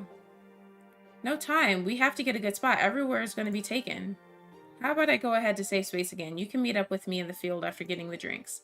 Then I'm going with Coves Dad. I'll find the perfect place. Okay. Sure thing. I could use an extra pair of eyes. Mommy shook her head ruefully at Lizzie's even more enthusiastic than usual attitude. That's fine. Alright, me, Cliff, and Lizzie can go find a place to sit. Pam, Cove, and Rain, do you want to go get the drinks? Okay. You nodded. Okay, I'll get all the stuff we need. No, I want to help pick the spot. I don't want to get drinks. You considered your options. You want to choose the drinks, and you want to have your say about where you watch the fireworks from. It was a tough call. Pick something. We don't have all night. I'll go get the stuff we need. It's fine. As Mommy, Lizzie, and Mr. Holden headed off into the wide open field where their fireworks were being set up, you joined Cove and Mom in returning to the cooler where you'd picked up drinks earlier. Even as you approached, you suspected you wouldn't find much in it. Where it had originally been stocked to the brim, it was now half empty. The ice, which had cushioned the drinks and kept them cool, was largely melted, with only a handful of pieces floating like tiny icebergs. Slim pickings. The drinks that remained looked to be bottles of plain water, but you caught a glimpse of something more colorful in amongst them. Mom rummaged around the cooler, excavating a couple of juice boxes from the bottom in the process. Aha. Rain, Cove, you can take one of those if you want. The perks of helping. You took a juice box to share and a water bottle for yourself. No, I'm taking one for myself. That's tough, Lizzie. Cove hesitated but decided to take a juice box for himself. When you were each loaded up with your chosen drink, plus an extra bottle or two for someone else in the group, Mom's phone started to ring. She juggled the water bottles over into the crook of her arm and looked at the caller. It's Mommy. Hold tight while I get this. How are you? Hey, hon. How's it going? Did you find our perfect spot already? She nodded along to the call, punctuated by uh-huhs, as Mommy gave her directions. Catching her eye, she gestured towards the grassy area. We've got a place. Come on, we better hurry before the show starts. You and Cove jogged after your mom, who led you through the field and the separate groups of people assembled there, back to the rest of your families. Hello. Hello, we're here, and we come bearing drinks, though there wasn't much left. Three of you handed over their spare drinks. You gave Lizzie a bottle of water, but she only had eyes for your juice box. Here we go. Rain and Cove have juice. They helped get the drinks. You got to pick where we sat. Don't be selfish. I'm not. Good, then you're going to thank us for bringing you your very own water bottle. Mom isn't playing. Thanks. Once everyone had been equipped with a beverage for the big event, you sat on the grass near your family and waited for the magic to begin. Most people in the park had taken a seat now, with a few stragglers silhouetted back at the tables in the distance. A few rambunctious kids were still dashing about, but their number was steadily decreasing as their parents called them over and restored order. Someone bearing a cardboard box weaved between the groups, pausing every so often. You nudged Lizzie and pointed. What are they doing? It looks like they're handing something out. I can't make out what it is. I hope it's not drinks. Mommy chuckled, but Lizzie and Cove were now watching the bestower of mystery goods keenly. Are they going to come to us too? Mom softly put her hands on the top of your sister's shoulder as if she feared Lizzie might bolt over to the stranger. Lizzie didn't even glance at her, eyes locked on the potential prize. I don't know. We'll have to wait and see. You were intrigued. Studying the man with the box closely as he gradually meandered nearer, you could make out that he was handing out small items to most of the groups he stopped at. They seemed too short to be water bottles, but beyond that it remained a mystery. Then the boxman made his way to your group. Evening, I'm handing out dessert. Any takers? There's dessert? Lizzie squealed, hopping off the ground. The man chuckled. I'm gonna take that as a yes. Ice cream's on the menu. Vanilla flavored with a twist of either chocolate or strawberry syrup.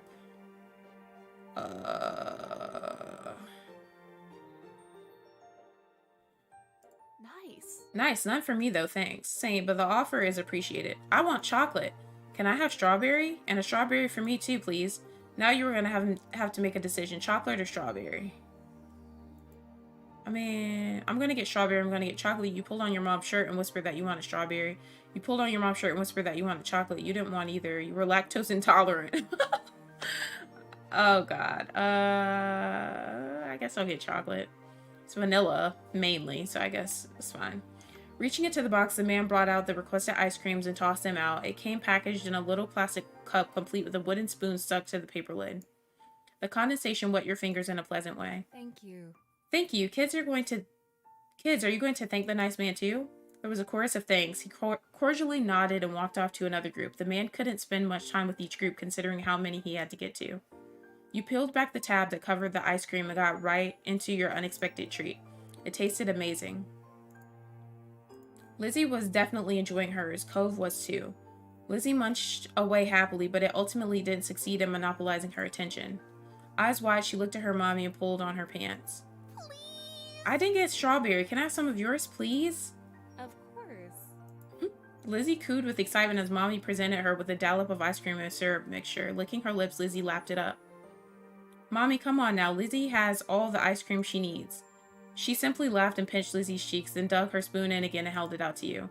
I just can't resist. Rain, would you like some of mine? She's got a full cup of ice cream to eat already, but that's not the same as getting a little extra from your mommy. I accepted. You ate the treat being offered, much to Mom's chagrin and Mommy's delight. Cove watched the exchange silently with a blank expression. Mom, on the other hand, shook her head, a fond smile on her face. Well, you better at least give me some, too. You could have gotten your own if you wanted ice cream. The kids have ice cream already. Now they're getting some of yours to boot, and I have nothing. Now is when you decide to be firm.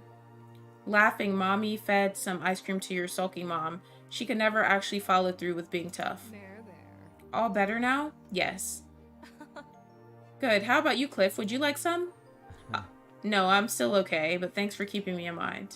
Cove, it's only fair that you get the choice too. Cove shook his head firmly, concentrating on his own cup. Mommy smiled.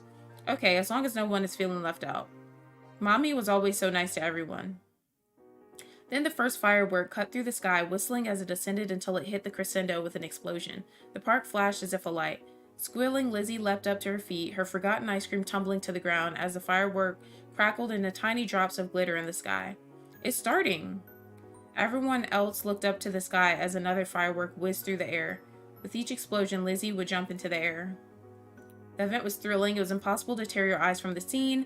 The loud noises hurt your ears. You covered them with your hands. It was kind of neat. You shrunk back, hugging your knees to your chest. It was thrilling.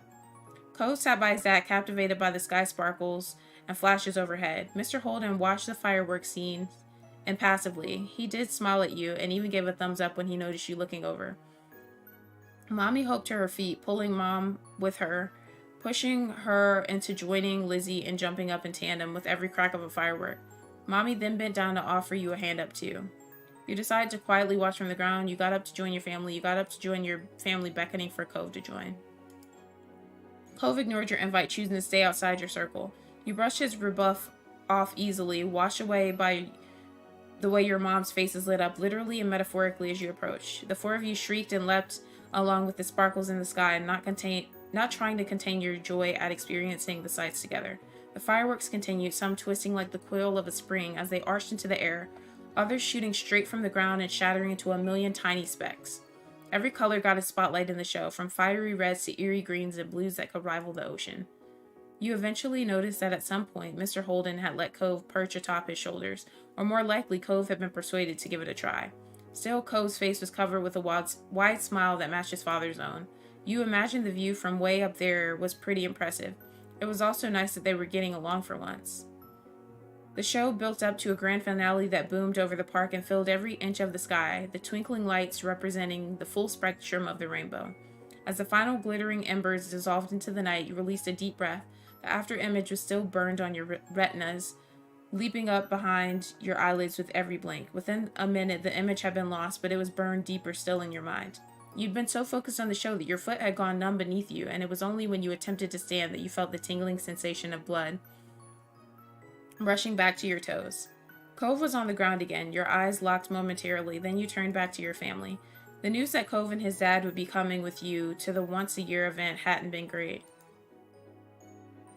You could admit now that it hadn't been as bad as you'd feared, but it would take far more than not actively ruining one event for you to consider Cove a friend.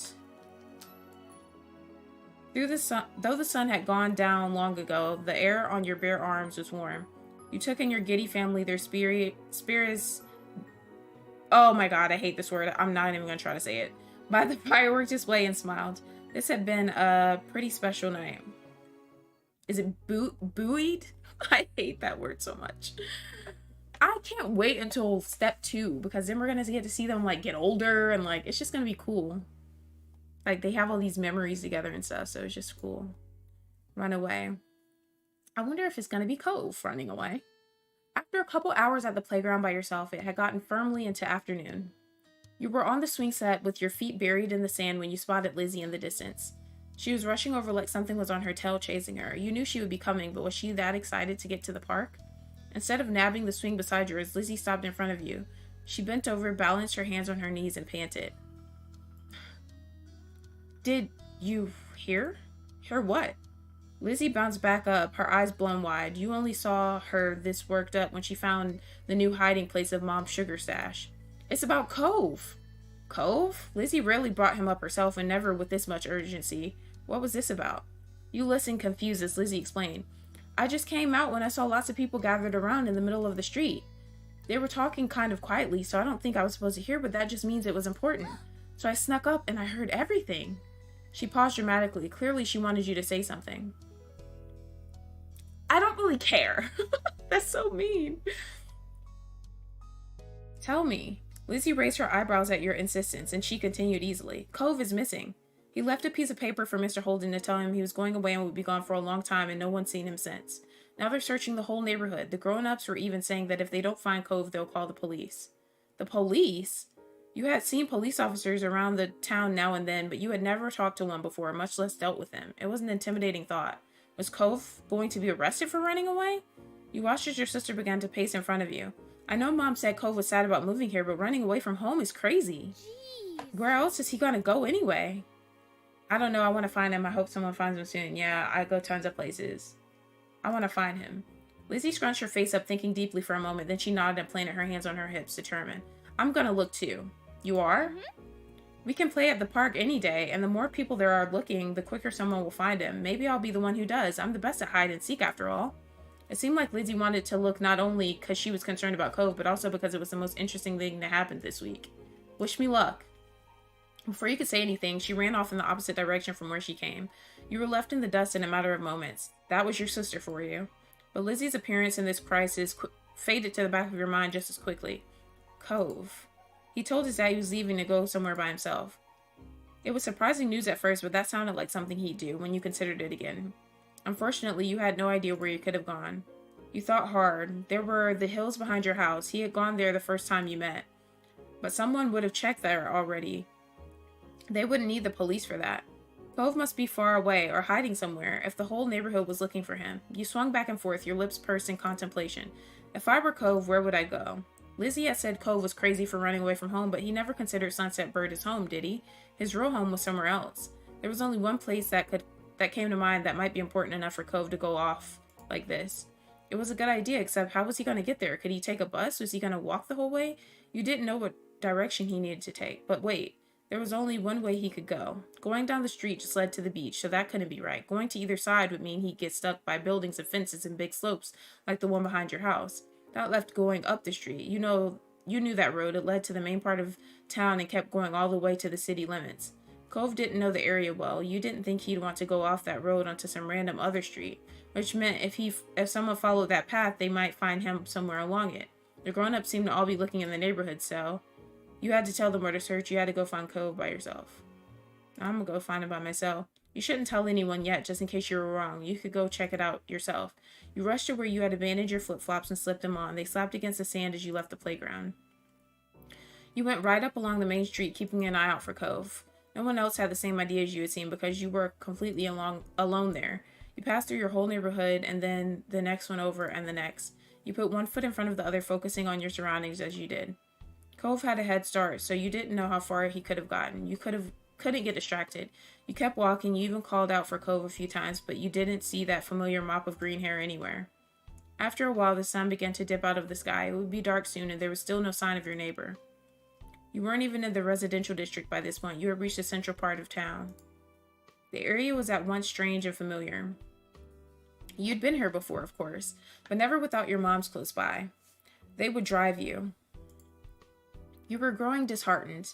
There was a possibility that he was farther ahead too, but there were countless other places to potentially check too. Cove?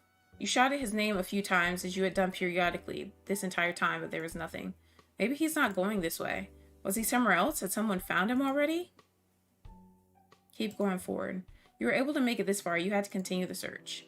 With that in mind, you pushed yourself to walk a little faster. People said this was a really tiny town, but to you it felt absolutely gigantic. Eventually, the business part of town ended too. There was no sidewalk anymore. Only a long, expansive road. You walked on the grass instead. Onward was the only option. Your journey stubbornly continued. Your feet hurt. You were tired. You were on your own, but somehow you had reached the very edge of Sunset Bird. That's what the sign told you. You had lived in Sunset Bird forever, and it was a very rare occasion that you see this sign. Most everything in your life happened inside the city limits. The endless road ahead seemed scary in a way. It paralyzed you and finally put an end to your forward momentum. You scanned your surroundings instead of dwelling on that. You deeply hoped he hadn't gone past that sign either. Cove, are you here? The previous times you called his name, there had been no answer. You couldn't be surprised that one didn't come this time either until... Rain? A dark blob just behind one of the exit signs' legs shifted. You squinted as it continued to move. The more you stared, the more your eyes adjusted, and the more that dark blob resembled a person. Then you realized just who it was. It was Cove. He was here. You actually found him. He hesitantly got up from where he'd been sitting, as if to make sure he had actually heard something. Then he caught sight of you, his eyes wide behind his glasses. There you are. Are you crazy? I'm so happy you're here. I've been looking everywhere for you. I knew you'd be here. Cove finally blinked as you ran up to him, your feet still aching. How did you find me? Lizzie told me you wrote in your letter that you were leaving. You've always wanted to go back home, so I thought you must have come this way. Oh. And that was all he said after all of this. Maybe he didn't realize how seriously the adults were taking it.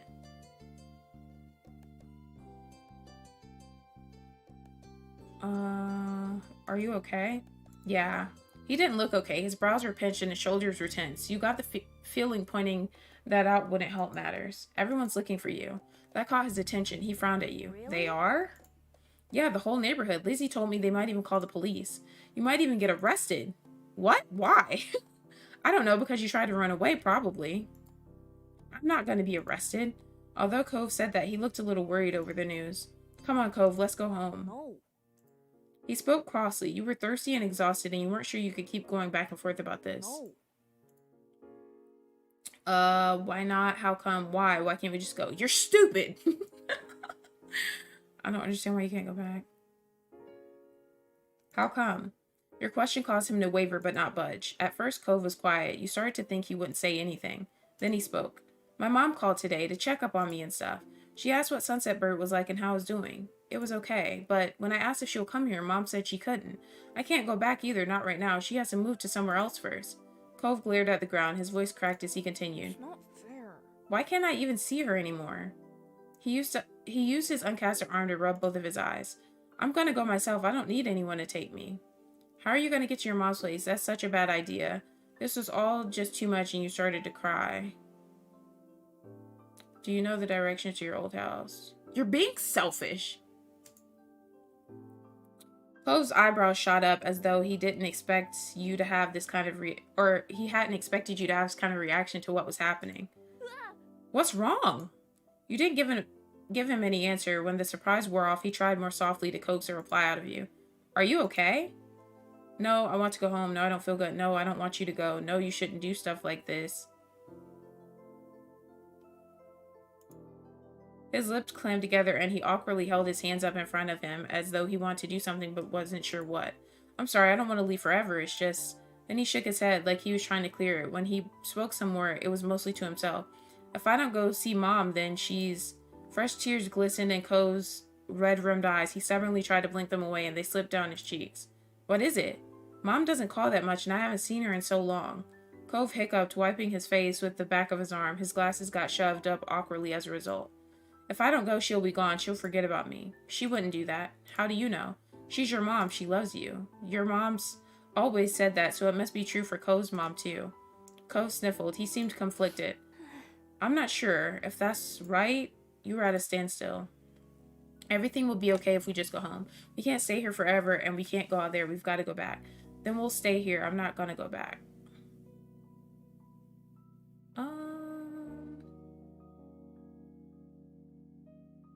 I'll say that. His lower lip trembled at your declaration. Are you sure? You don't have to. You could still go home without me. You didn't leave a letter or anything. I'm sure. Thanks. You're pretty nice. You weren't sure how to react to that. You guessed it was okay that you were getting along right now.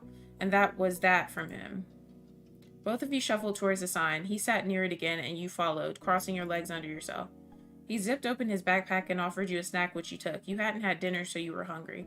There was a feeling of camaraderie in the silence as you ate. Do you think they called the police after all?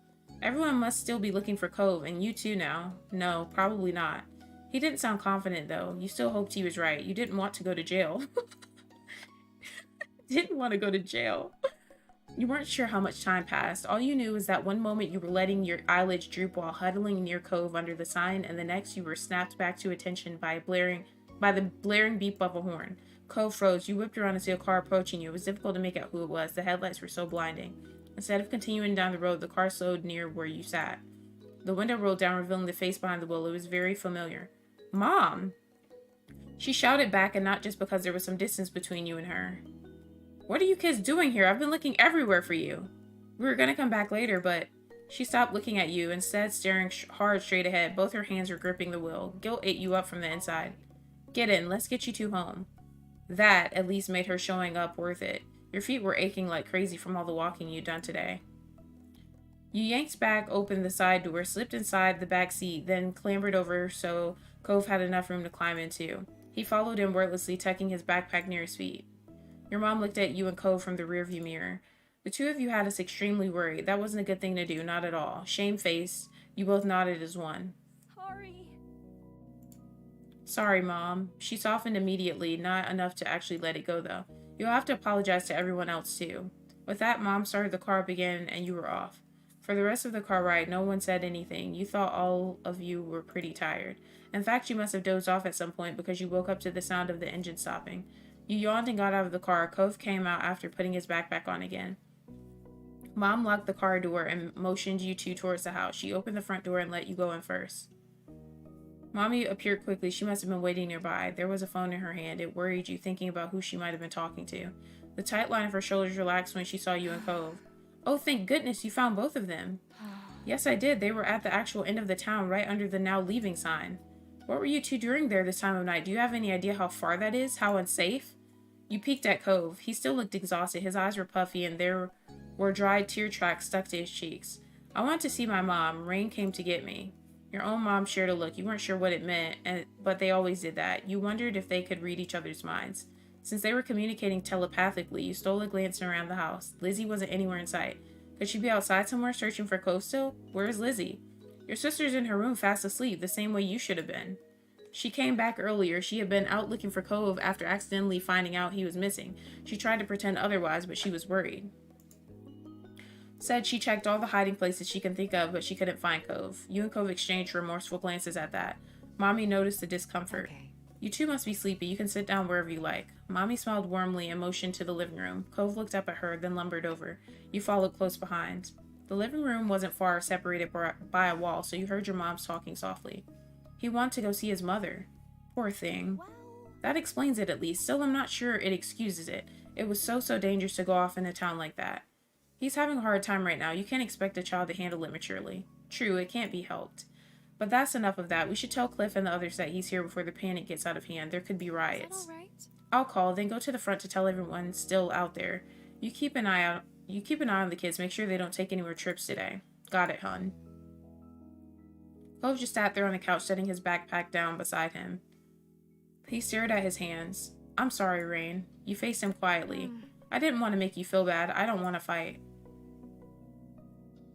You took in his apology wordlessly. And you won't do it again? I won't, not for real. Fine, it's okay.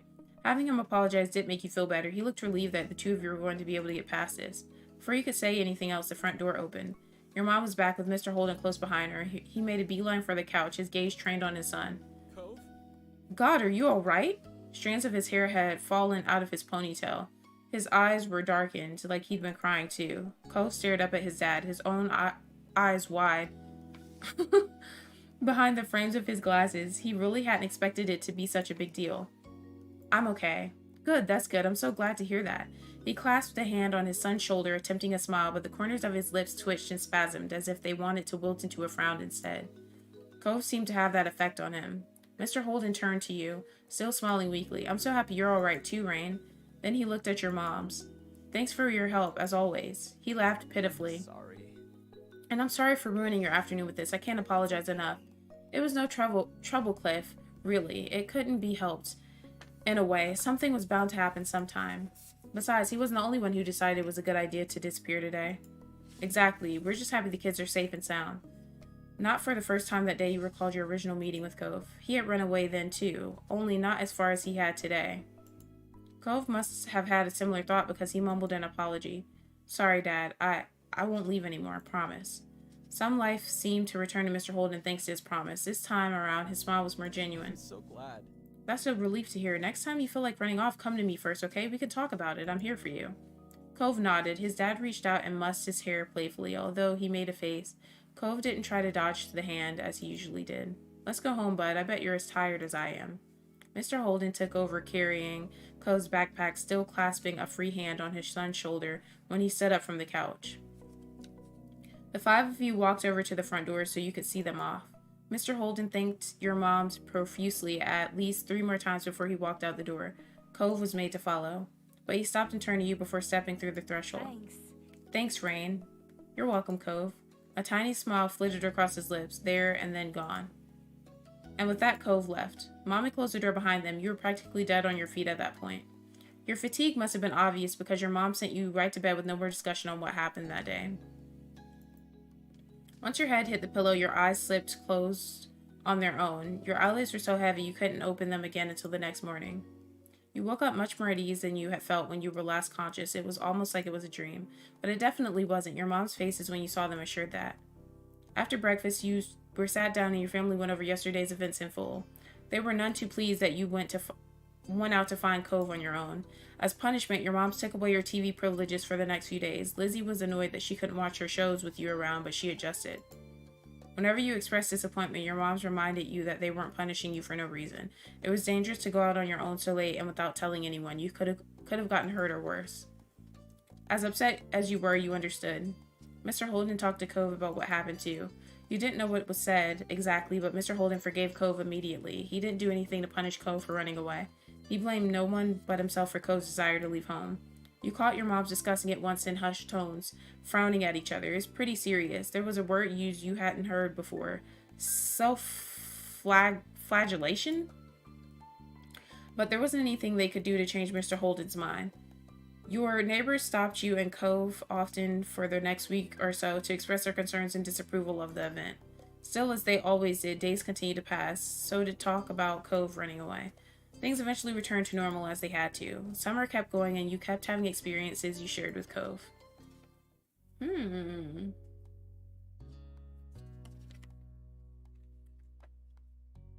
Alright, last one for step 1. Okay. Alright, kids, we're done with dinner. Come to the table. I hope everyone's here. I hope Shiloh's here, Cove. I hope everybody's here. Your stomach grumbled right on time as if it had heard your mom's words. You halted your game and looked over. Mom was almost done setting the table. She was walking around the mahogany wood in the process of putting down cutlery. Mommy was still in the kitchen, humming under her breath as she turned off the stove and put empty pots in the sink to wash. From beside you, Lizzie stirred, uncrossing her legs and standing up. She stretched her arms above her head. Finally, I'm ready to eat. Then she cast a sly glance in your direction. You recognize that look. Last one to the table is a rotten egg. I haven't, but it was too late. Lizzie had already bolted towards the kitchen. You threw a cushion at her. You yelled out to her. You stayed sitting. I'm gonna stay sitting. She doing too much. If you didn't get up and race after her, then technically Lizzie would be winning against nobody. She could have that kind of victory. You crossed your arms over your chest, remaining seated and watched. It was a short distance to the kitchen table. Lizzie managed to get there easily enough, slapping a hand over the wood. Mom moved just before Lizzie could bump into her. With an exasperated sigh, she resumed her work. I win again! You didn't because you were racing by yourself, because you cheated. Okay, you won. You didn't bother trying to talk to her about that. Yeah, I don't got nothing to say to you. I won. That means you're the rotten egg. Lizzie grinned, her hands on her hips, and looked over your shoulder. Cove, you think so too, right? You blinked. You'd almost forgotten about him. The fact that Cove preferred to keep to himself didn't help matters either. You spotted Cove still on the floor. His legs were crossed beneath him, the arm with the cast resting in his lap. He looked at the two of you with a slight frown. It felt sort of strange to see him still here so late. Tonight, Cove had come to your house for a sleepover. Your mom's and his dad had planned it a few days ago. You weren't surprised. You'd overheard your moms discussing it before. You hadn't expected it when your moms told you, but you didn't mind Cove sleeping over. The idea made you uncomfortable. He was going to sleep in your room. I wasn't expecting it, but I don't mind. Yeah, she is something else. It was just for one night. Even if he's not really your friend, he isn't the worst person in the world. Oh, wow. Cove pursed his lips at Lizzie's question, but he didn't respond. Maybe he was planning on ignoring her. Not that Lizzie would make it easy. This wasn't the first time she had asked him to be a referee for one of her sudden races. Come on. Well, did I win or what? Cove still didn't respond. He turned away, refusing to weigh in. Lizzie glowered, but it had no effect. Fine. You don't have to say so. You can both be rotten eggs. That's enough. Nobody here is a loser or a rotten egg. You're each farm fresh. Which is a sentence I never thought I'd say. Now, listen to Mom and come sit at the table for dinner, all three of you. You and Lizzie obeyed, sitting across from each other at the edge of the table. Lizzie blew a raspberry at you when Mom turned her back. Your parents brought the last of the food, then they took seats further down the table instead of sitting right next to you and Lizzie. Only Cove was left out. He had stood up from his spot on the floor, but he hadn't made a move towards the kitchen. Cove, you can sit too. Slowly, he eyed the 4 seats that were left.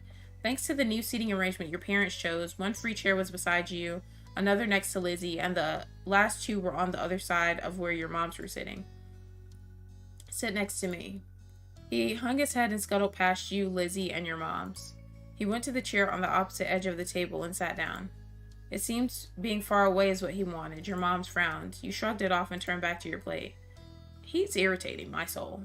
Now that everyone was situated, Mommy began to pass out plates. Okay. Dig in, kids. I cooked a little bit of everything for dinner tonight. Be sure not to avoid all of the veggies. Ugh. Yes, Mom. Each person at the table served themselves except for one. Cove hesitated again. He fidgeted with his hands clamped on the top of his knees. He didn't seem very comfortable doing stuff in someone else's house. One dish seemed to have his eye, at least. That's pineapple chicken. Want to try some? Not really, sorry. By then, your moms had noted that Cove still had nothing on his plate as well. Do you not like any of the food, honey? Well, Maybe he hasn't tried Hawaiian food before. He hasn't? Wow. Please don't talk with your mouth full, Lizzie.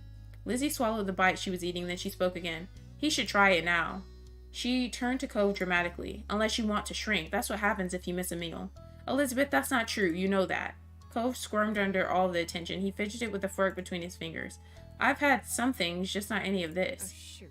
I knew I should have asked your dad what your favorite foods were. It's alright, Lonnie. Maybe he'll find a new favorite today. You weren't too sure about that. Cove didn't look like he was going to be trying the food anytime soon. You let your mom handle this. I think you would like the pineapple chicken. It's yummy. Give me your plate. You should try something new. You should try something new. Aren't you tired of eating the same old things? You were only trying to help, but it seemed to make Cove even more resistant to tasting any of the dishes. He sat back in his chair, folding his arms across his chest stubbornly. I like the same old things. Mom shook her head over the debacle this was becoming. Okay. New isn't always exciting for everyone, but it could be this time, Cove. You shrugged. You didn't understand how someone wouldn't want to eat all of the delicious dishes on the table in front of you. Mommy took the lead, suggesting a couple of things that Cove might like to try, and soon enough he had a small pile of food on his plate. At first, Cove poked at the food. Clearly he was apprehensive to eat something new, but he took a few exploratory bites. It's good, huh? Isn't it? You don't have to keep asking. He still spared more meat with his fork and ate it, chewing thoughtfully. It's not bad. Mommy grinned at his words, satisfied even though he wasn't exactly a glowing commendation. Lizzie wasn't as mollified. You're so weird. Don't be mean to your friend. We're not friends. Oh. Mommy floundered in the face of Cove's blunt honesty. It seemed strange your mommy was taken aback by the news. When had they gotten along? And you didn't consider yourself to be friends with him either. You had gotten used to seeing him around a lot over the summer, but the two of you hadn't struck anything that could count as a friendship. Your mommy looked at Mom and only got a shrug. No. Elizabeth, don't call someone weird. There's no such thing as a weird person and a non-weird person. There's just different perspectives. It's not a nice thing to say to someone, anyone. But Pam? Mommy tried to whisper exclusively to Mom. Her attempt to make it audible over the sounds of clanking silverware meant you caught the quiet words anyway. They're not friends. He said so. As parents, we can only try, and sometimes we fail. Not all kids will be thick as thieves. Now, less talking and more eating, kids. You need to clean up and start winding down for bed soon.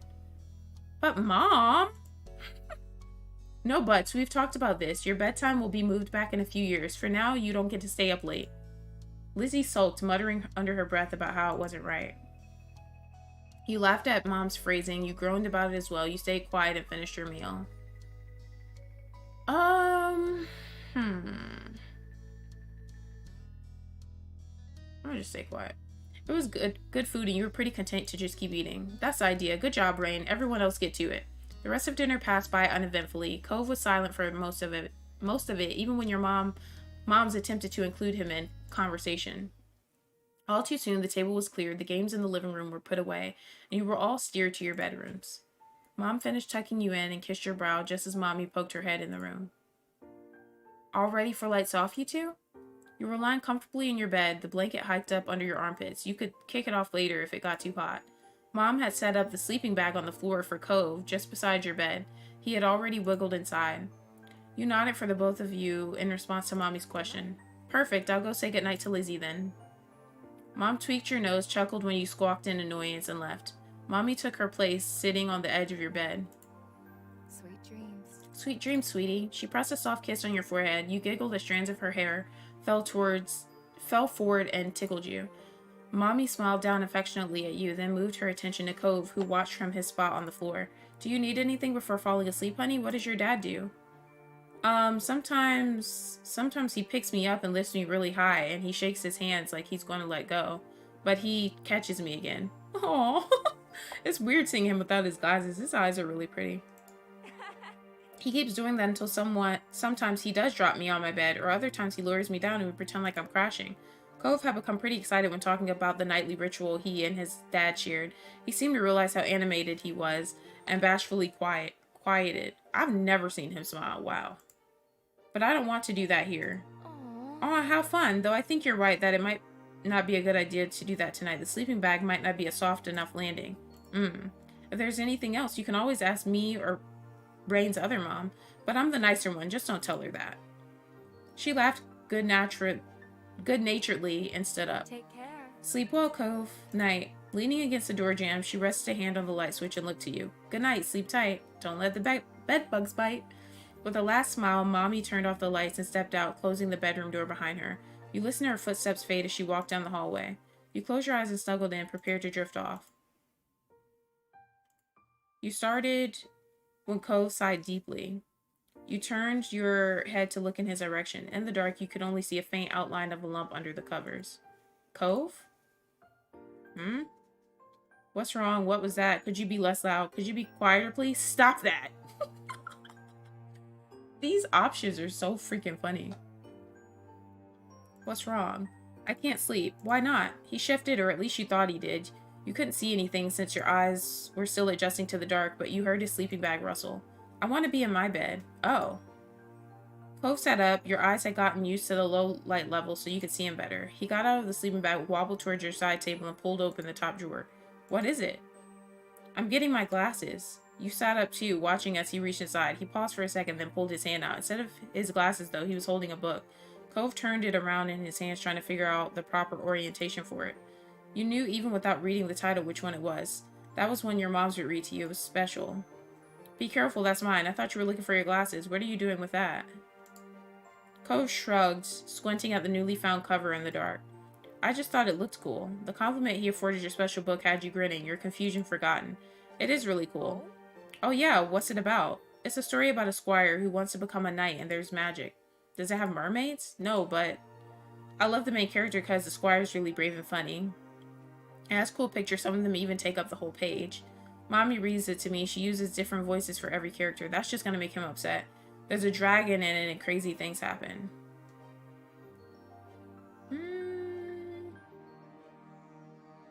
I'll say that. The squire tries to kill her because the king wants the dragon dead, so they have this fight. But the squire finds out the dragon's really nice. They decide they don't want to fight her after all, so the two of them become friends instead. He's smiling. Aww. Usually Cove sported a disinterested expression on his face or a sad one. You could probably count the number of times you've seen him smile on one hand. He's only smiled twice. Maybe like 2.5 times. Right now, though, he looked excited as he flipped the book over and focused at the backside to try learning more. You were reminded of the hours you spent hearing the tales. No matter how many times you read it or had it read to you, you were still entertained by the story and pictures inside. You glanced out the window. The moon was high in the sky. It was definitely the time when you were supposed to be asleep. You couldn't keep staying up. You want to read the book with Cove. Let's do that. You climbed out of bed and padded over to your side table. You opened it and rummaged around, pushing aside stuffed toys and crayons. Cove called out to you in a confused whisper. What are you doing? You'll see. You let out a quiet cry of victory when you found out what you were looking for. You jumped back onto the bed before any hidden boogeyman could catch you unaware. Is this a fort? Oh my gosh. Cove continued to watch as you wiggled your way beneath the blanket you discarded earlier. You pulled it up over your head. Wuss? Come on, check it out. Bring the book too. After a minute, the bed dipped as Cove got on it. Then the blanket shifted. You fiddled with the flashlight in your grip, feeling for the switch. With a click, the small space flooded with a bright light. Cove sputtered, putting a hand up to shield himself from the beam. This shit bright as fuck, damn. It's like blinding me. Move it somewhere else. Sorry. You tilted the flashlight so it was shining down towards the floor of your blanket cave and away from Cove's sensitive eyes. Is that better? Yeah. Now we can read and my moms won't know. I do this all the time. I've never tried something like this before. I'll do this. But I'm not that tired and I want to read this again and you can't sleep, so. You shrugged. It had made better sense in your head at the time. Do you want to try? Cove nodded, pleased by his straightforward response. You placed the book between you and flipped it open to the first page. Meanwhile, he laid down on his belly and shuffled closer, picking up the flashlight to shine it on the pages. His face was illuminated with a warm glow. You mirrored his position, leaning in so you could see the book better. Your foreheads nearly brushed until you shuffled back a comfortable distance. You wanted the story to be narrated. You thought it was best to take turns reading the book silently. You flipped through the pages to show Cove cool pictures. I'll show him the pictures. Look, you passed through the book rapidly, stopping at a familiar picture. Cove sucked in a breath at the sight, leaning in closer to inspect it. The whole page was dedicated to the drawing. In it, the squire was battling the dragon. It was before the two of them would realize that they have a lot in common and should be friends. Sounds familiar. The squire was bringing their sword down on the dragon with all their might, but the dragon managed to hold them back using a giant clawed hand. Wow. Isn't it cool? Oh, and there's another one like this too. You resumed flipping through the pages, only pausing on the next art piece. This is the part where the squire and the dragon fight the king and his knights. The two of you read the book in fits and starts, focusing more on the detailed images. Cove wasn't annoyed though, he looked enthralled. His eyes were following the text, a soft smile lighting up his features. A lock of his hair fell onto his field of vision, but he gave it no notice. He was lost in the story. Your eyelids started to droop. When your eyes opened again, your bedroom was pitch black and silent. Your head was smushed in your pillow, your pajamas were sticking to you, and your mouth was dry. Slowly, you raised yourself onto your elbows. You yawned, the back of your throat twinging as you did so. You rolled into your side to sit up in bed, planning on getting water from the kitchen, when you saw a dark shape towering above you. You froze, then you remembered you weren't alone in your room tonight. Cove, that you? Yeah. You shifted and felt something cylindrical press against your thigh. You fumbled for it. The familiar weight of a flashlight pressed into your palm. You turned it on. Cove blinked at you, looking exhausted. He was in his normal clothes again, shoes and everything. His pajama pants were left on the floor abandoned. His sleeping bag was in a similar state. What is it? Can't sleep. I keep waking up. Did you have a bad dream? He shook his head from side to side. No, just can't sleep. It's weird here. You frowned. You'd helped your moms redecorate it only a few months back. I like my room. It's weird to me. I want to sleep in my bed. I'm gonna go. What? That shook off the last of your doziness. He was going to walk outside back to his own house, this time of night, all by himself. He noted your shocked expression and looked at you with resolve. My dad will let me in, and I've gone outside late before, and I have to go. You don't have to. I'll come with you. I should tell my moms. You don't have to. It would be bad to go out now, and my moms really wouldn't like it if you're not here when they get up. It's gonna be fine. Dad can call them in the morning, or you could tell them I went home before they got there. They won't know it was at night. You purse your lips at that. You suppose you could do that. Your moms wouldn't be worried that way, and at this point you were sure you couldn't stop him, so you nodded. Okay. Cove was already at the door by then. He turned the knob and opened it. Good night. Night. Just like that, he was gone. You were left blinking wearily at the closed door. You dropped your head to the pillow, closed your eyes, and settled in as best you could. You were getting sleepy again. Your very last thought was that the sleepover had not been very successful. The next morning, you were woken by the sound of your mom's voice and a soft shake on your shoulder. Rain, wake up. It's time to get up and at 'em. The sun was peeking through your curtains, and you rubbed at your eyes as they adjusted to the new light. Cove's already out of bed. You blinked at her for a moment, confused, until you caught the empty sleeping bag on the ground and remembered what had happened during the night. But I didn't see him out there. I wonder where he's gotten off to so early. You hesitated, giving Mom a look with your mouth hanging half open as your mind processed what to tell her. Everything okay? Is everything all right? Cove couldn't sleep. He said my room was weird. What? Where's Cove now? Did he sleep on the couch? Mom was still looking at you expectantly, but as you started to explain what happened, you were interrupted by Mommy calling from downstairs saying Mr. Holden was at the door. You could tell by the way that Mom's forehead crinkled that she was even more concerned. When she turned to head downstairs, you pulled back the covers and jumped out of bed to follow her. Cliff, how are you? Mom joined Mommy at the door while you hovered at the bottom of the stairs and peeked around the corner. You saw Cove's dad standing just outside. He was alone. You wondered if Cove had gotten home. So I'm out of the loop on what happened, but Cove showed up back home in the middle of the night. Mr. Holden was much more serious than you were used to. Maybe this was a bigger thing than you had thought it was. Your moms exchanged a matching pair of surprised looks, Mommy gasping and covering her mouth with a hand. He wouldn't tell me. I thought you might have some insight. We didn't hear a thing during the night. I noticed Cove was gone just minutes before you arrived. Is he all right? We're so sorry. Mr. Holden pulled his lips into a tight smile and held up his hands as if to say it wasn't their fault. He's fine. I just wanted to find out more before having another talk with him. I should have known he wasn't ready to spend the night at someone else's house. You felt bad for Mr. Holden. He looked so sad. They discussed the event for a little bit longer, your parents promising to call him if they found out more. And when Mr. Holden finally said goodbye, you heard Mom calling your name. Immediately, you panicked, wondering if you should find somewhere to hide. There was a growing sense of dread in your stomach that you were about to get into a lot of trouble. Your moms found you eventually, though you were relieved to see they didn't look very angry. They did, however, look very, very worried. Did you know Cove had gone home, Rain? You looked up at them both, your mouth pulled into a hard line, and Mommy's eyes softened a little. Oh, Maybe he snuck out while Rain was asleep. He got past the two of us. Is that what happened, honey? Shaking your head, you finally confessed and told them what had really happened. Why didn't they give me a choice? You didn't want Cove to get in any trouble, but you didn't want to lie to your parents either, not when they had been so worried about him. Your parents listened to you in full before they explained how dangerous it had been for Cove to wander at night on his own. Personally, you didn't think it was that bad since Cove only lived across the road, but you didn't tell your moms that. You were already in enough trouble as it was, so when they asked you to promise to tell them something like that next time, you nodded your head in agreement. Even though it was a little unfair, you accepted the punishment that you weren't allowed to have any sleepovers until you could prove to your moms that you were responsible enough. You were determined to show them that you could be trusted. When you saw Cove next, he was sorry you had gotten in trouble.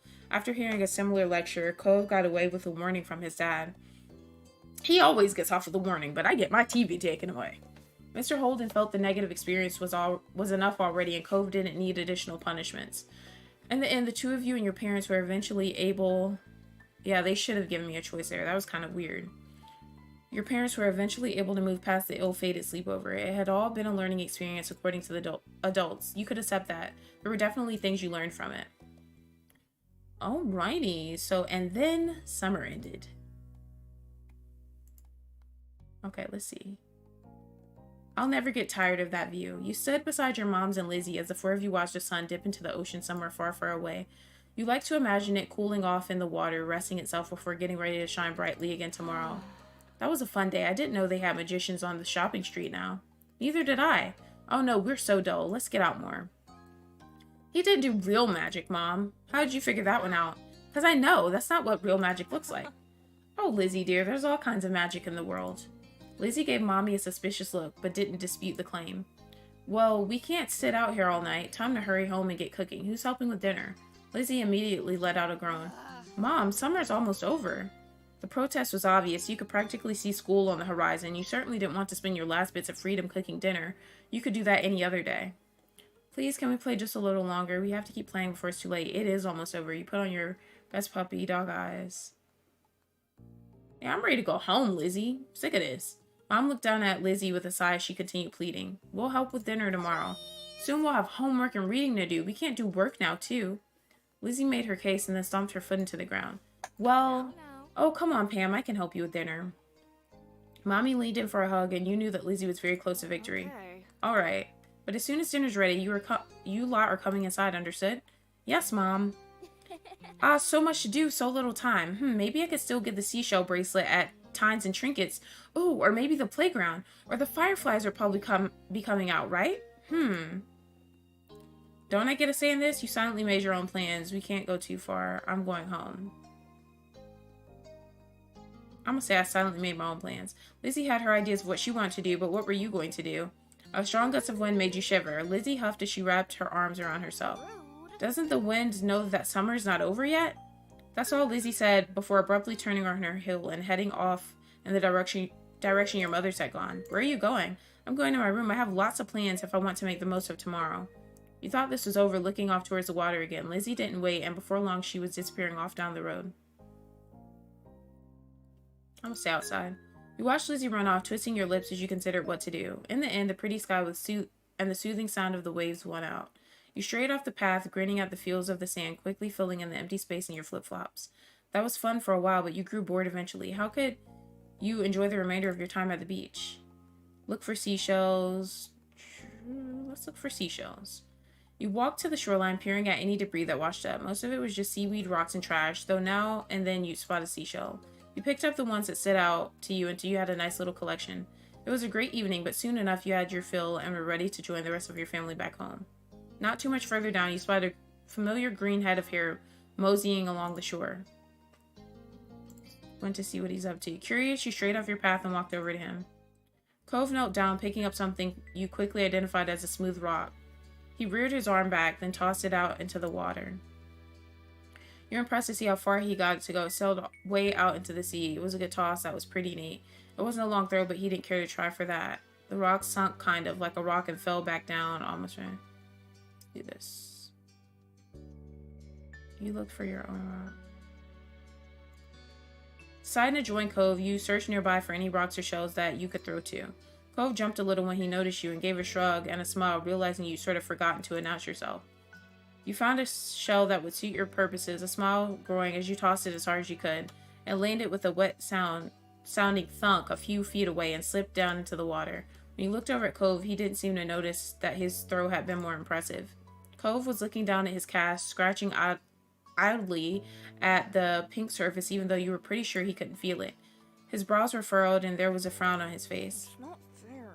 I've had to wear this cast for ages. I can't even swim. How'd you get it? I was jet skiing. Really? Cove narrowed his eyes a little. Yeah, why would I lie? I didn't mean it like that. He then continued to explain.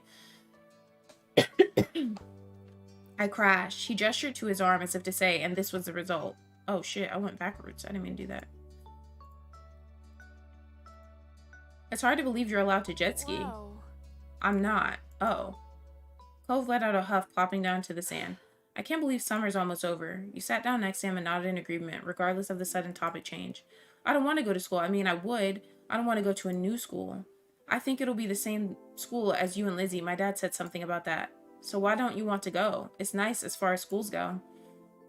You'd only ever been to the one school, but you were sure that his old school couldn't have been that much better. Then again, he did have to make new friends and meet new teachers. It could be kind of scary. Cove shook his head, then wrapped his good arm around his knees as he drew them to his chest. You heard a sniffling sound, and when you took a good look at his face, you realized that his eyes were wet. Go home. You weren't sure what to do. It felt weird to just leave him here crying, but what could you say that would help? You frowned a little, starting to stand. Okay, well, bye then. Oh, damn. Cove gave his head a small shake. No, I want to go back home. Right, Cove wanted to go back to his old home, the one that sat waiting someplace far from here. The one he would bring up whenever he felt this sad. It had been a while since he had moved in, but he didn't seem to feel any better about being here. You settled back down to the sand, trying to consider what to do. This can be your home. It'll be alright. Sometimes when you were sad about something, your mom said that to you. In the moment, you thought it couldn't possibly be alright because Sir Stuff-a-Lot lost his arm, or you skinned your knee, or you couldn't possibly finish all your vegetables. But in the end, they were always right. You're not going to leave, right? You'll still be around. The question was a little surprising. Of course. Your parents would have mentioned if you were going to move or something, right? After a second, Cove gave a little nod. Once I get my cast off, we could go swimming. You were fine with him changing the subject again. Yeah, that would be fun. Cove smiled, then looked back to the waves. My dad keeps saying I'll get used to everything eventually, that I'd feel better then. It used to make me angry. I didn't want to get used to everything. He spared a glance over at Cove and saw the anger had slipped off his face in favor of something almost puzzled. But maybe that would be okay after all, as long as I really do feel better. I can't see it. The two of you sat quietly, just taking in the sounds of the waves. Lost in thought, you started a bit when you heard a faint, familiar sound, the sound of your mom shouting your name. You looked over your shoulder, realizing it was probably time for dinner. Had you guys really been sitting out here that long? You stood and dusted the sand off of yourself. My mom's calling. It's time for dinner. You should come. Cove looked up at you, expression screaming reluctance, yet ultimately. Okay. When you smiled, Cove returned with one of his own. But the two of you couldn't stay there in your own little world any longer. You were being called forward. So the both of you ran off towards your house, leaving the waves and summer behind.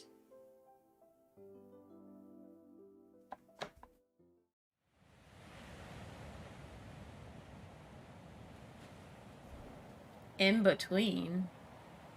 Between the lions?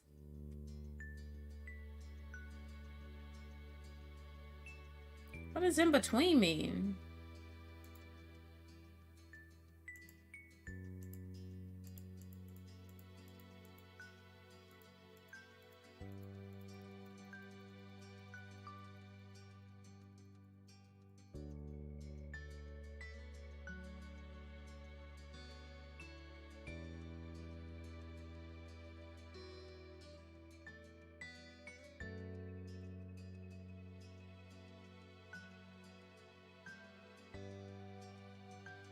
Did I not change this last time?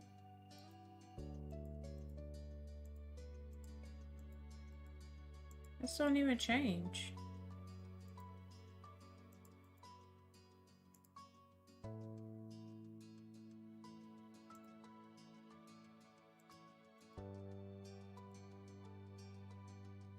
Braces.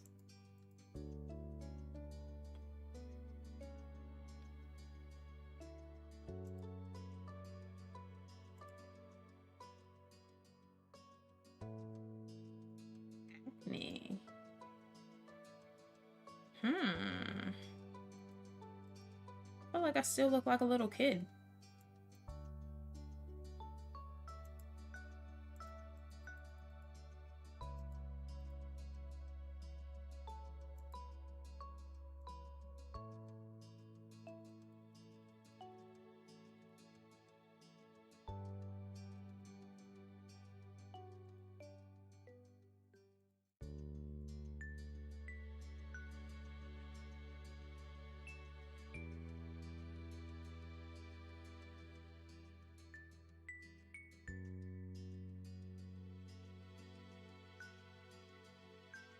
I mean, I guess I'm fond of him now.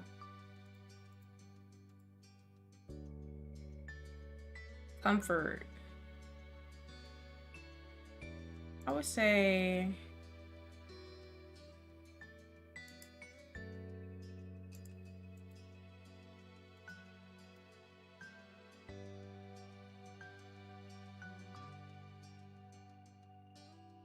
I guess direct.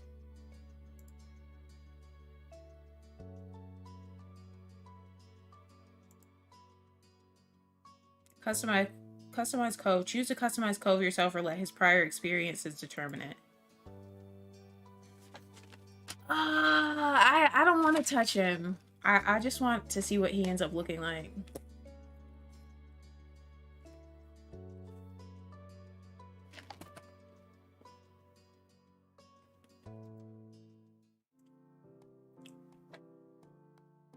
I got an achievement. Okay. I want to play the first part of step 2. Just to see how they look and everything and what's changed. August ended, September began. It was time to go back to school. Lizzie groaned and complained the entire first week. She hated going to classes. Still, there were interesting things to do that couldn't be done anywhere else. You weren't sure how Cove felt about it. He was enrolled that year. That was like a sign Cove would be staying in Sunset Bird for a while. At school, he was alright, but kept his distance from the other kids, from what you saw anyway. Originally... Oh, teenage friendship. I got an achievement. Originally, he treated you like everyone else, passing by as if you didn't know each other. But as the years went on, the two of you acknowledged each other more and more. A friendship had started to grow. That year, the divorce of Cove's parents was finalized. You overheard your parents talking about it, saying Cove's dad got full custody. Damn. At first, you were worried that meant bad news. It had made Mr. Holden cry, apparently. Then you found out it meant Cove would keep living with his dad. He would only stay with his mom a few weeks of the year. Cove cried too for different reasons, you thought. It seemed like Cove and his dad might move again, but Mr. Holden decided to stay after all. Mom asked him about it once. He said he didn't want to uproot Cove's life a second time. Mr. Holden tried to get Cove to like Sunset Bird more. He kept encouraging his son to go out and see the place. Sometimes Mr. Holden volunteered you to spend time with Cove. You weren't sure how well it worked in changing Cove's thoughts on the town, yet it might have been part of the reason you and Cove ended up growing closer. Cove never talked to anyone about what happened with his parents and withdrew whenever it was brought up. It was hard for him, yet nobody knew how to help. Eventually, Cove stopped crying on his own. You couldn't understand what had changed. Still, you worried about him. You could tell he wasn't completely happy. Maybe one day he could say out loud what he felt inside. After that, it felt like things had gone back to normal, except what was normal didn't stay the same. Years passed and suddenly you were in middle school. You weren't a kid anymore. You were 13 years old. That officially made you a teen, even if your sister didn't agree. The toys and crayons that used to litter every free space in your room have been packed away somewhere, replaced by new hobbies. There were other changes too. Cove's cast got taken off. It was weird to see him without it initially.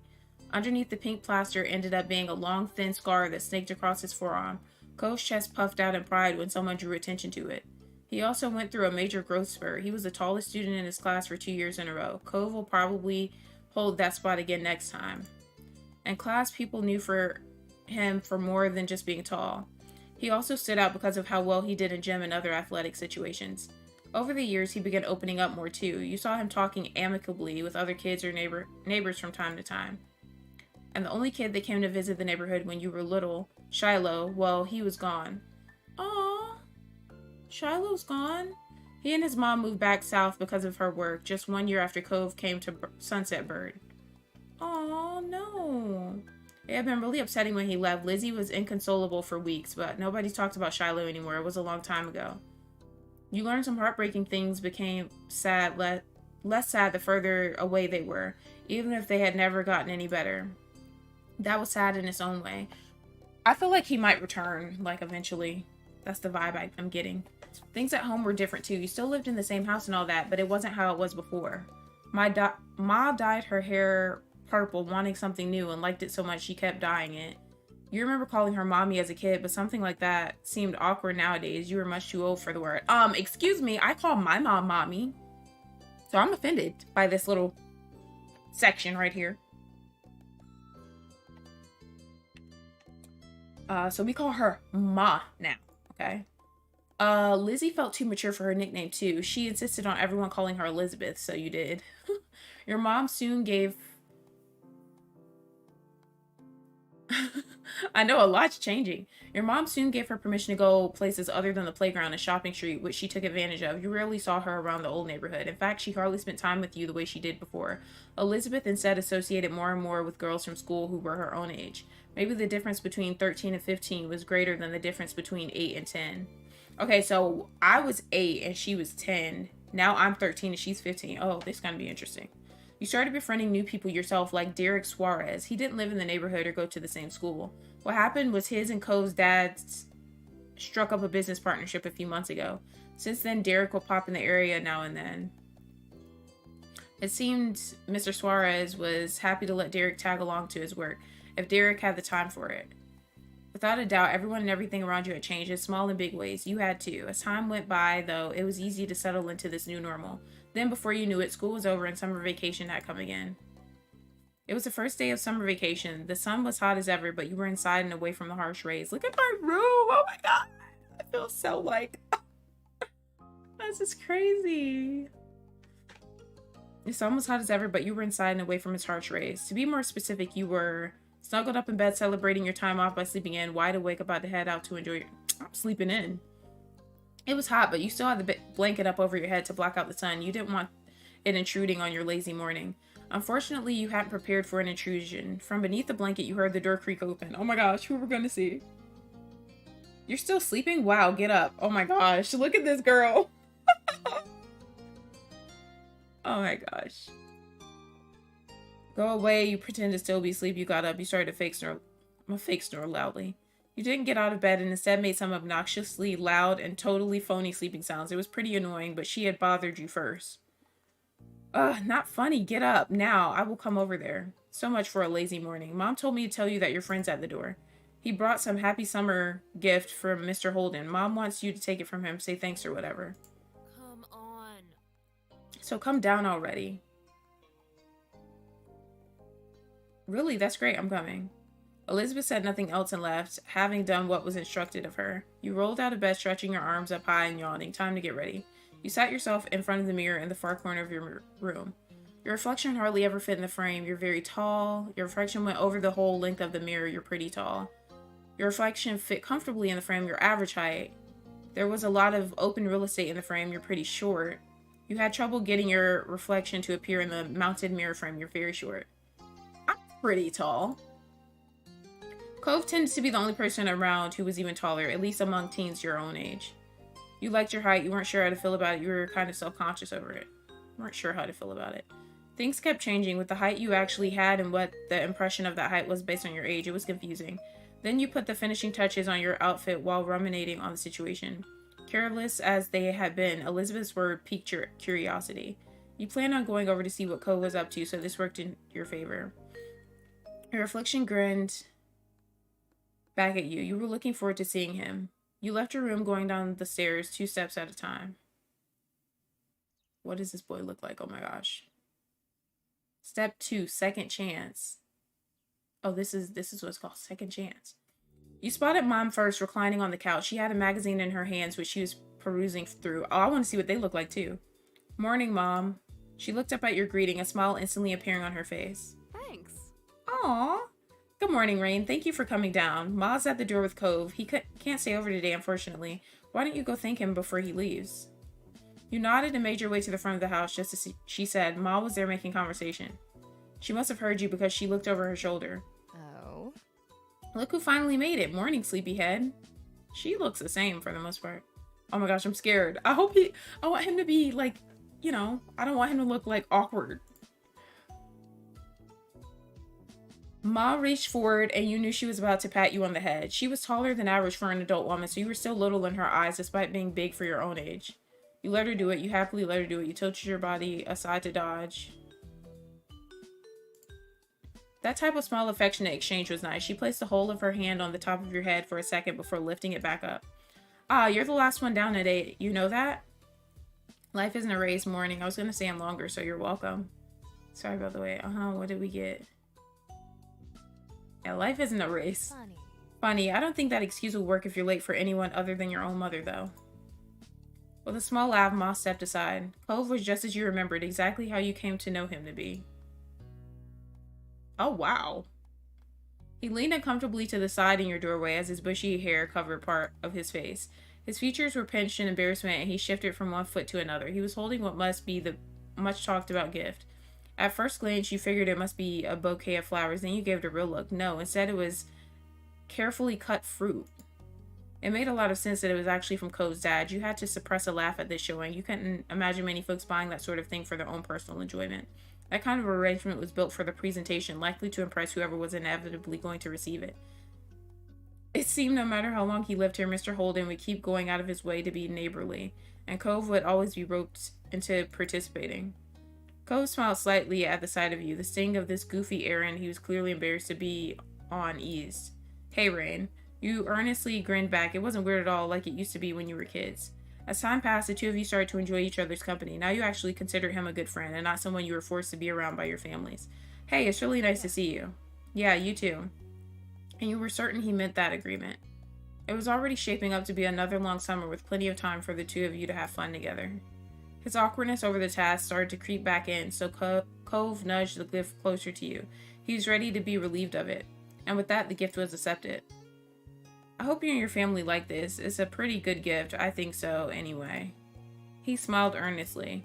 Dad spent a lot of time picking out the best size and design. There were so many options to choose from. You are too cute sometimes. Just thank my dad for all this, okay? Haha, sure thing. Mr. Holden's behavior really was different from any neighbor you'd ever had, though after 5 years you were used to his antics, and you'd since made up your mind on what your opinion was. He was great and kinda handsome to boot. Hell yeah, he's handsome. Though there were some things people didn't like about Mr. Holden, you didn't mind them and liked him quite a bit. And even if he was Cove's dad, you couldn't pretend like he wasn't a nice-looking guy. That was good too, but it was something you kept to yourself. You thought your quickly Wait, what is a Henley? What's that? Your thoughts were quickly interrupted by a shout. There you are. You shared a confused look with Cove. As one, both of you stepped through the open door onto the neighborhood street. It didn't take long to locate the source of the noise. You spotted Derek just a few yards down the road. He ran up to you. I hope this guy is, like, cute. He does not look 13. Oh, look at the scar. You can't see the scar, guys. Look.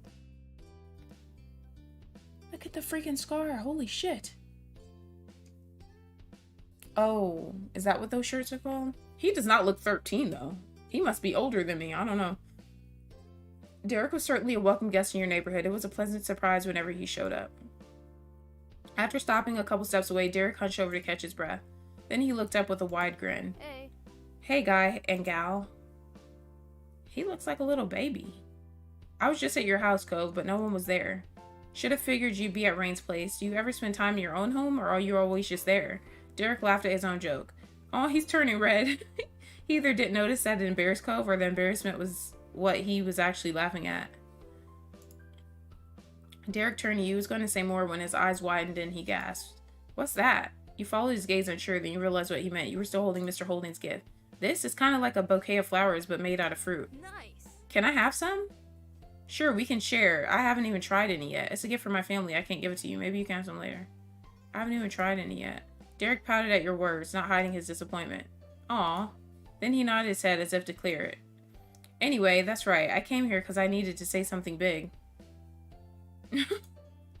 He paused, possibly for effect. There's some other kid here in Sunset Bird. Cove was as surprised as you were by the news. Such a reaction made sense. No one around your age had moved here since Cove did 5 years ago. Were they with their family? Maybe they were cutting through. Nuh-uh, the new kid was all by himself just walking. Did you talk to him? Nope, I came to report the sighting right away. The kid had green hair, glasses, was pretty small, and seemed really upset about something. I hope he didn't leave. You blinked. Slowly, you looked over to your longtime neighbor. That sounds a lot like you, Cove, when you first got here anyway. It kinda does, doesn't it? That's weird. He sounded almost fond, a small smile playing on his lips. Derek snickered good-naturedly. I can see that really well, now that you say so. But what'd you say? Let's go find Cove's lookalike. We should all meet him. I'll do it. Sure, I want to see who this person is. Derek grinned, then he pointed down the street the way he came. Last I saw him, the mystery visitor was going this direction. Nothing else needed to be said. The three of you were off, with Derek leading the way. Derek brought you to the beach, and as a trio, you made your way down the shore to the old playground. You walked through the familiar path in a comfortable silence. When you were almost there, you spotted the kid in question. His bright colors almost shone like a beacon beneath the rays of the sun. He scuffled around, kicking up sand as he paced. It was true, he certainly seemed upset, but you didn't think he was sad, like you had originally pictured. No, with his erratic movements and scrunched-up expression, he came off as angry. You were curious about him and what he was so mad about. Derek must have felt the same as you. He waved wildly, calling out to the boy. Hey, guy, over here. What the hell? What the fuck? The kid whipped around an impressive scowl, carving deeper onto his face. His eyes were tired, but a strong hostile energy still radiated from him. What is it? What do you want? The sharp tone made Derek flinch. He shifted on his feet. What's your name? Jeremy. Was that it? No. I'm Derek. That's Rain and Cove. We were just walking around and saw you. We wanted to say hi. There aren't a lot of kids our age in the neighborhood. Yeah, so it's cool to see someone else here. Strangely, Jeremy grew furious by your response. If steam could erupt from a person's ears, it would have happened then. They did bring me somewhere stupid. Of course, I knew it. What? My parents. They're the ones who brought me. I didn't walk to this town. Can you not figure that out on your own? Right. My dad brings me to Sunset Bird, too, when he has to come for work and all that stuff. It's not bad. That earned him a glare from Jeremy. Derek winced beneath it, glancing away. It was a struggle to remain friendly with this Jeremy guy. I mean, I want to come here for a real vacation. Probably. I wouldn't want to come here for a real vacation, probably, either. That's an understatement. This doesn't count as a vacation. It's a waste of time, a chore. My parents' family is nearby, and we just had to come see them. Ugh. If they're your parents' family, doesn't that make them your family, too? I guess. That's a pretty good reason to come by. Did you want to go somewhere else? No. Jeremy crossed his arms with a huff. He turned away. They should have gone by themselves since they cared so much and left me home, but I'm not allowed to be by myself. Poof. It makes no sense. They're the ones who don't know how to do anything, and I'm the kid? You kept quiet. You shouldn't talk about your parents like that. Sorry, it must suck being forced to do something you don't want. We just said hello. You don't have to keep complaining at us. Calm down. You don't have to yell so much. Who peed in your cereal this morning? Yeah, I'm gonna say that. Jeremy's lip curled as his face contorted from anger to horror. That's disgusting. Why would you think of something like that? It's disgusting. Sheesh. It's just an expression. He took a deep breath, you thought, for one hopeful second, that maybe he was calming himself down. He was not. So what? You're putting it in people's heads. I don't want to have to think about it, and someone brainless might decide it's a good idea and actually do it. There are real stupids out in the world, You're all living proof of that. Hey, we're not stupid. I'm gonna say shut up. You first. You turned to Cove, lowering your voice. The two of you aren't that similar after all. Jeremy must have had good hearing, though, because he caught the private exchange and scoffed. Stupid. Of course we're not similar. My eyebrows aren't stupid. Cove's cheeks flushed crimson at the insult. You couldn't be sure if it was out of embarrassment or anger, maybe both. Come on. What? No. Cove's wavy eyebrows are cool. How can you say that when you've got a bowl cut? Don't listen to him. They're really unique and special. Well, they are kind of silly. Apologize to Cove right now. You can't treat people like that. Yep, it's embarrassing and awful, but my parents made me. I won't have to have it when I'm older. I don't know what he's going to do with those things except maybe shave them off. He probably should. I bet he'd look less dumb with no eyebrows. You crossed your arms over your chest. You just rolled your eyes. You shook your head. You patted Cove on the shoulder. You grinned at all of this. I'm about to fight him. With your fist balled, you made a quick step forward. But you only wanted to spook him. He was the one who started things. You were ready to end them. Nah, I'm ready to fight.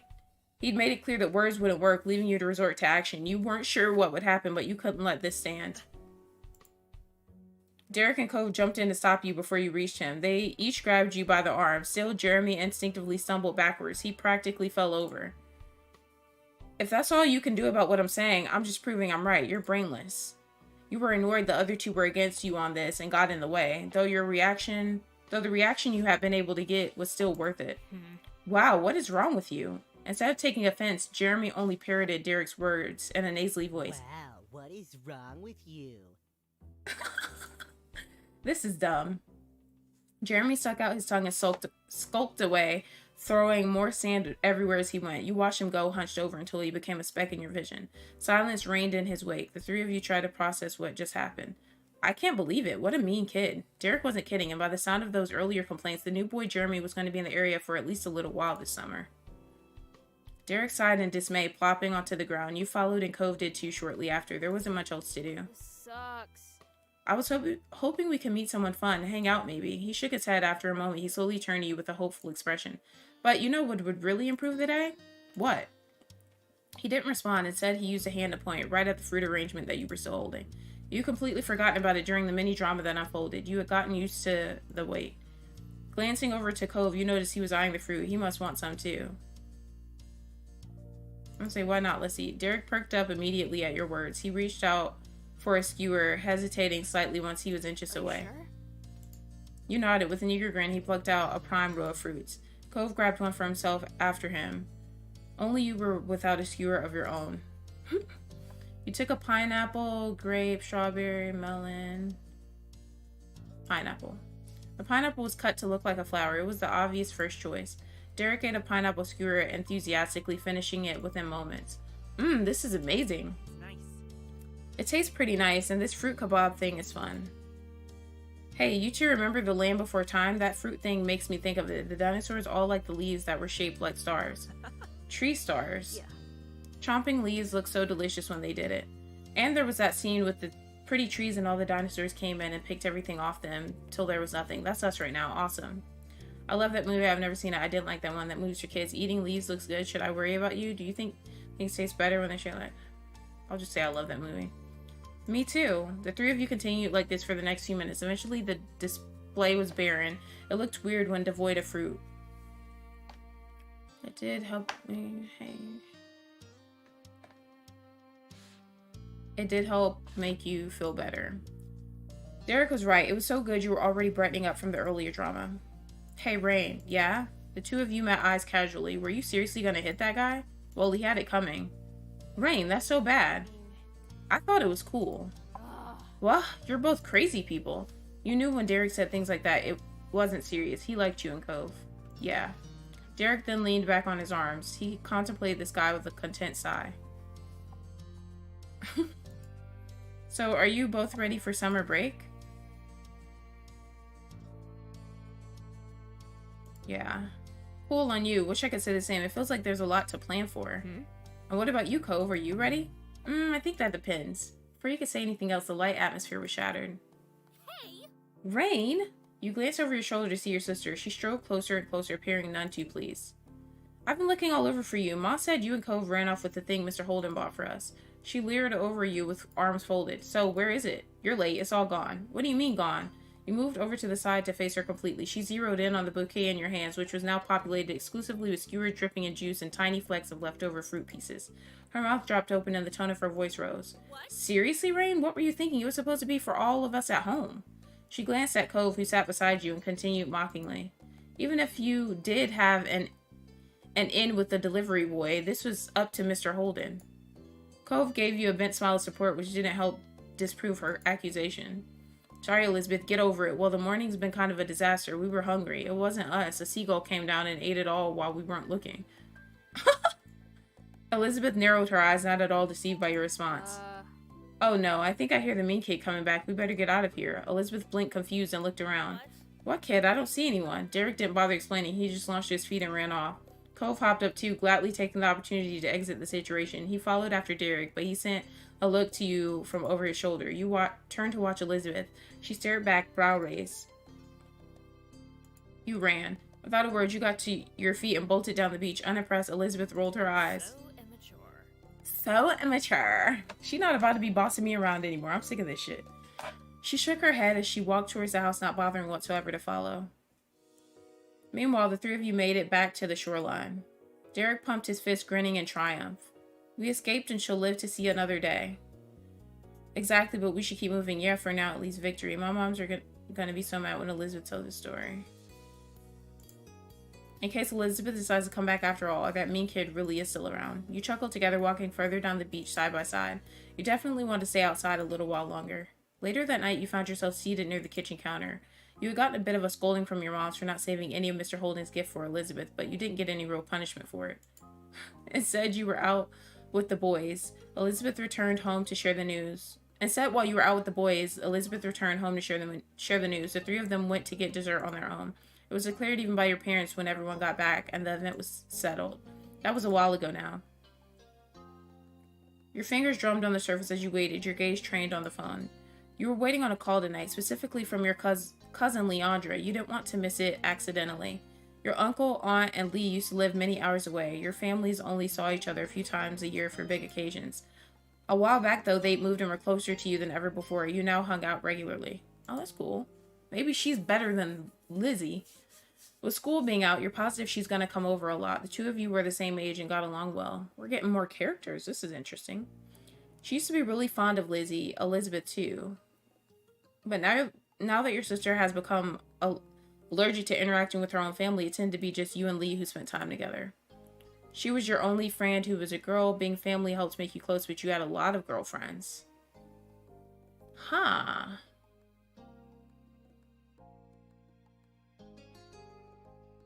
I'll say I had a lot. You often gravitated towards other girls and befriended them pretty easily. You also had a lot of non-girlfriends. Yeah, I'll say that too.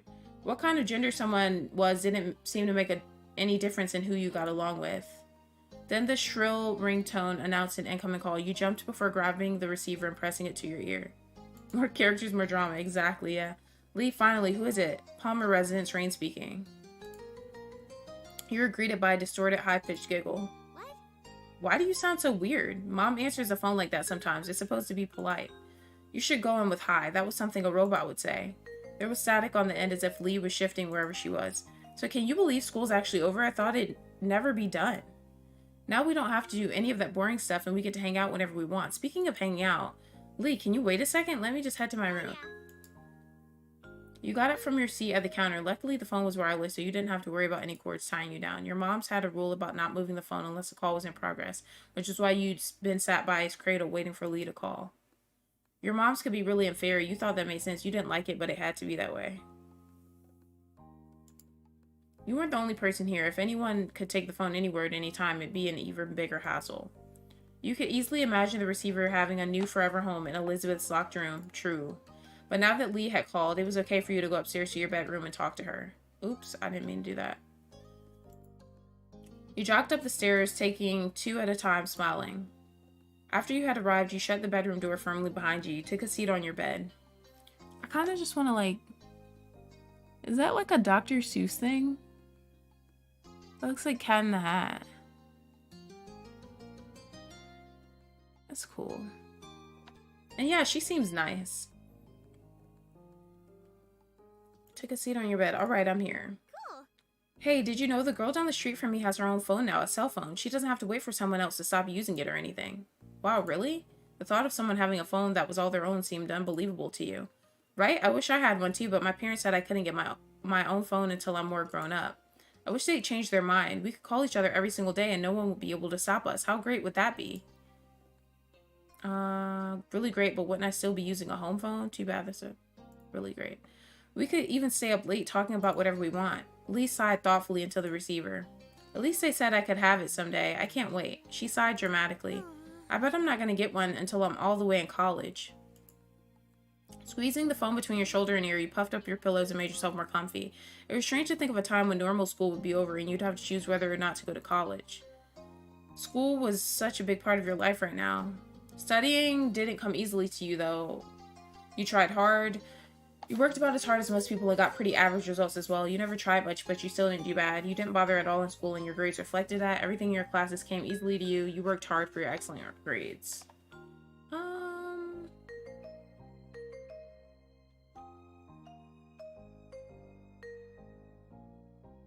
mm,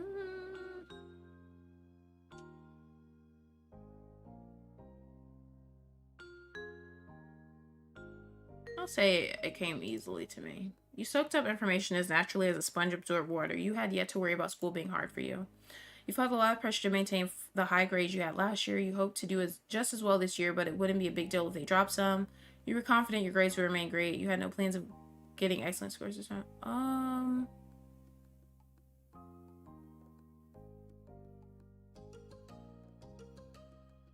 Yeah, I'll say that.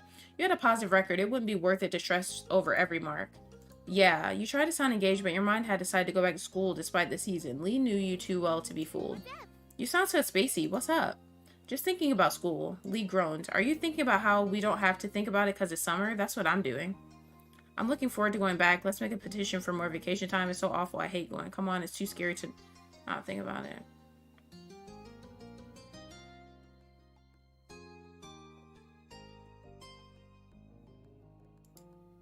I get what you mean, though I guess school isn't all the way bad. You can do some good things there. You can just do more when school's out.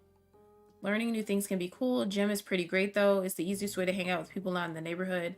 Cafeteria lunches at my school could be better than they had any right to be. There's nothing good about my school. I'll say that. If I didn't go to school, I never meet anybody new, so no one really comes here. Uh-huh. Learning things would be pretty good. Gym is pretty great, though.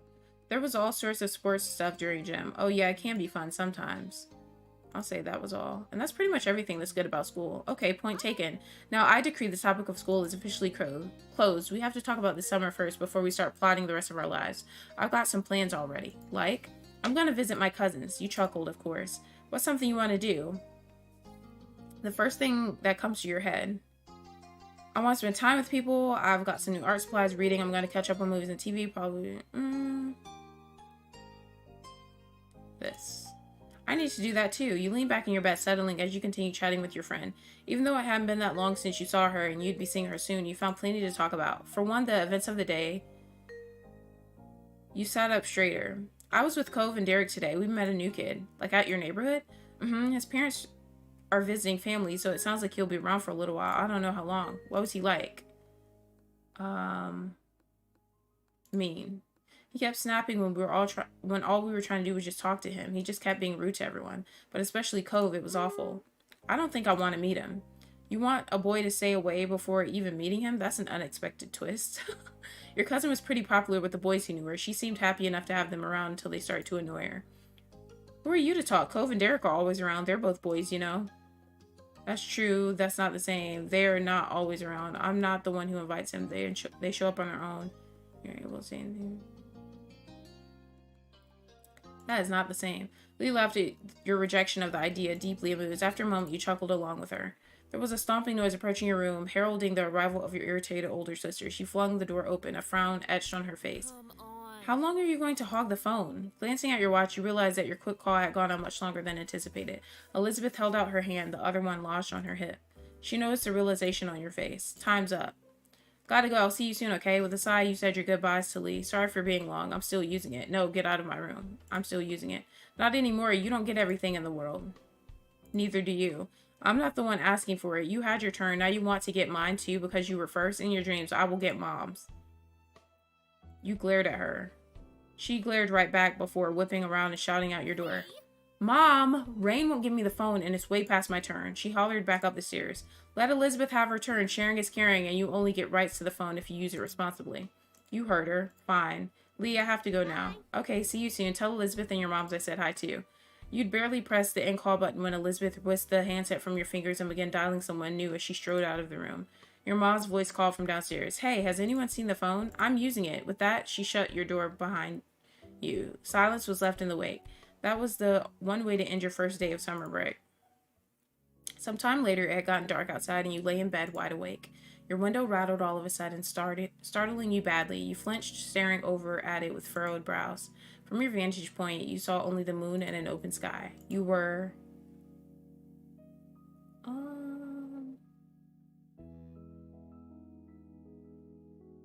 I'm annoyed. What had caused that noise? Sighing heavily, you sat up and moved closer to the window. You might as well find the reason behind the disturbance. To your utter shock, your gaze was met by a pair of familiar ocean blue eyes. Cove? You squinted. Yep, Cove was right outside your window. Your house was very angular, and some parts stuck out further than others, so it theoretically wouldn't be hard to climb around on. Still, just because somebody could didn't mean you expected it to ever happen. To his credit, Cove was doing just fine. His feet were braced against a section of the wall that jutted out, his arms flexing with effort to keep him upright. He easily lifted a hand and waved at you from the other side of the glass. You hurriedly opened the window. What the hell? Cove climbed over the ledge, releasing a breath once he was safely inside. Hi, Rain. What's up, Romeo? Amazing, my dreams have come true. You're lucky I didn't start screaming.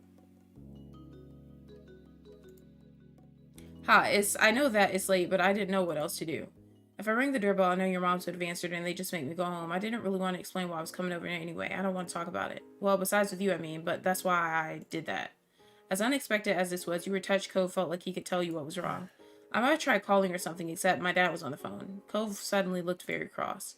Dad, he was talking to my mom. Still is, probably. You raised your eyebrows. Cove had eavesdropped on his parents' phone conversation?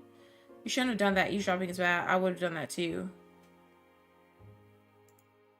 There were other things to talk about. Are you going to stay with your mom for a while again?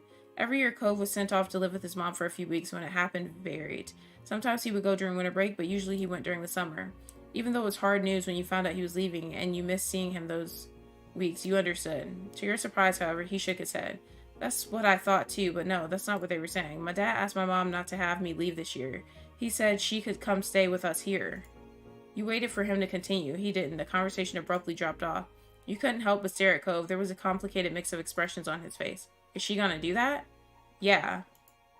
She told him she'd come. I know she's coming soon before school starts. Oh.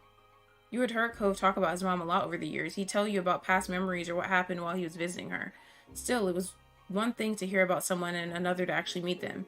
Very soon, you were going to see Cove's mom in person. You were taken aback by the news, so you could only imagine how Cove felt. You looked over at him. He was pacing across your room, his features pained with dread. Before, they'd barely stay in the same room long enough to have lunch. Now we're all gonna be all together again, the three of us, after all this time, just for a few weeks. I know I should probably be happy they can talk to each other now. I'm still not. I'm just confused and freaked out, and I feel really bad for feeling this way. Rain is so... His fist tightened and his eyes became misty. I shouldn't keep getting like this. It's been a long time. It's been a long time already, and I'm not a little kid. Though he wouldn't meet your eyes, you knew he was waiting for you to say something. There's nothing wrong with feeling bad. That is hard to deal with. We can deal with this. I'm sorry, Cove. You know I'm here for you. Yeah, that's a lot. You didn't know what to say. We can deal with this. Cove's expression cleared a little. Thanks. I'm actually really glad I came over to see you. A momentary silence fell over the two of you. You marveled at how the date started. You had woken up eager for summer vacation, but now things seemed so crazy. The mini debacle with Mr. Holden's gift, the newest addition to the neighborhood being so rude. And as if all that wasn't enough, now Cove's mom would be living with Cove and his dad again. Your whole life was kind of like that, it seemed. Complicated and hard and different. Why couldn't things just get better with time? Rain? The sound of your name said quietly pulled you from your thoughts. Cove gazed at you, concerned. Are you okay? Yeah, I'm okay. You meant it. Yeah, I'm okay. You didn't mean it. No, I'm not. I don't know. Who, me? I'm more worried about you. You don't have to forget about yourself for me. I want to listen to you too. Cove grinned reassuringly. It was small and delicate, but you knew it was genuine. He had come here conflicted and upset only to end up worrying about you. He really was a great friend. You know, I think I don't want to talk anymore about this. He looked away, his lips thinning into a line, and rubbed at his arms. But I don't want to go back home either. Could I stay a little longer just doing something else? He appeared equal parts hopeful and vulnerable. How could you possibly turn him away? You could stay the night, but we shouldn't make a habit of this. I've got a flashlight and some cards, Ewan. Of course, you can always stay here. As if he even had to ask. Cove perked up at your response, a smile appearing on his face. He immediately took a seat on your bed, not bread, on your bed, not afraid to get comfortable in your room. You felt a little better at the sight somehow. You still had a lot of worries, but you were glad he was here. And not just tonight, you were glad he came into your life in the first place. That was a change you'd never want to undo. Who would have thought Cove would mean so much to you? You certainly hadn't in the beginning. You had kept your distance, and so had he. Now you considered him to be one of your closest friends. You joined Cove on your bed, taking a seat across from him. He smiled at you again, but you could tell this time it was half-hearted. He was still easy to read. Though he didn't want to talk about his mom and dad, he must be thinking about what happened and what's about to happen. You smiled gently at him, you put a hand on his shoulder, you patted his back, you hugged him, you took his hand,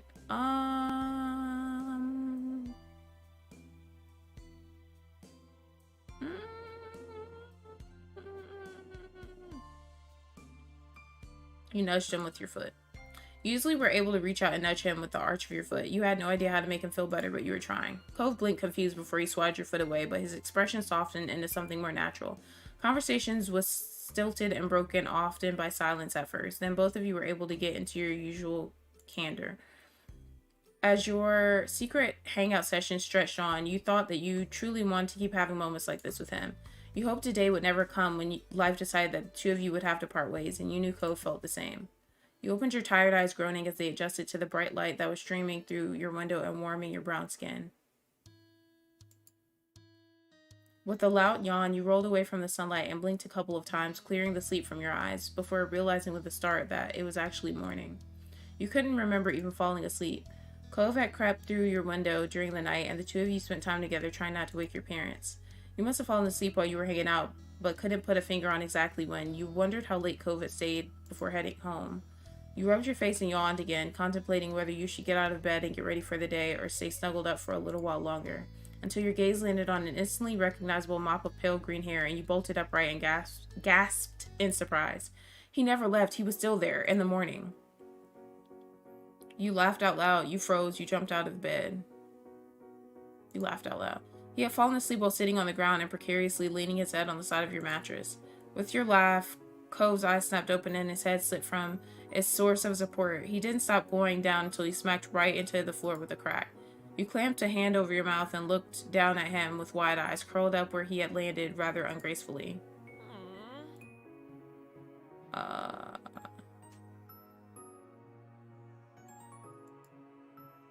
Cove nodded in understanding, making a gesture with his hand that his lips were sealed.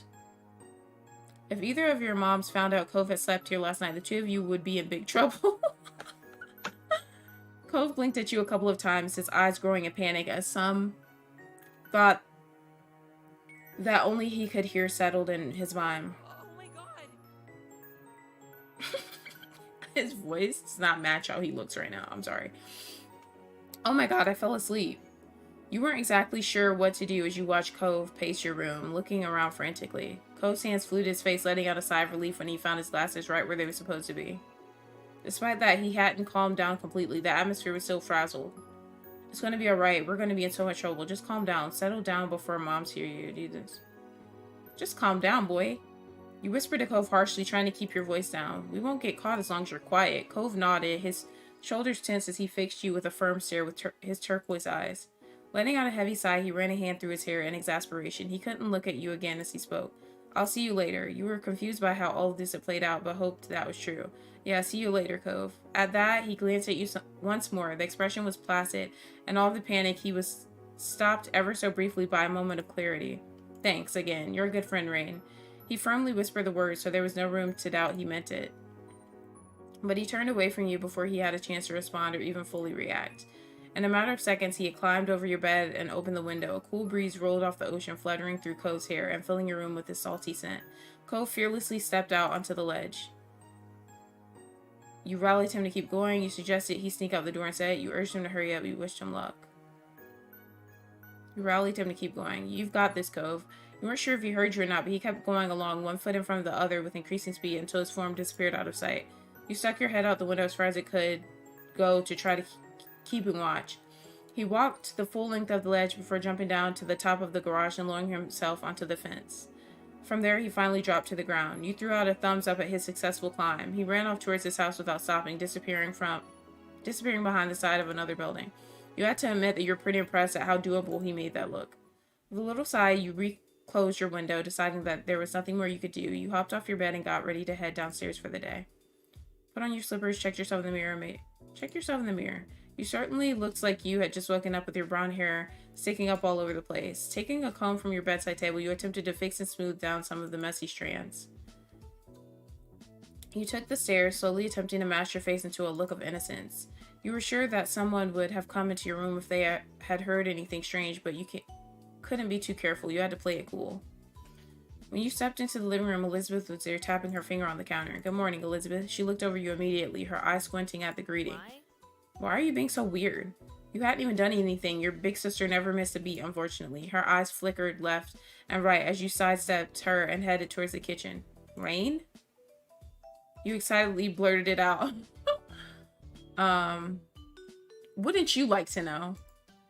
I would. That's actually why I asked. You shrugged non-committally, determined not to tell her a thing. Further suspicious squinting occurred as she waited for something, but ultimately she rolled her eyes and you weren't sure if you were in trouble or not. She didn't seem to care enough to dig any further. Whatever. And then she was snitch. I feel like she was snitch, so that's not my problem. And then she walked straight out the front door, letting it slam shut behind her, and you let out a brief sigh. Elizabeth went out most days to hang out with her friends from school around town. Today, you were extra glad for it, though you were also grateful she hadn't left the house any sooner and risked running into Cove. It looked like you were getting away with that. Breakfast was eaten in peace and alone. Lizzie don't deserve to know. Your moms were both out by the time you had gotten up. They had left you a serving of food from the breakfast they made. Hash browns, an omelet, fruit salad, and there were a few sausage links. You took a little bit of everything.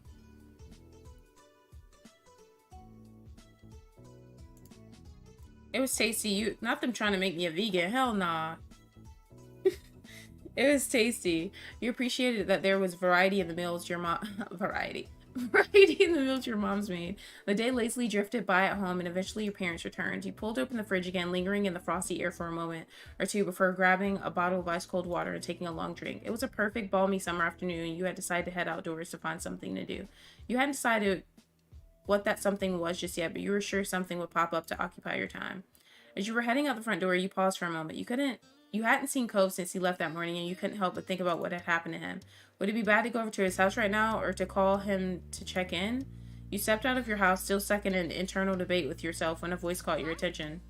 Hi, Rain. Confused, you looked over to where an unrecognizable woman was waving at you, a friendly smile plastered over her face. You racked your memory for where you might have seen her before, but nothing came to mind. Is this his mom? Not your school or from the country club your mom took you to. You had absolutely no idea who the woman was. The woman crossed the road towards you, and you were a little unsure whether you should stay put or go back into the house and lock the door.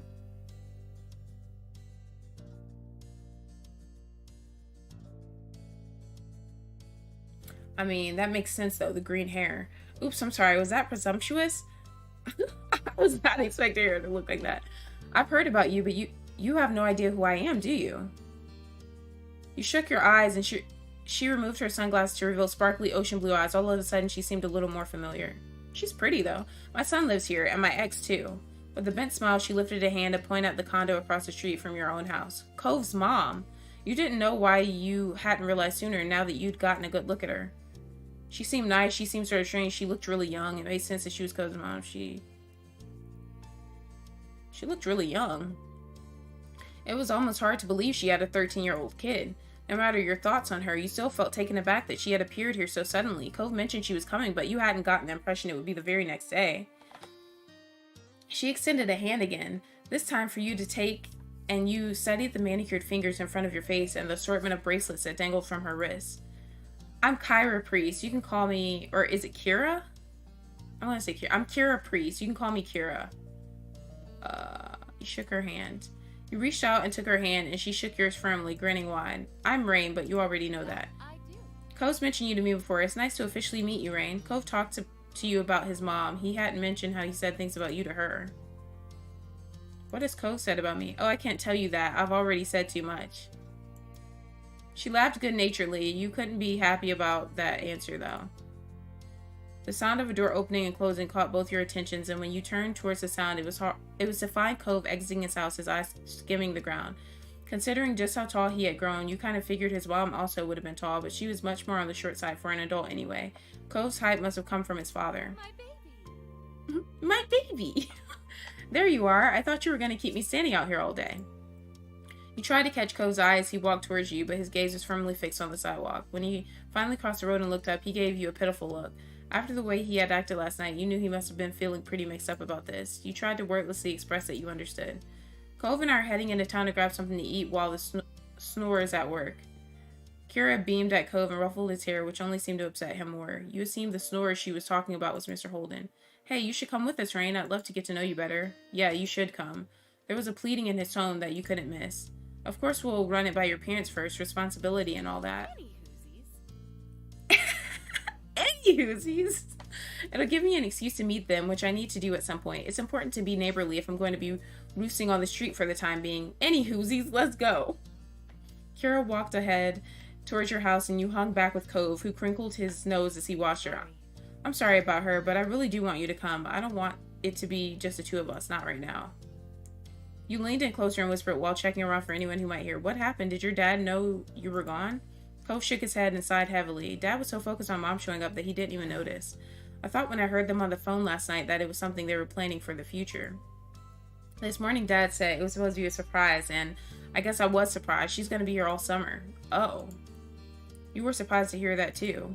Cove sighed again, even heavier. I'll go with you if you really want me to. He smiled, his shoulders relaxing a little in relief. Thanks, that'd be cool. The two of you headed over to where Cove's mom had just knocked on your front door and stood behind her. Mom answered the door after a minute, her eyebrows lifting in surprise at the group she found in front of her. You realized that, like you, she would have no idea that it was Cove's mom who was hanging out with you. However, after blinking at the woman a couple times and looking between her and Cove, the realization seemed to strike on her. Hello there, I'm Pamela. I see you've met my kid, Rain, and I'm guessing you've already known Cove for a while. Kira laughed, and you and Cove exchanged looks at your parents' weird sense of humor. I'm Kira Priest, Cove's mom. It's so nice to meet you. A head of purple-brown hair caught your eyes as Mom popped up behind Mom, squeezing herself in beside her. We have company. I was wondering what all the commotion was. She grinned excitedly at Kira. The two of them introduced themselves and shook hands. Hello. Hi, Rain. Cove.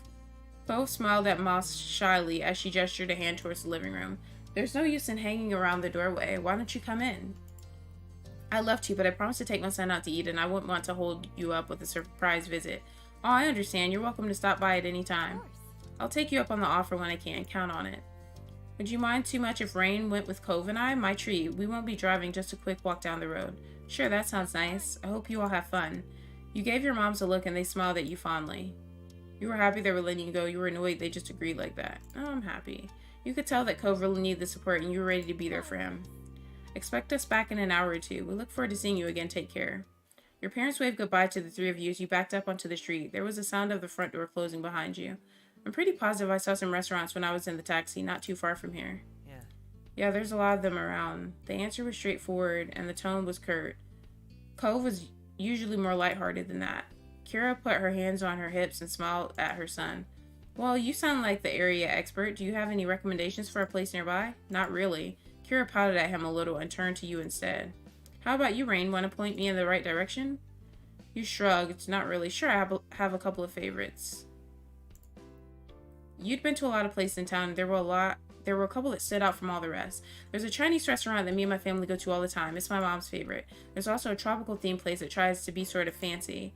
Both sound like a treat. I'll leave it to you to pick for us since Cove is going through a phase over there. He huffed at her and turned his face away.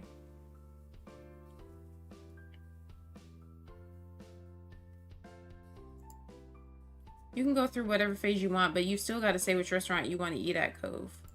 He mumbled sulkily, willing to reject his mom but not you. I like the tropical place more. That's what I would have gone for too. That's what I was thinking too. With 2 votes in favor of one restaurant, it seemed like it was settled. We can go there.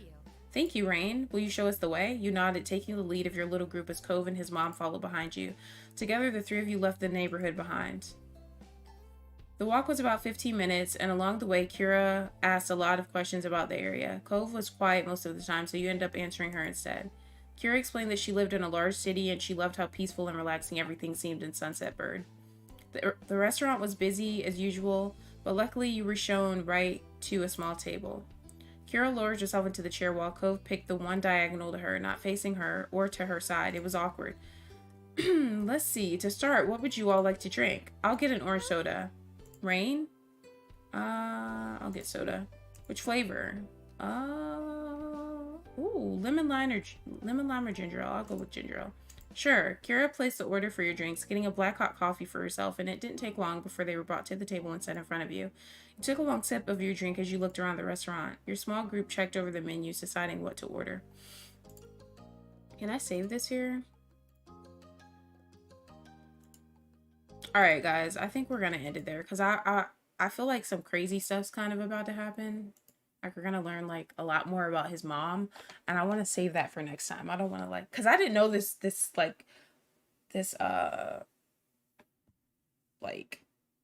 prologue was gonna be so long. Like, still going. Holy crap.